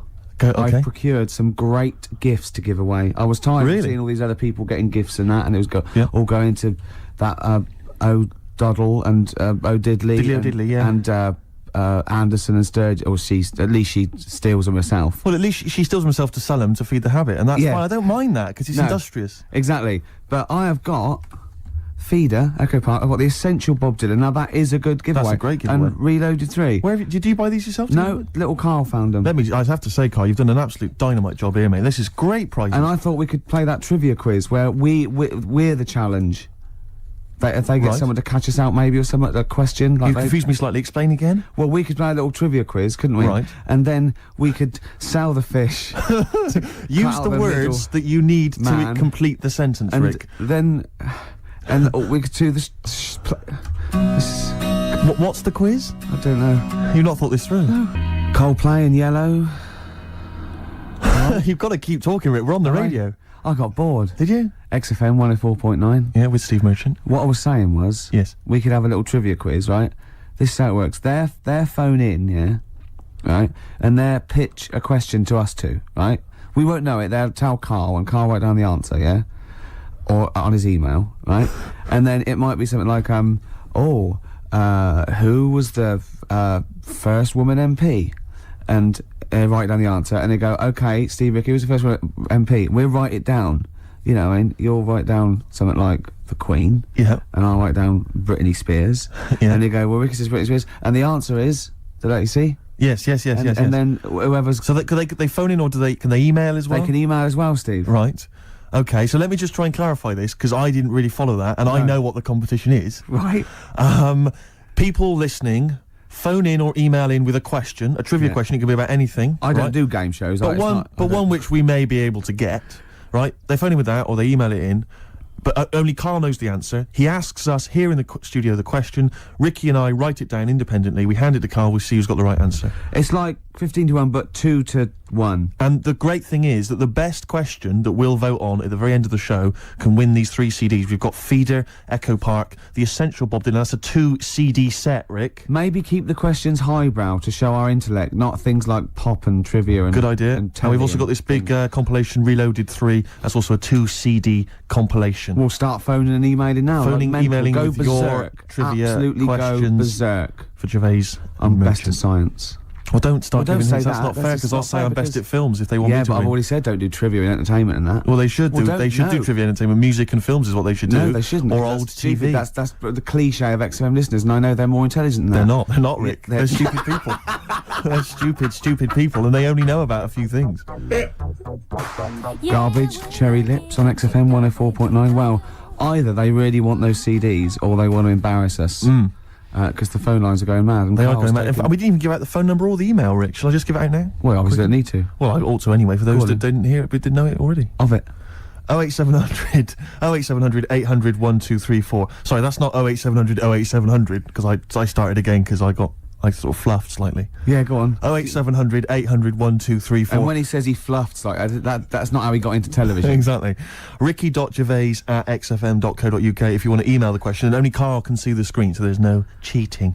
Probably people don't know what fluffing is, do they? No, I don't think so, Rick. Carl, have you had a question?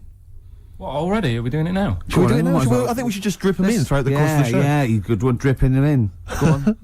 Ask us a question. I thought this was a good one. It's from Clive. Go on in. Clive, we've got a listener called Clive. Wow. That's alright. Who was the first James Bond? Oh, it's Right. his film one. I know No, that. but wait a minute, wait a minute. I know this ambiguity because we've talked about We've talked about this ambiguity before. You see, he might be deliberately embarrassing us because the old myth is that someone played it on radio that we all know and love. Yeah. Now, he should have specified, did he mean the film James Bond, the first film James Bond? Can I just say, we won't count this one, because the definitive one, and I've talked to Glyn about it as well, it's Dr. No was the first one of the team that we Sean Connery. So Sean Connery's the first screen James Bond. So we agree on that, even if we're both wrong. What did he say it is? I bet he said it was Bob Holness who played him on radio in, like, the 1950s. He didn't say the radio bit, but he said Bob Holness. From Blockbusters. Yeah. And I was drawing a little Blockbuster thing. That's really spooky. That's weird, isn't it? But the thing about that is I'm worried if it might be a myth. It may be a myth. I don't think it is. It's that we can't. 1 point to me then. No. Yes. No. Well, did you know it? Did you know it? Did you we talked about it. No rubbish. Yeah, but well, if we talked about it, did I say it to you? No, we agreed that it was Sean Connery because it just like we didn't count Casino Royale because you said it wasn't by the same team. And yeah, but that wouldn't have been the first James Bond anyway because that came later in the series. No, Rick. No, no. Don't play the music. There's no way. That's clearly a point. You didn't know it was Bob Holness. He meant it was Bob Holness. I knew the answer. 1-0. Well, fun-loving criminals, Scooby snacks. Anyway. It doesn't matter, because we both agreed once in a pub that the right answer is Sean Connery. Yeah, but wait a minute, we both knew the that. point's not that. The man phoned in with a question, and the answer the man was after was Bob Holness. Oh, okay. And that's the answer I'll tell you gave. what, the answer I was after was me. But that's nonsense, Rick. He's the question master, the man who phoned in. That's ludicrous. You to face the facts. You can't say what number am I thinking of. It's got to be the real answer. No, but I knew the answer he was after. So brilliant. Yes, because that's, even if he's got it wrong, it's such common parlance now that Bob Holness was the first James Bond that I knew the answer. Face the facts. Right, give us another question, Carl. Jeez. Give us another question. God, he's a bad loser, isn't he? I had a good one here, but... You've forgotten it? Or... I sort of scribbled it down. This is brilliant, isn't it? Hang on a minute. We can edit this out, can't we? It's not live, is this? It's only a piler. It's gonna this is gonna look great when it comes out. Go on. Which food? Yeah. Carl, you know making up the question. No, it's just that I sort of took down the important bits. But this is amazing. This is amazing radio. Go on. Which food kind of doesn't make you fat? Jeez. What kind of a question is that? Oh, this is No, it is proper. I love imagine this on the Weakest Link. What kind of food doesn't sort of make you, I mean, it doesn't make you fat? This is okay, do you want basically no sort of calories in it. Celery? Water. Well, I mean, what do you mean? Do you mean a vegetable? No, do you mean you're right. Apparently, it uses up more calories to bite it than. Yeah, but wait a minute, Rick. One all. No, it's not one all because you're supposed to write it down. You didn't know. But you didn't. What do you mean I didn't know? You're supposed to write it down. That's the whole point. We're writing things down. You said water. You said water. Well, that's because I thought we weren't taking the question seriously because he didn't know what he's talking about. One all. We got to set the rules. This is bit too much like Portishead for my liking. Was it? Yeah. I quite enjoyed it. Beat a band. Well, that's because Portishead are from your neck of the woods, isn't it? Was it? Portishead, I think you'll find. Yeah, I embarrassed myself. Right, another question, quick. Is this question a real question with a definitive answer? Or is it like, what is my most comfortable chair? I don't know why people aren't going to maybe like Trivia Pursuit or something, just getting a questioning off that and then... Because they're a little bit more discerning than that, Steve. Have you heard the questions? They don't know what they're talking about. This is stuff they've overheard in pubs. Go on, ask it, Carl. I look at the Carl takes down and goes, what's that? I know. What am I meant to write? Go on then, ask this one. Right, what sort... No. The Pope. Yeah. What semi-precious... Sorry, Mrs. Robinson, we're going to have to let you go. Yeah. Go on. You are the weakest link, Carl. Goodbye. Yeah, go on. The Pope. Yeah, the Pope. Yeah, we've got the Pope. Yeah, that's not strictly a question. He wears a... he wears a dustman's hat. He wears gold-blimey trousers. Yeah. Does he live in a council flat? Yeah, he lives in a council flat. He wears a semi-precious stone. What's the stone? The Pope wears a semi-precious stone. What is the stone? You mean, what is it called? Yeah. What is it called? What, is it got like a kind of papal name? I think it's like, you know, is it a 18-carat one? So we got to try and get the carrot yeah, of the Pope's big diamond. He calls it Dennis. He calls it Dennis the Stone. Do they want the type of gem it is, like or diamond, is there some kind of jade, papal name ruby, for it? Or do they want it like the Rosetta Stone, or I don't know. I can't actually play a record. Play 2 records. Let's not. Where's your head at? Basement Jacks. Right. Okay. Let's get this. Have we knocked this on the head? Then it's just not happening. Oh, here he is. Look. Here he is. Come in. How have you... Oh, God. I don't believe that. Oh, that's pathetic. I do not believe that.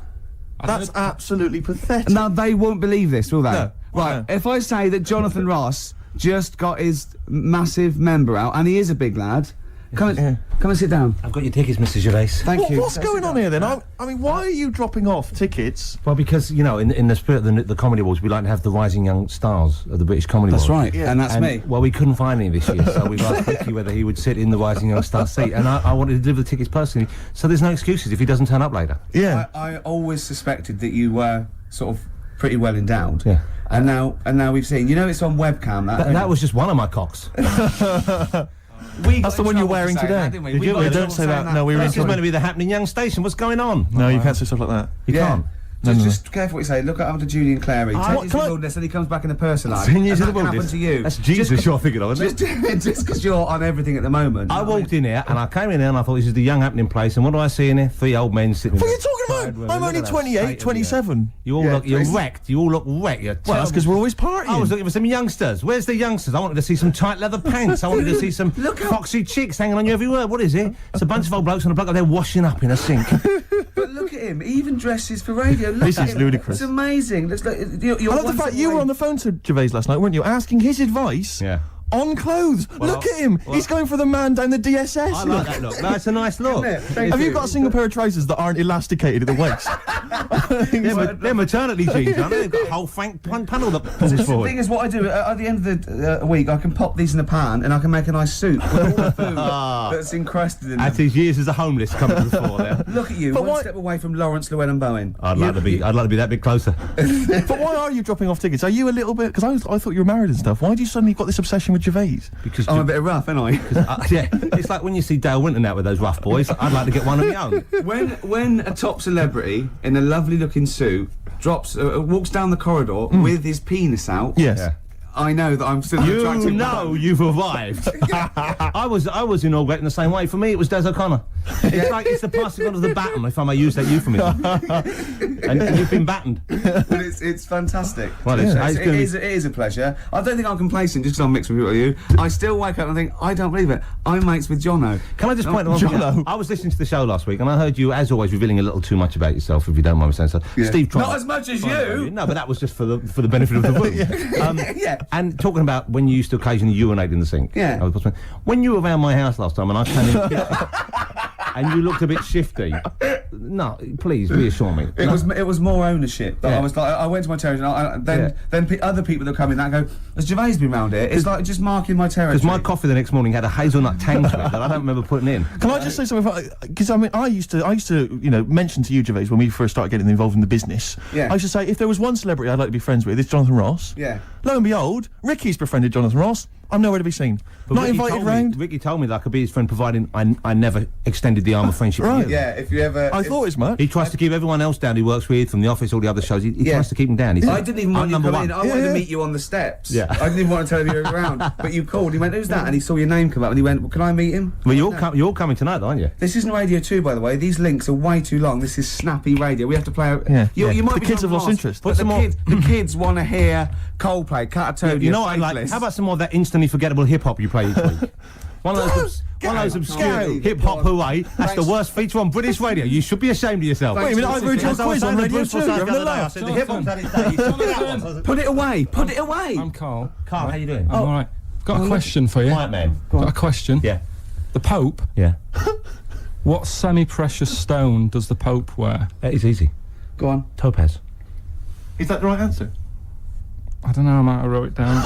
I'm really sorry, Jonathan. It's not what he publicly admits to, but I have to know because I was hanging out with him at the Groucho one night, and he was saying, "Oh, look at this, look at that topaz. Go and buy that. Look at that. Vatican City. Look at that. We can make a nice ring out of that," he said. Didn't go anywhere, but thanks for asking.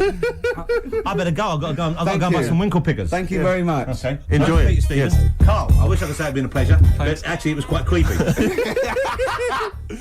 you later. Question, please. You two, beautiful day. Yep. Now, I was just saying that's probably one of my singles of the year, but was it this year or the year before? Oh, crumbs, I don't know. It was, I think, was it 2000, the album? It was the first one off the album. Maybe that could be a question. No, we need the answer, don't We don't know the answer. No, it's good. Can I just ask, Jonathan Ross just came in there to drop off some tickets for the Comedy Award show that he's hosting Yeah. later this evening. Yeah. Interesting, of course, a man who's 40 and still thinks it's funny to get his penis out. It is, I love that, because it's like, when's that novelty going to wear off? 74, 75, when it's just too horrible to show Exactly, in yeah. public, I imagine. But so he dropped off some tickets for you. Yeah. Was asking you fashion advice last night. Yeah. He came after a 3-hour radio show he's just done on Radio 2. Good show, by the way, worth tuning in to. He came straight around here, dropped some tickets off for you. He's now got to go and rehearse that show. A lovely man. I was out with you last night. Yeah. Went into this pub, like, kind of, that we've been to a few times before. Went in there, and this guy came in and said, "Your usual table, Ricky?" Your usual table. Can I just ask you 2 questions, Godfather? One is, have we won a prize tonight on I the National don't Comedy know. Awards? We genuinely And 2, don't know. Can you have someone iced for me? It's ludicrous. What have you suddenly got over all these people that they're doing all this for you? When have you suddenly become the daddy? Well, I came from nowhere, and I've got Polaroids of the head of all the Right, yeah, stations. yeah. Exactly. Because what I'm worried about is that, like, when we're wrapped up in our winter coats, you're walking on there in your little sort of, little black overcoat, and I must look like your hood. Do you know what I mean? Like your goon that walks with you. twice as tall. Very much like Edward G. Robinson. Exactly. Yeah. You are with the pug face, obviously. Yeah. Well, don't go on about it. Sorry, that was a bit Freak. hard. All right, no, I don't know. You just know about it. We've not. Even Jonathan Ross couldn't save this show. No. He's the only A celebrity I know. Yeah, I'm all out of ideas. I thought we'd have a trivia game. That's rubbish because he can't read. All right. Yeah, and that's what is it? So are we knocking the trivia game on the Yeah. Yeah. Let's have one final question. on, What's the answer? I don't know. I don't know. For the Pope one. I don't know. We couldn't even figure out the question, Carl. What's the stone? What's the stone? Hang on a minute. Just entertain yourselves at home while Carl looks for the question. Anthurst. Amethyst. Amethyst. Yeah. Amthurst. No, she was the first woman MP, I think you'll find. Amthurst. Ruby or Diamondo? So have you got maybe a final question? That's still Carl, one on it. Okay, do a one decider and then we knock this on the head. Yeah. Go on then. What? Who? Have you not been practicing in all these? We've had ads, we've had music. Where? What? Rick, I don't think we should call ITV later.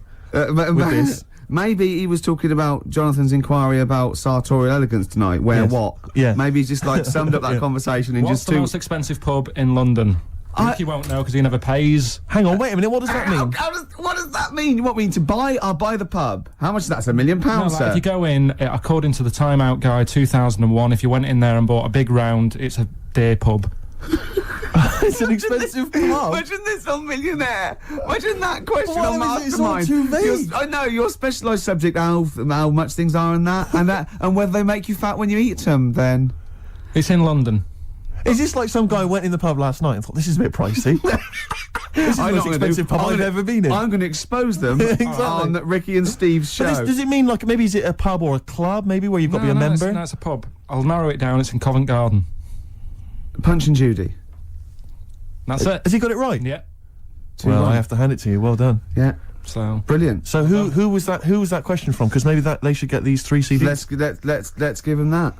Who is it, Carl? There's no way of verifying that. That's probably libelous. They've probably it's from made. the Time Out Guide. Okay. All right. Carl, who What are was you it? moaning for? You got it right. Yeah, I won. Yeah. I won. Carl, who was it that won? Well, listen, they know, so they've won. Yeah. Right. This is genius radio. This is I brilliant. tell you We're what's slick. letting us down? Him. I know. KP the P-Man. When he was just doing the press buttons and it was cool. Now we let him on the air because we thought it was funny. We quite like him. He's digging a grave for us. Right, listen, this is a new feature I've introduced called Songs I'd Like to Play on the radio. And this is falling apart. and a friend of mine sent me a little CD of little treats and stuff. And one of them is this track. It's called Monkey Man. It's from the Rolling Stones. Play it, Carl. It's an absolute gem. And what was that again, Steve? Rolling Stones and a track called Monkey Man. That's from a double CD, not available in the shops. My friend Dave G made a compilation for me, burned it onto CD using modern technology. That's one of the tracks on there. What's his name? Dave Greenwood, obviously breaking several copyright laws Exactly. there. I would not encourage anyone to make copies of anything for anyone. It's breaking His the law. name again, if the police are listening. Dave Greenwood lives in Nottingham. I can How give details. dare he do that for you? It sickens me, Rick. He's making you receive, Stolen goods, Yeah. and there's various artists on there who've barely got a penny, who are losing money hand over fist. The Rolling Stones, for instance. Yeah, The and Doors. XFM have done that as well, played it off, and that's terrible. Now we've implicated those as well. XFM are culpable, so is Dave G. Thankfully not us, Rick. No. We're just middlemen caught up in it. You know what I mean? Yeah. Mr. Biggs behind it. There's always and Mr. we're Biggs, just pawns right. in his game. Aren't we? And so that's, I'll be playing another track from that later on. I've got a lovely couple of little tracks on my hip hop selection. Looking forward to it. Is it Incidentally, can I just ask, Rick, Mama said lock you out. What? did you get a little gift here from XFM? I did. I got a lovely little voucher here. It was very nice. You're very thoughtful. I've also got one. How much is yours for? £25. To spend at John Lewis or Waitrose. Yeah. A little kind of gift voucher there. I think I'll do Waitrose because food. You can get a good lot of food for 25 quid. You're absolutely right. You can't get a lot of like haberdashery for 25 quid. So I'll be going for the food option. The thing about the gift voucher, a lot of people were, I'm sure, receiving these over the Christmas period. The thing about the gift voucher is it's like here's £25, Yeah. but I've limited where you can spend it. It's like they don't want to give money because that's go. Say this is like money, but not as versatile. Exactly. You can't spend it in as many places. But it's the thing is that surely the thing about a gift is, you don't want people to know how much it was. And unless you're letting them make their ideas up for next year. Yeah. Like, you know what I mean? If an aunt gives you like a single, like a step single, and you've given her 25 quid at the body shop, you're saying, how much that single costs. Exactly. So do I. I'm not Yeah. going to say, right? Yeah. Let's make up the difference next year, Exactly. Sally, aren't we? You know what I mean? Exactly. Let's spend 50 quid on me next year. Yeah. Do you know how much he got? How much did you get? Did you get a gift voucher as well? Yeah, but I work here all week. Right, how much do you get? 150. 150 quid? Yeah. What, on gift vouchers? Yeah. To spend at the same places? I'd have to say, though, I mean, it's not a very inventive gift, is it? It's a Whoever came lovely up with thought, it, though. it's a lovely thought. It's wonderful to have £25 that I can only spend in 2 places I never go in. But, no, I'm not looking a gift horse in the mouth. Any I'm not ungrateful, anyway. looking a gift horse in the mouth. It is a treat. He thought... spoke to Jonathan Ross like he was a normal person. From someone whose dad buys him a spade for Christmas, I thought you'd be grateful. My only thought is that John Lewis and Waitrose, I mean, it's not very rock and roll, it's not very XFM, is it? No, I mean, whereas- a tattattoo parlour, maybe, you know, in a or bike a shop. piercing, I might get my face pierced, just a big bolt through my head. But I mean, they're a little bit, aren't they a little bit like The Man? Aren't they a little bit mainstream? Yeah. Eh? What would I thought Billy we were say rock and about roll. this? Oh, play a record, and don't make it a square record. Something on an indie label or something, or something that hasn't been even recorded. Yeah, that can't even become available ever. Yeah, I don't know what instruments they're playing. Oh, not the guitar. Sum 41. In Too Deep. All right, Steve? Mm-hmm. It's been a long time, Eh? hasn't it? What has? That seemed a long time, all that music we Yes, played. no, you're absolutely right. Yeah. It's annoying, actually, that Karl never went to the email, because the questions have been sent in there. Are they good? Questions, and they've all been sort of neatly spat out with the correct answer. For instance, I might have asked you this if I was the quizmaster, Go on. Rick. How many noses do slugs have? Oh, I Which is an think interesting it's question. 4. It is 4. Yeah. Point to you there. Let me just see if I can find another one. Who, according to the current issue of Viz, is a cycloptic pop temptress? Oh, don't know. Is it a pun on her having one eye and sounding like... Cycloptic is the clue. There's only one pop temptress. Oh, it's Gabrielle. Of course. Yeah. 2 points. Mine are better, he didn't get them. These are rubbish. Have you ever watched a quiz show? Because I can understand the question. They're rubbish, I suppose, aren't they? That gives me a chance to know what the answer is required. Go on. Let me see if I can find another one for you. No, you're never gonna get that one. That's too hard. Oh no, that just teases you more, Yeah. isn't it? What's the name of? No, that's boring. That one. Sorry, there you it's go. beginning to fall apart again now. Here we are. What's the proper name for Big Ben? Is it St Stephen's Tower? You know, it absolutely is. That's 3 out of 3. That's fantastic. Yeah, because the bell named after something like Benjamin so and so works in it. It's Stephen's Tower, and that's the big bell. It's actually, in a weird way, I didn't know any of those. So it's actually quite good that we did kind of balls it up with Karl, because otherwise there'd have been egg on my face. Yeah, but I still won. I just won less. Oh, did you? Yeah, you did win. Yeah. I've already forgotten. I already wiped that out of my memory. Yeah, but hey, Steve, it's not me that's the real winner. It's Neil who asked that question About pubs. and he's got those 3 CDs. Just tell him what they are again. Just Feeder, Echo Park, a compilation called Reloaded 3, lots of great stuff on there, and the Essential Bob Dylan 2 CD. Have you set. called him and told him? No, not yet. This is such a shambles, isn't it? Because what if he goes out or something? Actually, if he's listening, can he give us a call? That is so lazy. Can't we call him like Tarrant would? I would have That's had his surprising. number. You've not got his number? I forgot. Oh, this is unbelievable. I said get the numbers, Karl! I wanted to go for the Pope one. Karl, do you actually work here in the week? Or, like, did you just, you know, like in a film when they knock someone on the head, put on the spacesuit and go to the moon? Is it like Secret of My Success with Michael J. Fox? You actually work in the post room, but Saturdays there's no one around that recognises you. So you pretend that you're a producer? Yeah. Because you don't seem to know any of the rules. Because I reckon that name's made up. When did I say a producer? When did I say I was? Karl one? Pilkington is a name that you'd come up with on the spot. No, he doesn't work. No, he's not a producer. He says he works in sound. He works That's what in he says. sound. Yeah. Well, I'll tell you what. Work with this. This is my song for the lovers. It's a beautiful track. I've played it before. I'll play it again. It's one of my favourite tracks of all time. It's Bob Dylan. If You See Her, Say Hello. Here's a little bit of trivia for her. This is the last song I ever played on the old XFM before Wow. they came in and said, "Okay, you can go now." That's incredible. And it Bringing tears to my eyes. lovely. Well, the greatest singer-songwriter of all time. Beautiful. With one of his best songs there. Absolutely. Bob Dylan, If You See Her, Say Hello. She might be in Tangiers. I mean, he's having a go. I mean, if you're going to go to Tangiers on the off chance to try and find her, I wouldn't bother. yeah, you know. but I mean, you know, he's certainly if you're thinking- going to be there, then he's have a look for desperate. her. He's desperate. He's going, well, she might be in Tangiers. Have you checked upstairs? She's definitely not upstairs. just have a look. Well, anyway, that was Song for the Lovers. But because I'm so excited about having such great prizes to give away for the first time, some albums that Karl found, I got 'em. we've got the lucky winner on the line. Hi, Neil. Are you there? Yeah, I'm here, Ricky. Hi. You're a winner with XFM. Fantastic. yeah. Do you like Feeder? They're a good group, aren't they? See, well, yeah, the kids seem to like him. They do. The kids like them, and then Bob Dylan. He's a great, lovely bloke with a guitar, isn't he? You're working hard, aren't you? I'm fed up with this, mate. Really, honestly, I just don't know what else to do. I come in every week. I try Try and Right. do. Yeah. You have to write a new series of The Office. I'm That's what you have to do. I'm trying, but I've got voiceover work now, so there's more money in that, you know. You're everywhere. Yeah, yeah, Willie's adverts. yeah. Ooh, sorry, I shouldn't mention that shit on the radio. No, it's all right. It's all So, right. Neil, Steve Merchant here. Will you be looking forward to receiving these albums? You've got Feeder, Echo Park, Bob Dylan album, The Best Of, and a compilation. You looking forward to them? Oh, absolutely, absolutely. You know, I mean, it's going to really lift my Christmas haul. I'm not going to get to go home this year, so that's going to make up for it, I'm sure. Neil, what of those three? Which one will you be putting on first? I think Feeder, Echo Park, because the kids seem to like it. Okay. Excellent. Thanks very much. What will you be doing for the rest of the weekend? Are you going to be chilling out? I'm chilling, man. I'm freezing. I'm playing golf right now. That's madness. It's very cold Yeah. out here. What's your handicap?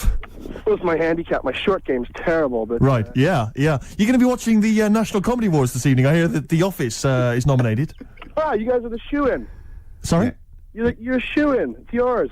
Thank you. I don't know what a shoe-in is, but I'd like to go to I one. think it means like foot in the door. Lovely. Yeah, Does no, it? not foot in the door. It's like No. it's yours. Your name's already on it. Oh, really? I Wow. would think so. Yeah. Well, why would Ross stop around? I don't think he makes the decisions. Neil, but thanks very much for calling. Those prizes are going to be winging their way to you. We're just like real DJs, aren't we, Neil? Just say we're just like real DJs, and we'll leave you alone. You guys are just like real DJs. Thanks Enjoy your very game. much. Cheers. Bye. Step on my old size 9 Stereophonics. Absolutely. Well, talking to Neil, it all brought it home. You know, maybe I should give it a little bit back.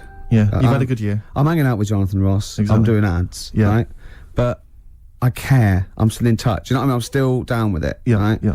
And, you know, it's coming up to the time of year where we should, you know, care about people less fortunate than themselves. And what I've done, I've recorded a Christmas single. That's beautiful. And all proceeds are going, you know, to, you know, little sick people and that. And Are there going to be any proceeds? there's going to be not a sausage. Right. So I'm Right. safe. But I'll tell you this, I was thinking actually, I was listening to this morning, and you go in, doing some Christmas shopping, you go in the shops, and there's always, you know, Walking in a Winter Wonderland, and all those songs. You know, no one writes those sort of things anymore. No.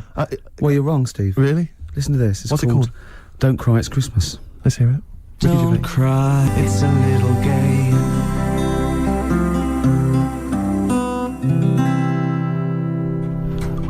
Do you know, as far as I'm concerned, it's already become a standard. One of the classics. Thanks. There's a star. Ash. Good. It's a great show so far, isn't it? Enjoying it, Rick, but I'll tell you this, what worries me is on. something we've not done, which is what we've not taken on board some stuff I've heard from the management. They've said they've enjoyed the kind of light-hearted flippery, you know, in Yeah. the past on the Yeah, show, and, yeah. you know, the likes of Jonathan Ross getting their just knobs popping in. out. Yeah. But they just feel that sometimes it's a little bit cheap. Rick, No, a little in bit what- crass, and they in just what want us to way? perhaps be a little bit more highbrow at times, a little Well, bit look at more that, 'cause I mean- thoughtful. Well, you're a smart guy. I am, yeah. Well, I've proved that with Clugs having 4 noses at Stephen's Tower. Can I ask you, Rick, about politics? What do you want to know? What do you want to know? Because Politics. I'm a political person. I thought as much. Go on. What on the politics? What do you make of who to vote for? Vote for the government, whoever's in the government. Yeah. That's The it. Liberals ever? No, not if they're not in government. No, Okay. What about the foot and mouth, which a lot of people are worried about? Don't worry about it. No? No. Recession is hit, and a lot of people are losing their jobs. What should they do about Get it? another one. Get another job? Yeah. And I'll tell you what, this is, I mean, you can have this for free. If you do lose your job or something, get another one, but get one that's even better than the one you lost. Right. Okay, good advice. Yeah. Maybe if you were just like kind of the post boy before, like Carl, Get in charge of the company, get a manager's job. right, become director general or something. More money. Good. And don't Oh. lose that one. Okay. And, what else is concerning people? No, we get calls all the time, Rick, to the station. People saying, I'm worried about the war in Afghanistan. Yeah. What do you make of the war? Is it Well, one of your favourites? Well, what? No. My favourite. All war's bad. My favourite.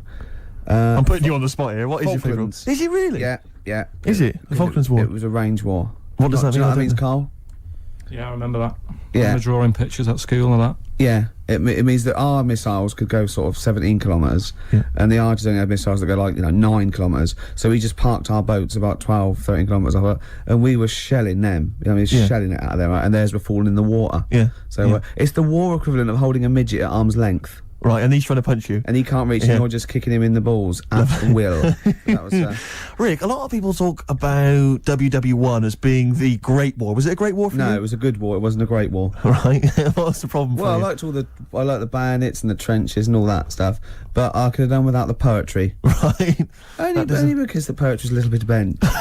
And, and what I'm saying is the only time that it isn't bent in a war, But, you know, there's beautiful, but there's one now I remember, it goes, we are the dead, once we lived, felt dawn on our face, but now we lie in Flanders fields. Be honest, if you'd have had a gun in your hand instead of a pen, Yeah. you might be alive You today. would be dead, yeah, and the war yeah. would have been over by Christmas. Absolutely. Yeah. High five. Yeah. Oh, so that's losers. politics, Carl. Any other questions, Carl, you want and, to solve? you know, Any high economics, I've done economics. Because, yes, war. the economical. Anything else? I just think you should look after yourself. You know what I mean? Carl, I've just got something to say to you. Hip hop, hooray! Hey. Let's play my hip hop track. Whoa. Hey.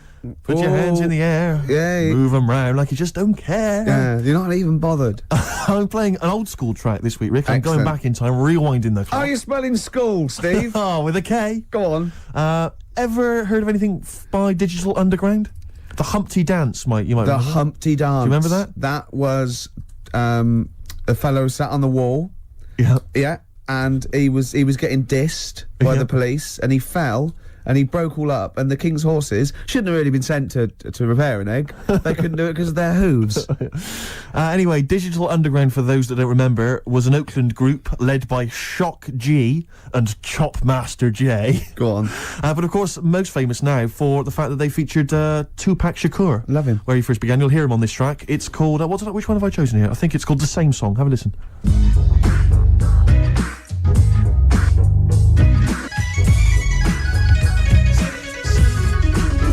Ross was slagging off the hip-hop feature, wasn't he, when he came in earlier? And how can you not like that? Digital Underground, same song. I think he was scared of it, Steve. I think he was intimidated understand it. by your youth. Well, he's scared of the youth, he's scared of the fact that I'm down with it, the homies and the bitches and the hoes. Yeah. Yeah. Because he's not with that, I you know, think he he looks wa- dapper. If they saw him in the street walking down like a ponce, they'd just laugh and jeer, but Yeah. probably rhythmically.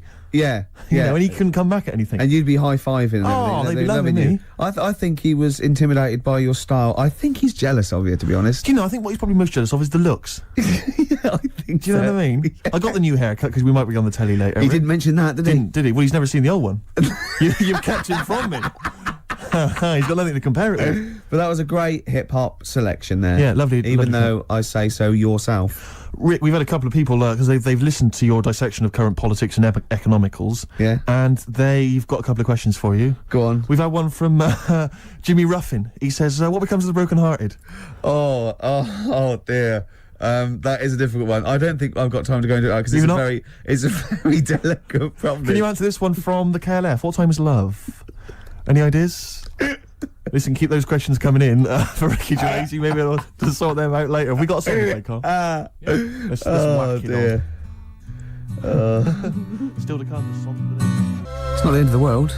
Super furry animals. Absolutely beautiful. XFM 104.9. Rick, you going to do your film review for us? We've got time for it, I think. I'm not. No, Why not? I'm not going to do it anymore. You're not going to do it anymore? No. You love it, don't you? No, it's great, and I just think it's time. You know, I did a dozen, but I did all the films that I would give like 9 or 10 out of 10 for.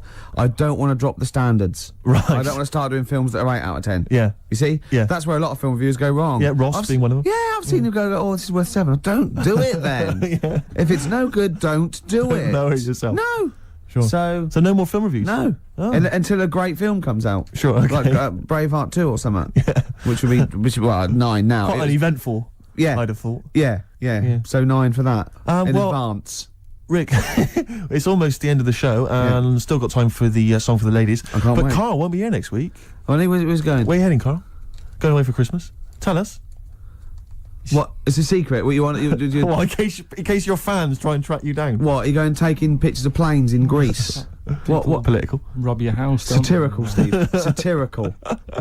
Where are Yeah. you going? What are you doing? If I tell you what, if I was caught in a foreign country and the government got said no, it's okay, they were train spotting or plane spotting, I go, no, I am a spy. Exactly. No, I am a spy. No, it's all right. You were train spotting. I wasn't spying. Please. I saw you at the Doctor Who convention as well. No, probably an assassin or something. I think Yeah. I'm probably an assassin. Carl, where are you going, mate? Tell us. Come on, we haven't you're got not time. meant to say when. What's it here? What? People rob your house if. Yeah, we didn't say tell us your address, tell us where you leave the key, and then tell us you're going on holiday. We said where you going on holiday. Barbados. Are ya? Ooh, showing off. Yeah. Boasting.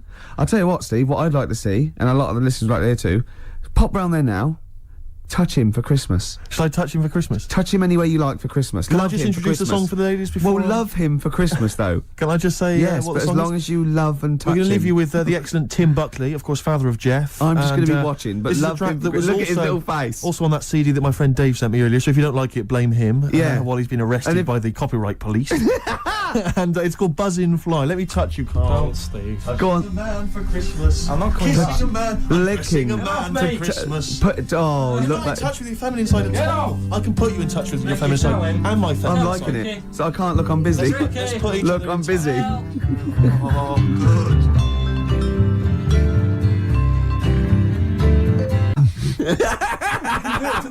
Exactly. Nothing ever happens. Yeah, okay, shame. And I'm a fat little ugly fella like Reg Varney. Well, there are lots of people there that you don't like, and you Some sort of people you don't could go know. up to afterwards and almost like metaphorically flip the bird. What's that mean? Last week, yeah, flip the bird. You dirty. No. Middle finger. And see, I married Steve single. but No, he what doesn't are you go- talking about? What? Well, there are lots of people there. I thought it was a euphemism. Who you haven't got on with in the past, and then they're all been really nice to you. I wasn't talking We get about. on with everyone, don't we? Oh, What does that's a flip lie. the bird mean? What does Flip flip the the bird means? You got that hipster thing. The finger, give me give him the finger. Yeah, but I thought there was a dirty metaphor. No. You're always thinking this. Don't bring me down to your level till at least 5 minutes. All right. Coming up after the break, we've got Steve and Ricky and lovely Claire. We're driving their desk. Right, Claire? Hello.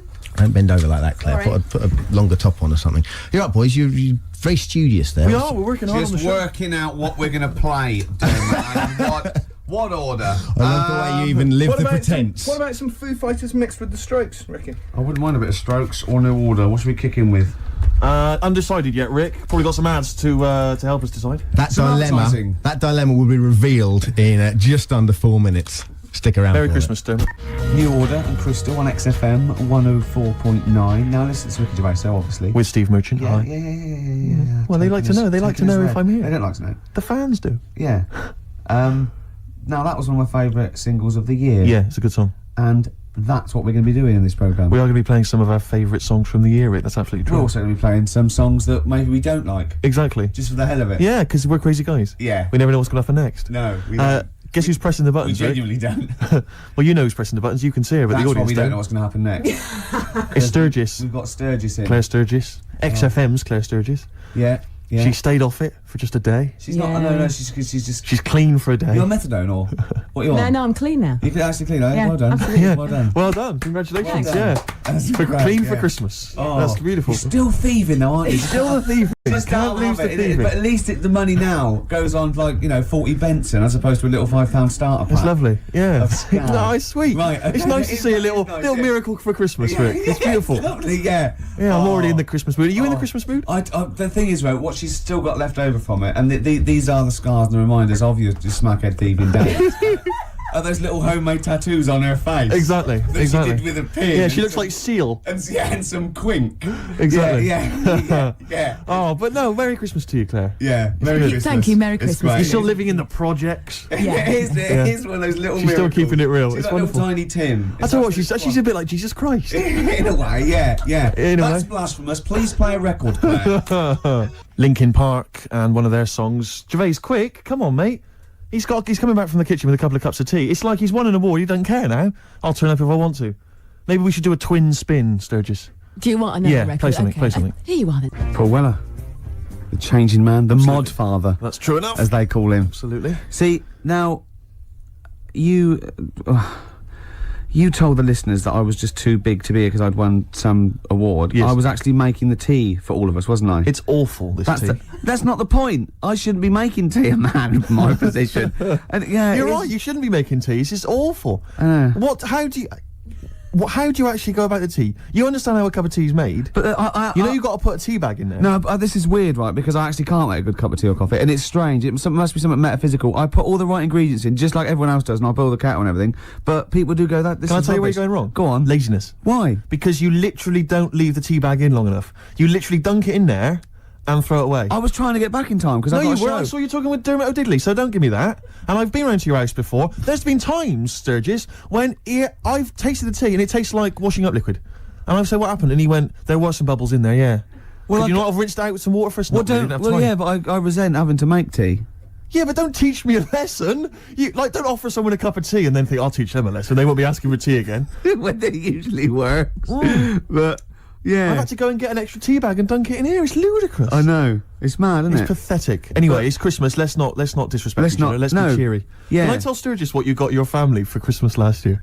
I just remembered when I was outside. Please. It was a joy, because Gervais is a generous man, and he's a thoughtful man, and he's got a lot of brothers and sisters and a lot of nephews and nieces and stuff. Well, I've got about 20 people to get presents for. Exactly. So it's, it's a tricky business. That's why I think, you got him £200 worth of lottery scratch cards? I had about a minute. I was getting a lift down to Reading, and it was my mate Jimmy, and I went, hold on, I just got to get the presents, and I ran into the 7-Eleven opposite me and got $200 worth of scratch cards. That's amazing. It's such a working class Jippo gift, isn't it? But did any of them work? Anyone win anything? Yeah. I mean, some people were down. That was a present. Hard luck. That's the risk you take when you accept this present. Some people were up £70. But so they had a great Christmas. Let's bear in mind that there's like some children who are like 7 or 8, scratching off scratch cards. They got to be 18 to claim them. And just the rest of your family sort of, I can imagine, just wrestling them off. You can't claim it anyway. It's not off. No, have I won? No. No, you haven't. No. But I've got 3 dumbbells. It's 3 the same. You don't get anything for that. Not in this game. Unlucky. Are you going to do that again this year? Maybe, yeah. Mercury Rev, The Dark is Rising. That sounds a bit like a tribute to Neil Young. Beautiful. I thought it was wonderful. It was lovely. Yeah, lovely. No, they're great, Mercury Rev. We're going to play some lovely records there'll today. be some beautiful songs today, Steve. All right? That's true. What did you call me then? Steve. Did you call me something else before? I didn't hear. I thought maybe you called me, I don't know, Jonathan or something. No, I don't know. I didn't hear. I got paranoid. Christmas. We were talking about Christmas. Yeah. Gifts. What's wrong now? I don't know what that meant. What? Were you having a go at me because I went on Jonathan Ross show? No. I thought you'd said something. You'd said my name by mistake. You'd said someone else's name when you were talking to me. Oh, right. But I didn't hear that. So when I heard you just go Steve, I thought you were correcting a mistake you hadn't made. No. Exactly. No. Oh, okay. All right. You see? Blunder. What did you call me?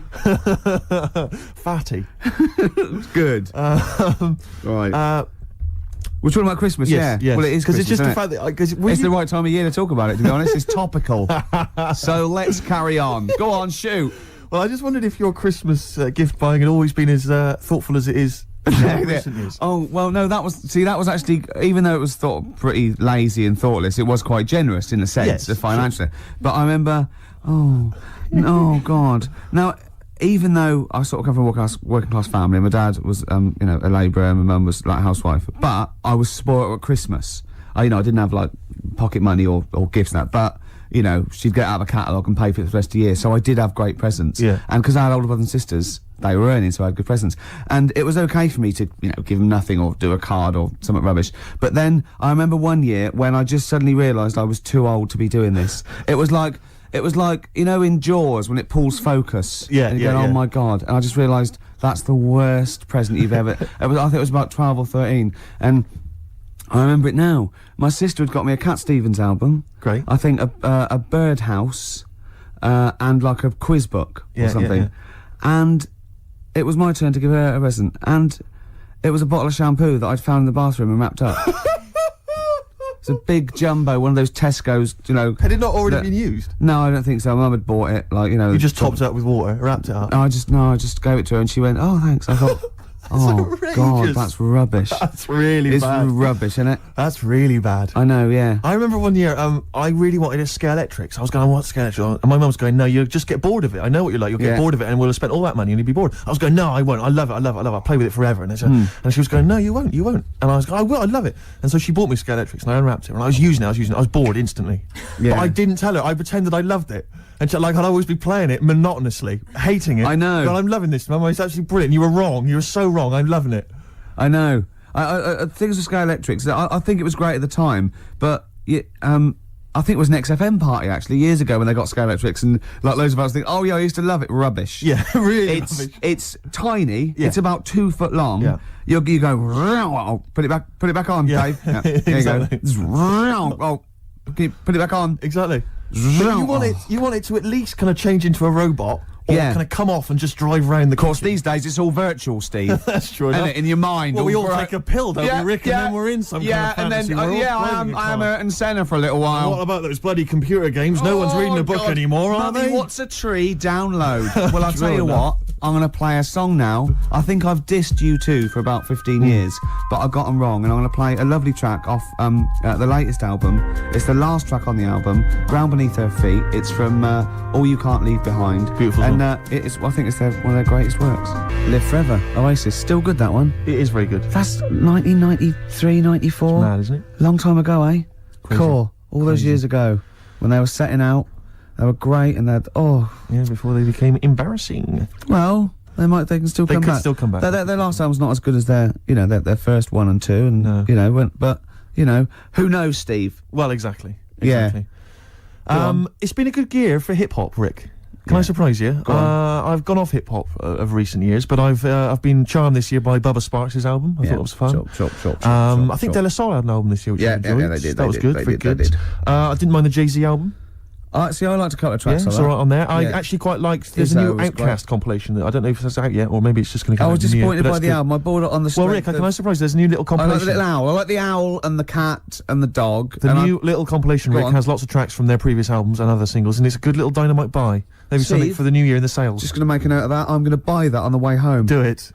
But the album that I was particularly charmed by, Princess Superstar Is. Well, now a lot of people have been dismissing her as a bit of a novelty sort of rapper. They said the same about Timmy Mallet, so don't listen to them. Don't listen to them. That's what I'm saying. So, another track we played a while back, Untouchable Part 2, which was dynamite. And this is another track, I think this was a single. It's called Bad Babysitter. She raps very quickly, but listen carefully because the lyrics are fun. And slow it down a little bit, Claire. Okay, honey. Tell us about it, Steve. From the album Princess Superstar Is, Princess Superstar and Bad Babysitter. Did you enjoy it, Rick? Yeah, I did. Good. Yeah, no, I like that. Yeah, that's 2 out of 2 from that album I've liked. Yeah, exactly. I think I'll go and buy the album on the way home. Do it. Make another note of that, Rick. You've got Outcast to buy, which has not actually been released yet, but I'm sure you can pull some strings. I'll get someone onto that. Good. Okay, XFM 104.9. It's the Ricky Gervais Show. Absolutely. Can I stop you there? Go on. With Steve Merchant. Thanks very much. No worries. Yeah. Cheers. We're talking about presents here. I just remembered something else I had.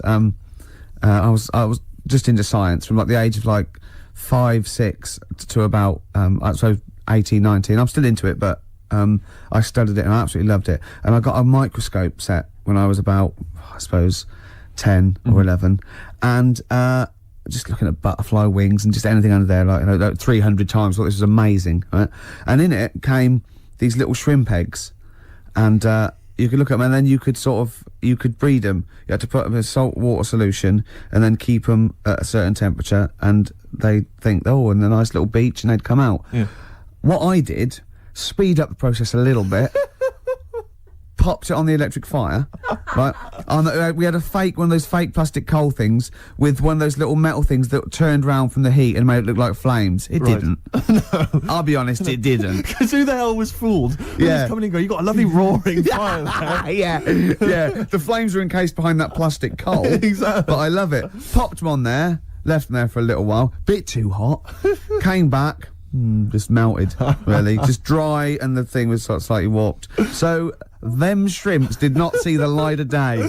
Once again, your laziness and sinfulness I got to speed up the experiment. Absolutely. Come on. I can advance nature. Yeah, Come exactly. On. Yeah. Do you stand in front of a microwave just going, come on, yeah. A minute and a half for soup? It's ridiculous, isn't it? Yeah. That's majestic. Yeah, but I learned the lesson. Yeah. Now I make sure the shrimps are the right temperature. Exactly. That's terrible. You reminded me of something I was going to say then, but I can't remember. I've embarrassed myself live on air. Yeah. Should have kept that quiet. No one would have known. No one was there thinking, I wish Steve would say something now. It's crazy. What I was hope Steve he going to hasn't say? forgotten the story. Yeah. Oh, I know what it was. It was about you said about the sort of the fire and that idea of kind of buying a piece. It's like when people buy a fake Rolex watch. Yeah. And they tell people it's fake. Utter waste of time. Yeah. Why you told me that? It's like, what? I'm getting one over on the Rolex people. But you're right on that side. But the point is, why buy a fake Rolex watch? I mean, why buy a Rolex watch? I think they're very they look expensive. good. They look nice. Yeah. And it's a transparent display of wealth. But it's when there's like a builder who you know's on like £5 an hour wearing a Rolex. You're joking, aren't you, Steve? Hod carriers can get upward of £550 a day. So you've embarrassed yourself. I don't know anything. It seems like I don't know anything about the building industry anymore.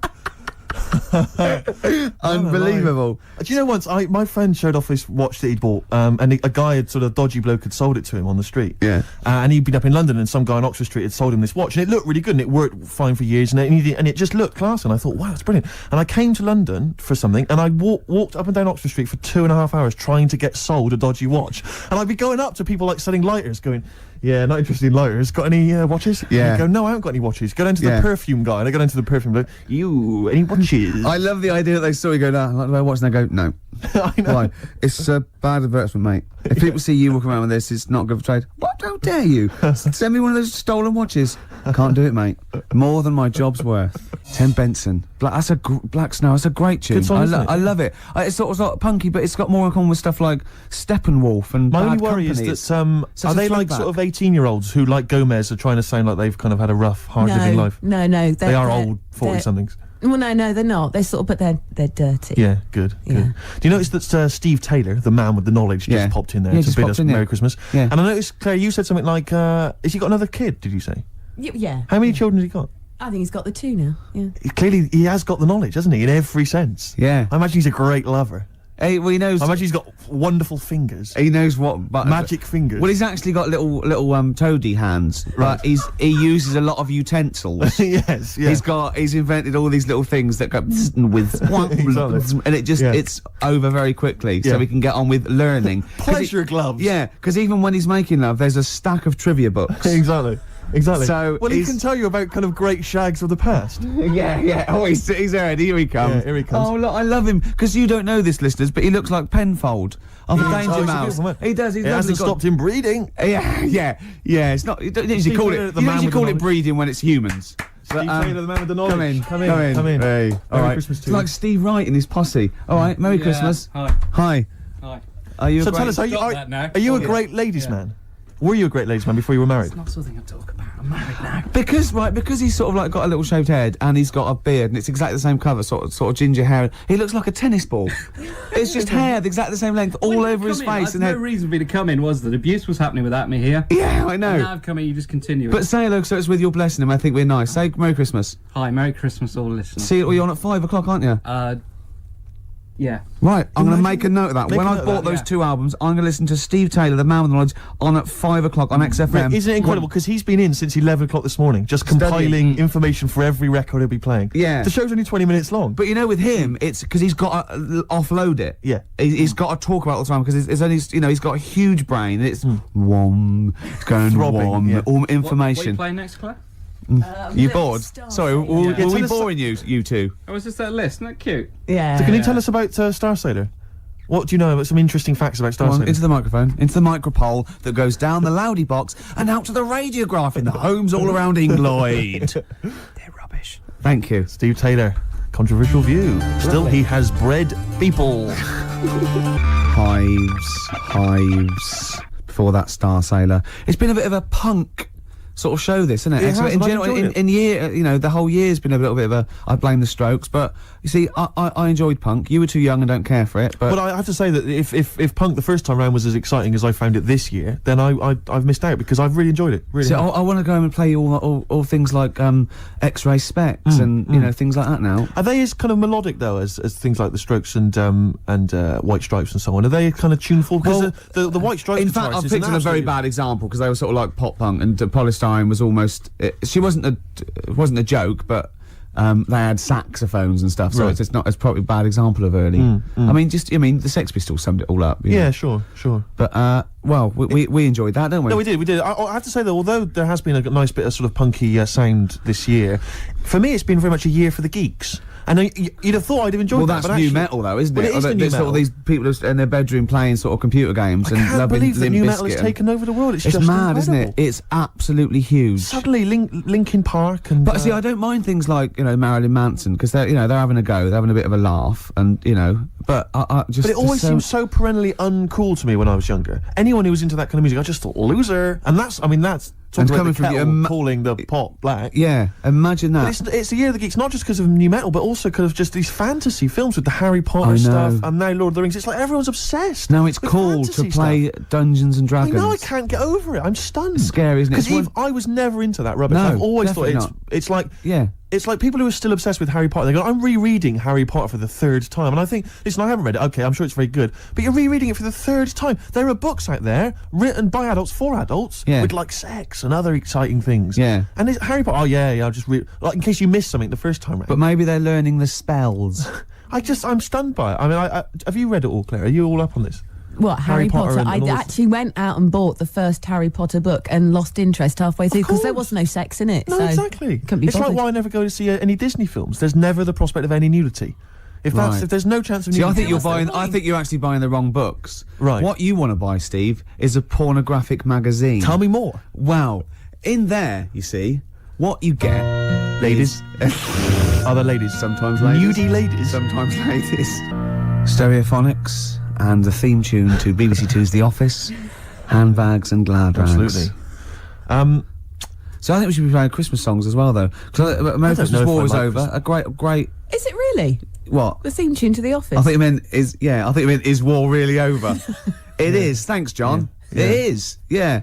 Yeah, it is. Yeah. That's there. To be fair, Rod Stewart did it first. Yeah, and we don't use the Stereophonics version. Oh, no, right, or the Rod Stewart version. Thank you. Too expensive. Exactly. Costs a fortune. We had to re-record it. Yep. Or little known facts. Yeah. You should save that for the DVD. Or Steve Taylor would have blown it anyway. Yeah, exactly. Wouldn't he? To come on with the knowledge and told him everything. I was thinking Fairy Tale New York. Beautiful song. No, Can we find It'd be that? nice to try and dig it. I'm sure everyone's playing it at the moment. Yeah, let's On a loop. Let's But not I mean, we play it. should. It's good. No, it's Let's play Simply Having a Wonderful Christmas Time by Paul Can we McCartney. play Driving Home for Christmas, Chris Rea? Oh, he is. There's a lyric in that goes, he's in the car driving on Christmas, and he looks over at the other bloke in the other car, he goes, he's just the same as me. Yeah, I was thinking that. He's just the same as me. Driving Home for Is he Christmas. saying he's copied him? He's like, oi, what are you wearing? That's the same as me, that is. What did you get your missus? The same, is it? Are you? Who are you a stalker? I'm Chris Rea. Hello. Yeah. He's going back to Newcastle. Exactly. Oh, they talk, innit? Is that where he's from? Yeah. Is it Middlesbrough or Newcastle or Do you remember when Rea made a film? Cleveland? Go on. Chris Rea made a film. They all do it, like Dave Stewart made that film with the All Saints, Honest. No one went to see it. No. But Chris Rea made a film which was like a kind of fantasy thing. Well, I think Shirley Bassey turned up in it, where he was like, have you ever seen this? No, but oh no, I can't tell you. I'll tell you off air. Really? Is it outrageous?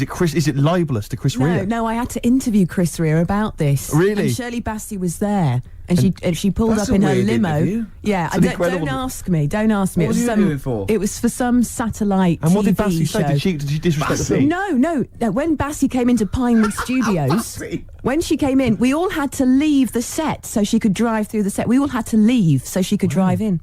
No. Just thought I'd tell you that. God. It's very boring, really. I wish I hadn't told you that. What do you mean? She drove her car into the set? No, she was driven into Pinewood Right. Studios, into wherever they were filming, and we had to all leave why did you as have she to arrived. leave?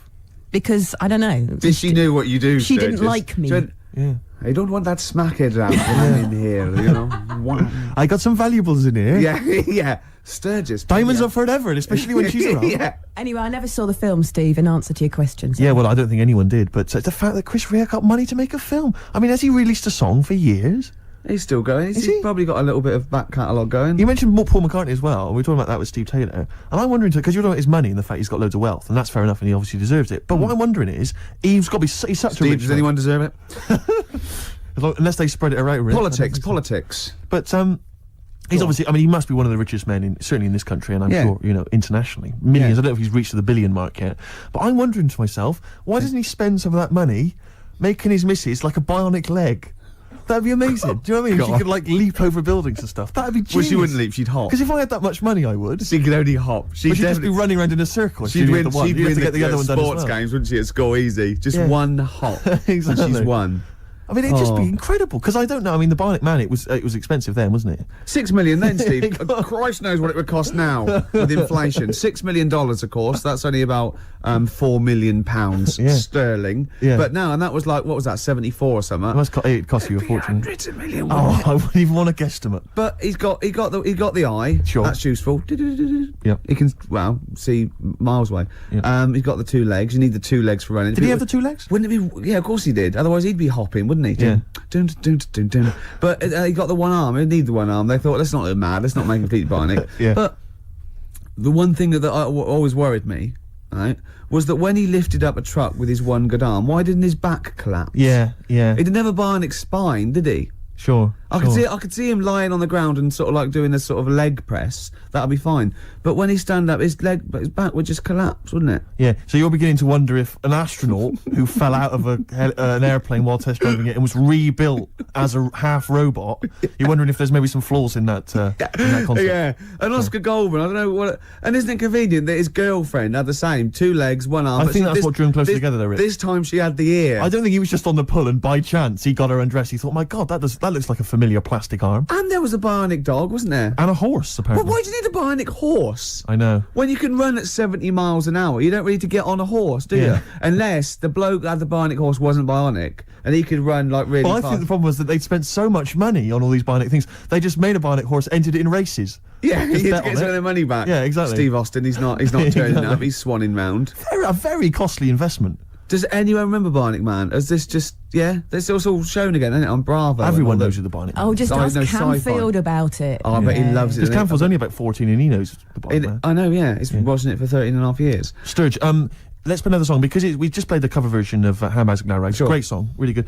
Yeah. And I've been playing cover versions version. all this year. And one of my favourites was this Run one for cover. I played a long time back. Actually, I think I played this when we were standing in for Dermot O'Diddley. Yeah. He was back today, wasn't he? Just pops up when he wants. Exactly. Isn't he? But I'm not going to play any cover versions in the new year. That's Go on. Cover Me Up or Cover Me Bad. That's cover, run for cover. Well, I've finished with my I call it film review. Yeah. Sure. So we're going to have all new features in the new year. Yeah. But this is, I'd love to play this again. This is a Once Around the Block, as done by the Kings of Convenience. Play this, Claire. Lovely.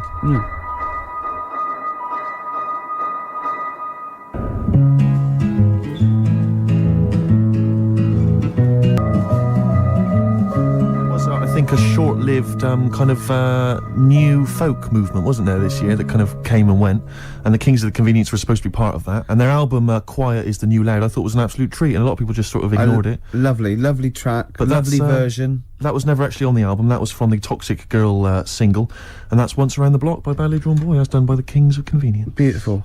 This is great, isn't it, coming in and just like playing songs? Oh man, it's a lovely job. Do you think the listeners enjoy this as much as we do? I would imagine not. No, I don't think so either. No. But does that make us bad people? No, I don't think it does. It makes us wealthy people. And lucky, very lucky. That's true enough. PJ Harvey. Lovely. Love it, great. I'm loving this, Steve. Yeah, no, it's Nearly great. Christmas. I had a couple of chocolates there, didn't I? Oh, the purple ones in roses. It's very much like the Quality Street one, the hazelnut and the toffee. Yeah. But getting me in the mood. Now, I know if you're a fan like me, you love the roast dinner. Oh. We love the roast dinner. But the Uber roast dinner is the Christmas dinner.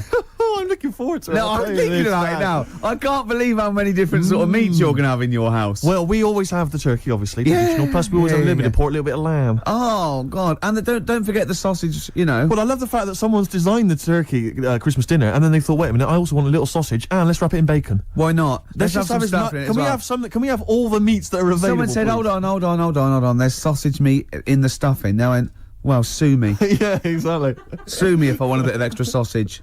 You know what I mean? Oh. It's the greatest. It's the work of art, and it takes hours. Rick, can I ask you what kind of veg you going with this year? Veg? Well, I just love the roast potato. I mean, people have tried to sneak in the Brussels sprout. Because you don't eat vegetables or anything green, do you? not to eat. Parsnips. I love parsnips, but when they're crisp and crunchy, like a trendy crisp in a wine bar. I love it when yeah. Oh, I love that. We'll be having carrots. We'll be having leeks. We'll be having Brussels, obviously. Brussels. Yeah. And my mum will always throw in a little bit of something crazy. Maybe there'll be a little bit of red cabbage, something wild, something exotic, something continental. Or a used condom. To be quite honest, I think she's mental, your mother. She's got to stop that. But who knows? Any kind of treats. And I love the fact about the Christmas dinner is that people are taking weeks, years planning it. I know. They take months. They got to defrost. Have you told? Can you talk about your grandparents? Well, my grandparents, of course. The thing about my grandparents, I have mentioned this before. Yeah. I think they've got about 3 teeth between them. It's unbelievable. My grandfather. They're all their own, though. He was in the RAF in the war, right? And for some reason, he had problems with his teeth, and they pulled them all out, and they replaced them with a false set of false teeth. But during the wartime, I don't know whether this was just like what it was like during the war or just the 40s, but he had a kind of wooden plate put in with like some kind of fake teeth attached. Oh no. And he's never had that changed. So he's still got the wooden plate and about 3 teeth still hanging on it. Oh. It's just so he and my grandmother combined, they cannot eat anything that's kind of solid. So they will literally get up for Christmas dinner. They'll get up and they'll put the meat on like it's sort of 6 in the morning, go back to bed for the day, get up and eat it at about 9 o'clock at night. And the best compliment you can have if you've cooked dinner for my grandparents is, "Oh, this is lovely. You can suck it away." Yeah. Imagine that. Imagine why having don't to they suck just it through a straw. liquidise it? Have a nice little roast smoothie. They have done in the past. Really, and a little apple crumble smoothie to if follow. if we take them out to eat, like at a restaurant or something, we've got to phone ahead to make sure there's fish on the menu. Really? Because they can only have fish. But then the bones, you see, that's a problem for them. Well, you can take the bones out of fish, can't you, and sort of mash it up. Yeah, but the eyes are going Steve, as well. could I suggest the fish cake? It's already mashed, it's with the potato, it's in a crispy crumb, which doesn't hurt anyone, whether you got teeth or not. Rick, can I Go on. make a little... Yeah. I just want to make a... Because obviously not everyone's as fortunate at Christmas, Rick, No, as us. we're What talking about the vegetarians? What are they eating? A nut cutlet. What the hell A is lovely little nut cutlet. Can't they have, like, tofu, but in the shape of a turkey? But I love the fact that so often, certainly your Linda McCartney veggie items, they always try to fool you into thinking it's the real thing. Some veggie sausages that they've injected with something so they'll taste like sausages. Yeah. Eat the real thing. I look, you don't really need it that arbitrary shape. If it's, you might as well just have it any shape. What angers me with the vegetarians, shape, what angers me with the vegetarians and the vegans, even worse, is that, look, we're breeding all these animals to be eaten. Yeah. They're going to get slaughtered anyway. Chow down. Come on. Yeah. Those chickens in those little kind of pens, 4 of them in a little square box. Yeah. They're sort of crapping eggs out every couple of minutes. Yeah. You're not a zoologist, are you? I am not officially. Yeah. No, but I know what I'm talking about. Rick. Yeah, you do. I've seen brochures. Yeah. I've walked past a farm while on holiday. Excuse me, farmer, could your finest hens crap me some eggs for my tea? No worries. Chicken, crap a little egg for me. Oh, Brilliant. An old Christmas classic. Oh. No, spare a thought for the vegetarians, and worse still the vegans. Yeah, and what about Travis? What do you think they'll be doing this Christmas? Having a whale of a time. I'll tell you what, Steve, it was an excuse to play the record. Genius. It was a link. Travis and Driftwood on XFM 104.9. It's the Christmas edition of the Ricky Gervais Show with Steve Merchant. Hi. I'm loving it. Yeah, it's good. I'm in the Christmas spirit, actually, I have to say. Yeah, definitely. I do enjoy it. Will you be looking forward to, I know everyone talks about it, Rick, but Christmas telly? I love Christmas telly.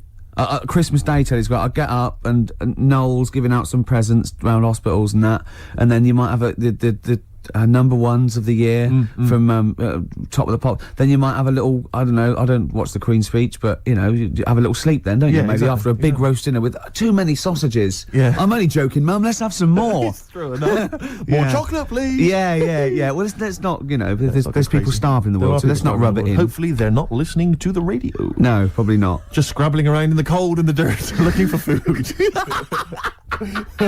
We are actually laughing about it. I know We actually laugh. Rick, I find that if I laugh about it, then I can ignore the problem easier. Yeah. Not face up to the horror. Yeah, I know. That's too easily done, isn't it? Exactly. It's too easy to face the horror of the world. It's better to laugh it off. I know. That's what annoys me about buskers.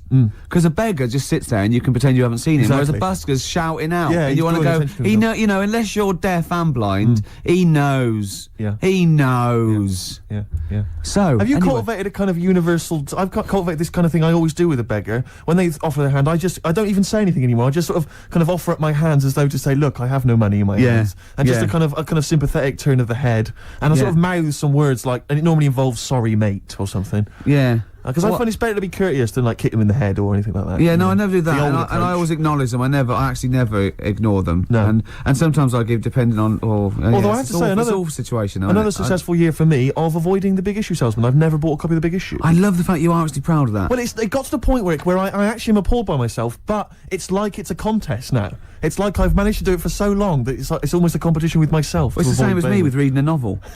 But yeah. Although I blew that in 1987 when I read Catcher in the Rye. I'm still kicking myself. I'm looking forward, of course, to... I'm hoping it'll be Dennis Norden's Laughter File, Volume 7. Oh, 7? You're having a laugh. 27? It used to be It'll Be Alright on the Night, but I think they've changed the name to Dennis Norden's Laughter File to fool us. It's great, though, isn't it? Because he comes... You're one of those people. This is something we call doorstop. And it's sort of like, just what...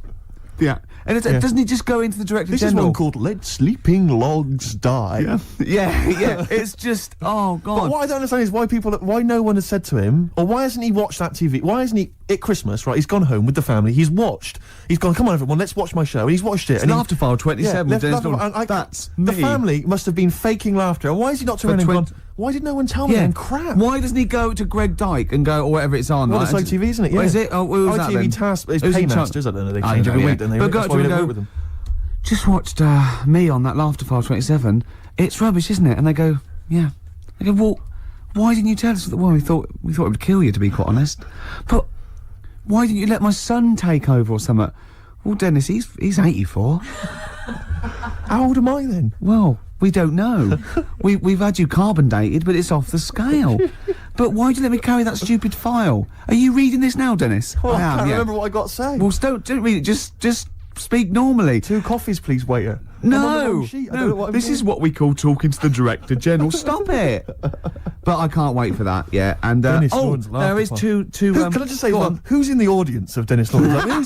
Who's gone? Joan, I got 2 tickets for a Laughter File. I can't believe my luck. I've been on the internet. Because they're always they're cracking up, the people on that show. I've never laughed once. Maybe it was an audience that they filmed in 1973, where it was the first time they saw a goalkeeper get hit in the balls or something, or Jackie Charlton or something, or a dog fall off a slide. Well, it's either old people who just can't remember, they've already seen those clips 1,000 times before, like Alzheimer's or something, or it's I was always thinking of the people at what's that show that Beadle used to do, the You've Been Framed. You've Been Framed. I think now what's happening is while Lisa Riley's doing all the scripted jokes, there's just someone stood behind her, maybe just showing a picture of her like nude or in a bikini, or just pointing and just making jokes at her expense. Exactly. That's why they're laughing. He's lovely, Lisa Riley off Emmerdale, of course. Fatty Riley. No, don't say it's not fat. It might be gland. You don't know. It could be gland. No, just stop it. You can't say that. I don't know. I've gone a bit crazy. I've just gone. No, but what if she's listening to this and she gets an eating disorder or something, or becomes bulimic because of what she's probably at home binging now. I know. She's leaving out the vomit and she can't get her fat fingers in her mouth. Anyway, I'll tell you what. The best gig of the year, surely the White Stripes, Rick. I know everyone's raving about, and let's hear one of their tracks. What's it called again, Claire? Fell in love with a girl. Pogues. Kirsty McCall, Fairy Tale New York. We're just saying, it's just a brilliant song, isn't it? Genius. It's genius. Great. And what I love is the fact that it was quite a big hit, and it's like sometimes even a majestic song like that normally would get overlooked just manages to drift up to the surface somehow, and even, everyone, the white trash. Well, the imagery's great as well. How can old slut on junk be romantic? Amazing. Well, we're fans. Yeah. Sturgis thought he was talking about her. Leave it, Sturgis. You're clean. You're clean now. Exactly. Yeah.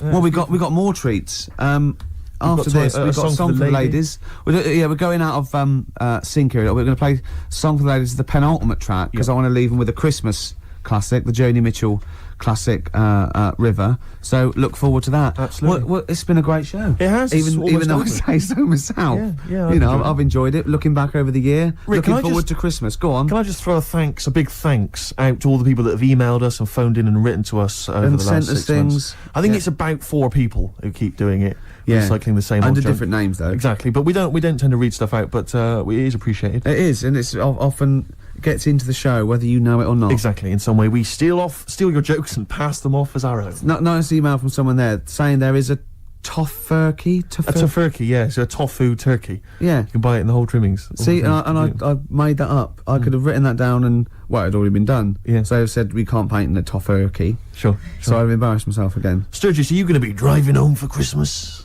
No, I'm going to be here. Christmas. I'm going to be here. God, she's working. He's just the same as me.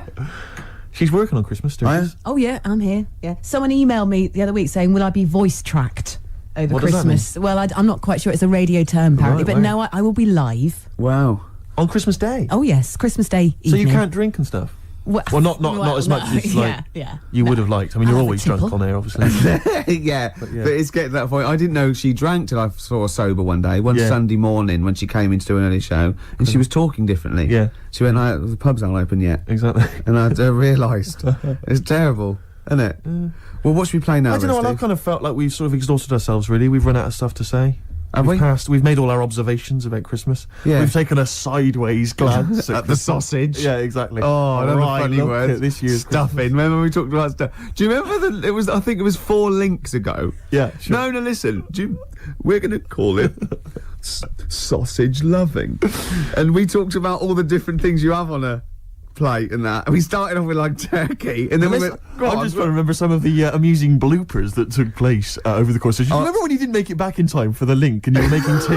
I was making tea. That was a classic God! What was that one when I think you said something like that was a white stripes. He's going to say the word wrong or something. Yeah. Oh God! If you're one of those people. Oh, this is great. I'll tell you what. I'd like to play a record because I'd like to talk about this link later. Yeah. Should we play a record? Yeah, well, let's look back on it, like, you know, amusingly, like I Love 1980. Oh, let's do that in a second. So I'll play a song for the ladies, final one of the year, and it's a song which I did play a long time ago, and it's absolutely beautiful. It's from Nick Cave's album. What was it called again? I think it was called No More Shall We Part. And it's an absolutely magnificent I'm just remembering the last time you played it. I know. It was brilliant because you introduced it, and then I think it was Karl who played it, and we listened to it. Were we playing Buckaroo or eating Curly Whirlies at the time? I can't remember. I was on a space opera. Oh.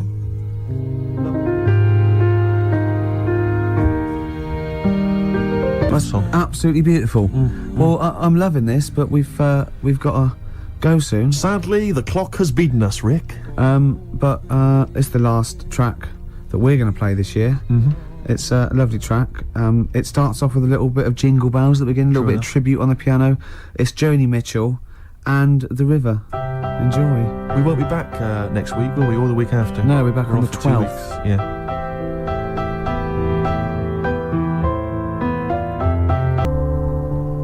Right, guys, I've got some back timing to do now, Right. so you've got 20 seconds, yeah? Okay. Well, that was Jo. She's getting a bit grumpy, isn't she? No, I'm back timing to the football. Back time. Yeah, she's yeah. You now got 15 seconds. This is Christmassy, cold turkey, mate. Yeah, exactly. That was Joni Mitchell and The River. Thanks for listening, everybody. I hope you enjoy the shows. Don't take anything to say too seriously. I hope we haven't offended anyone. We love the homeless and fat birds, don't we? Love them. And Merry just- Christmas to you, Rick. Merry Christmas to you. Happy Christmas. Christmas. Yeah, Christmas Eve. Bye. Happy Christmas She Eve. needs her fix. She needs her Thank you. fix. She's all grumpy.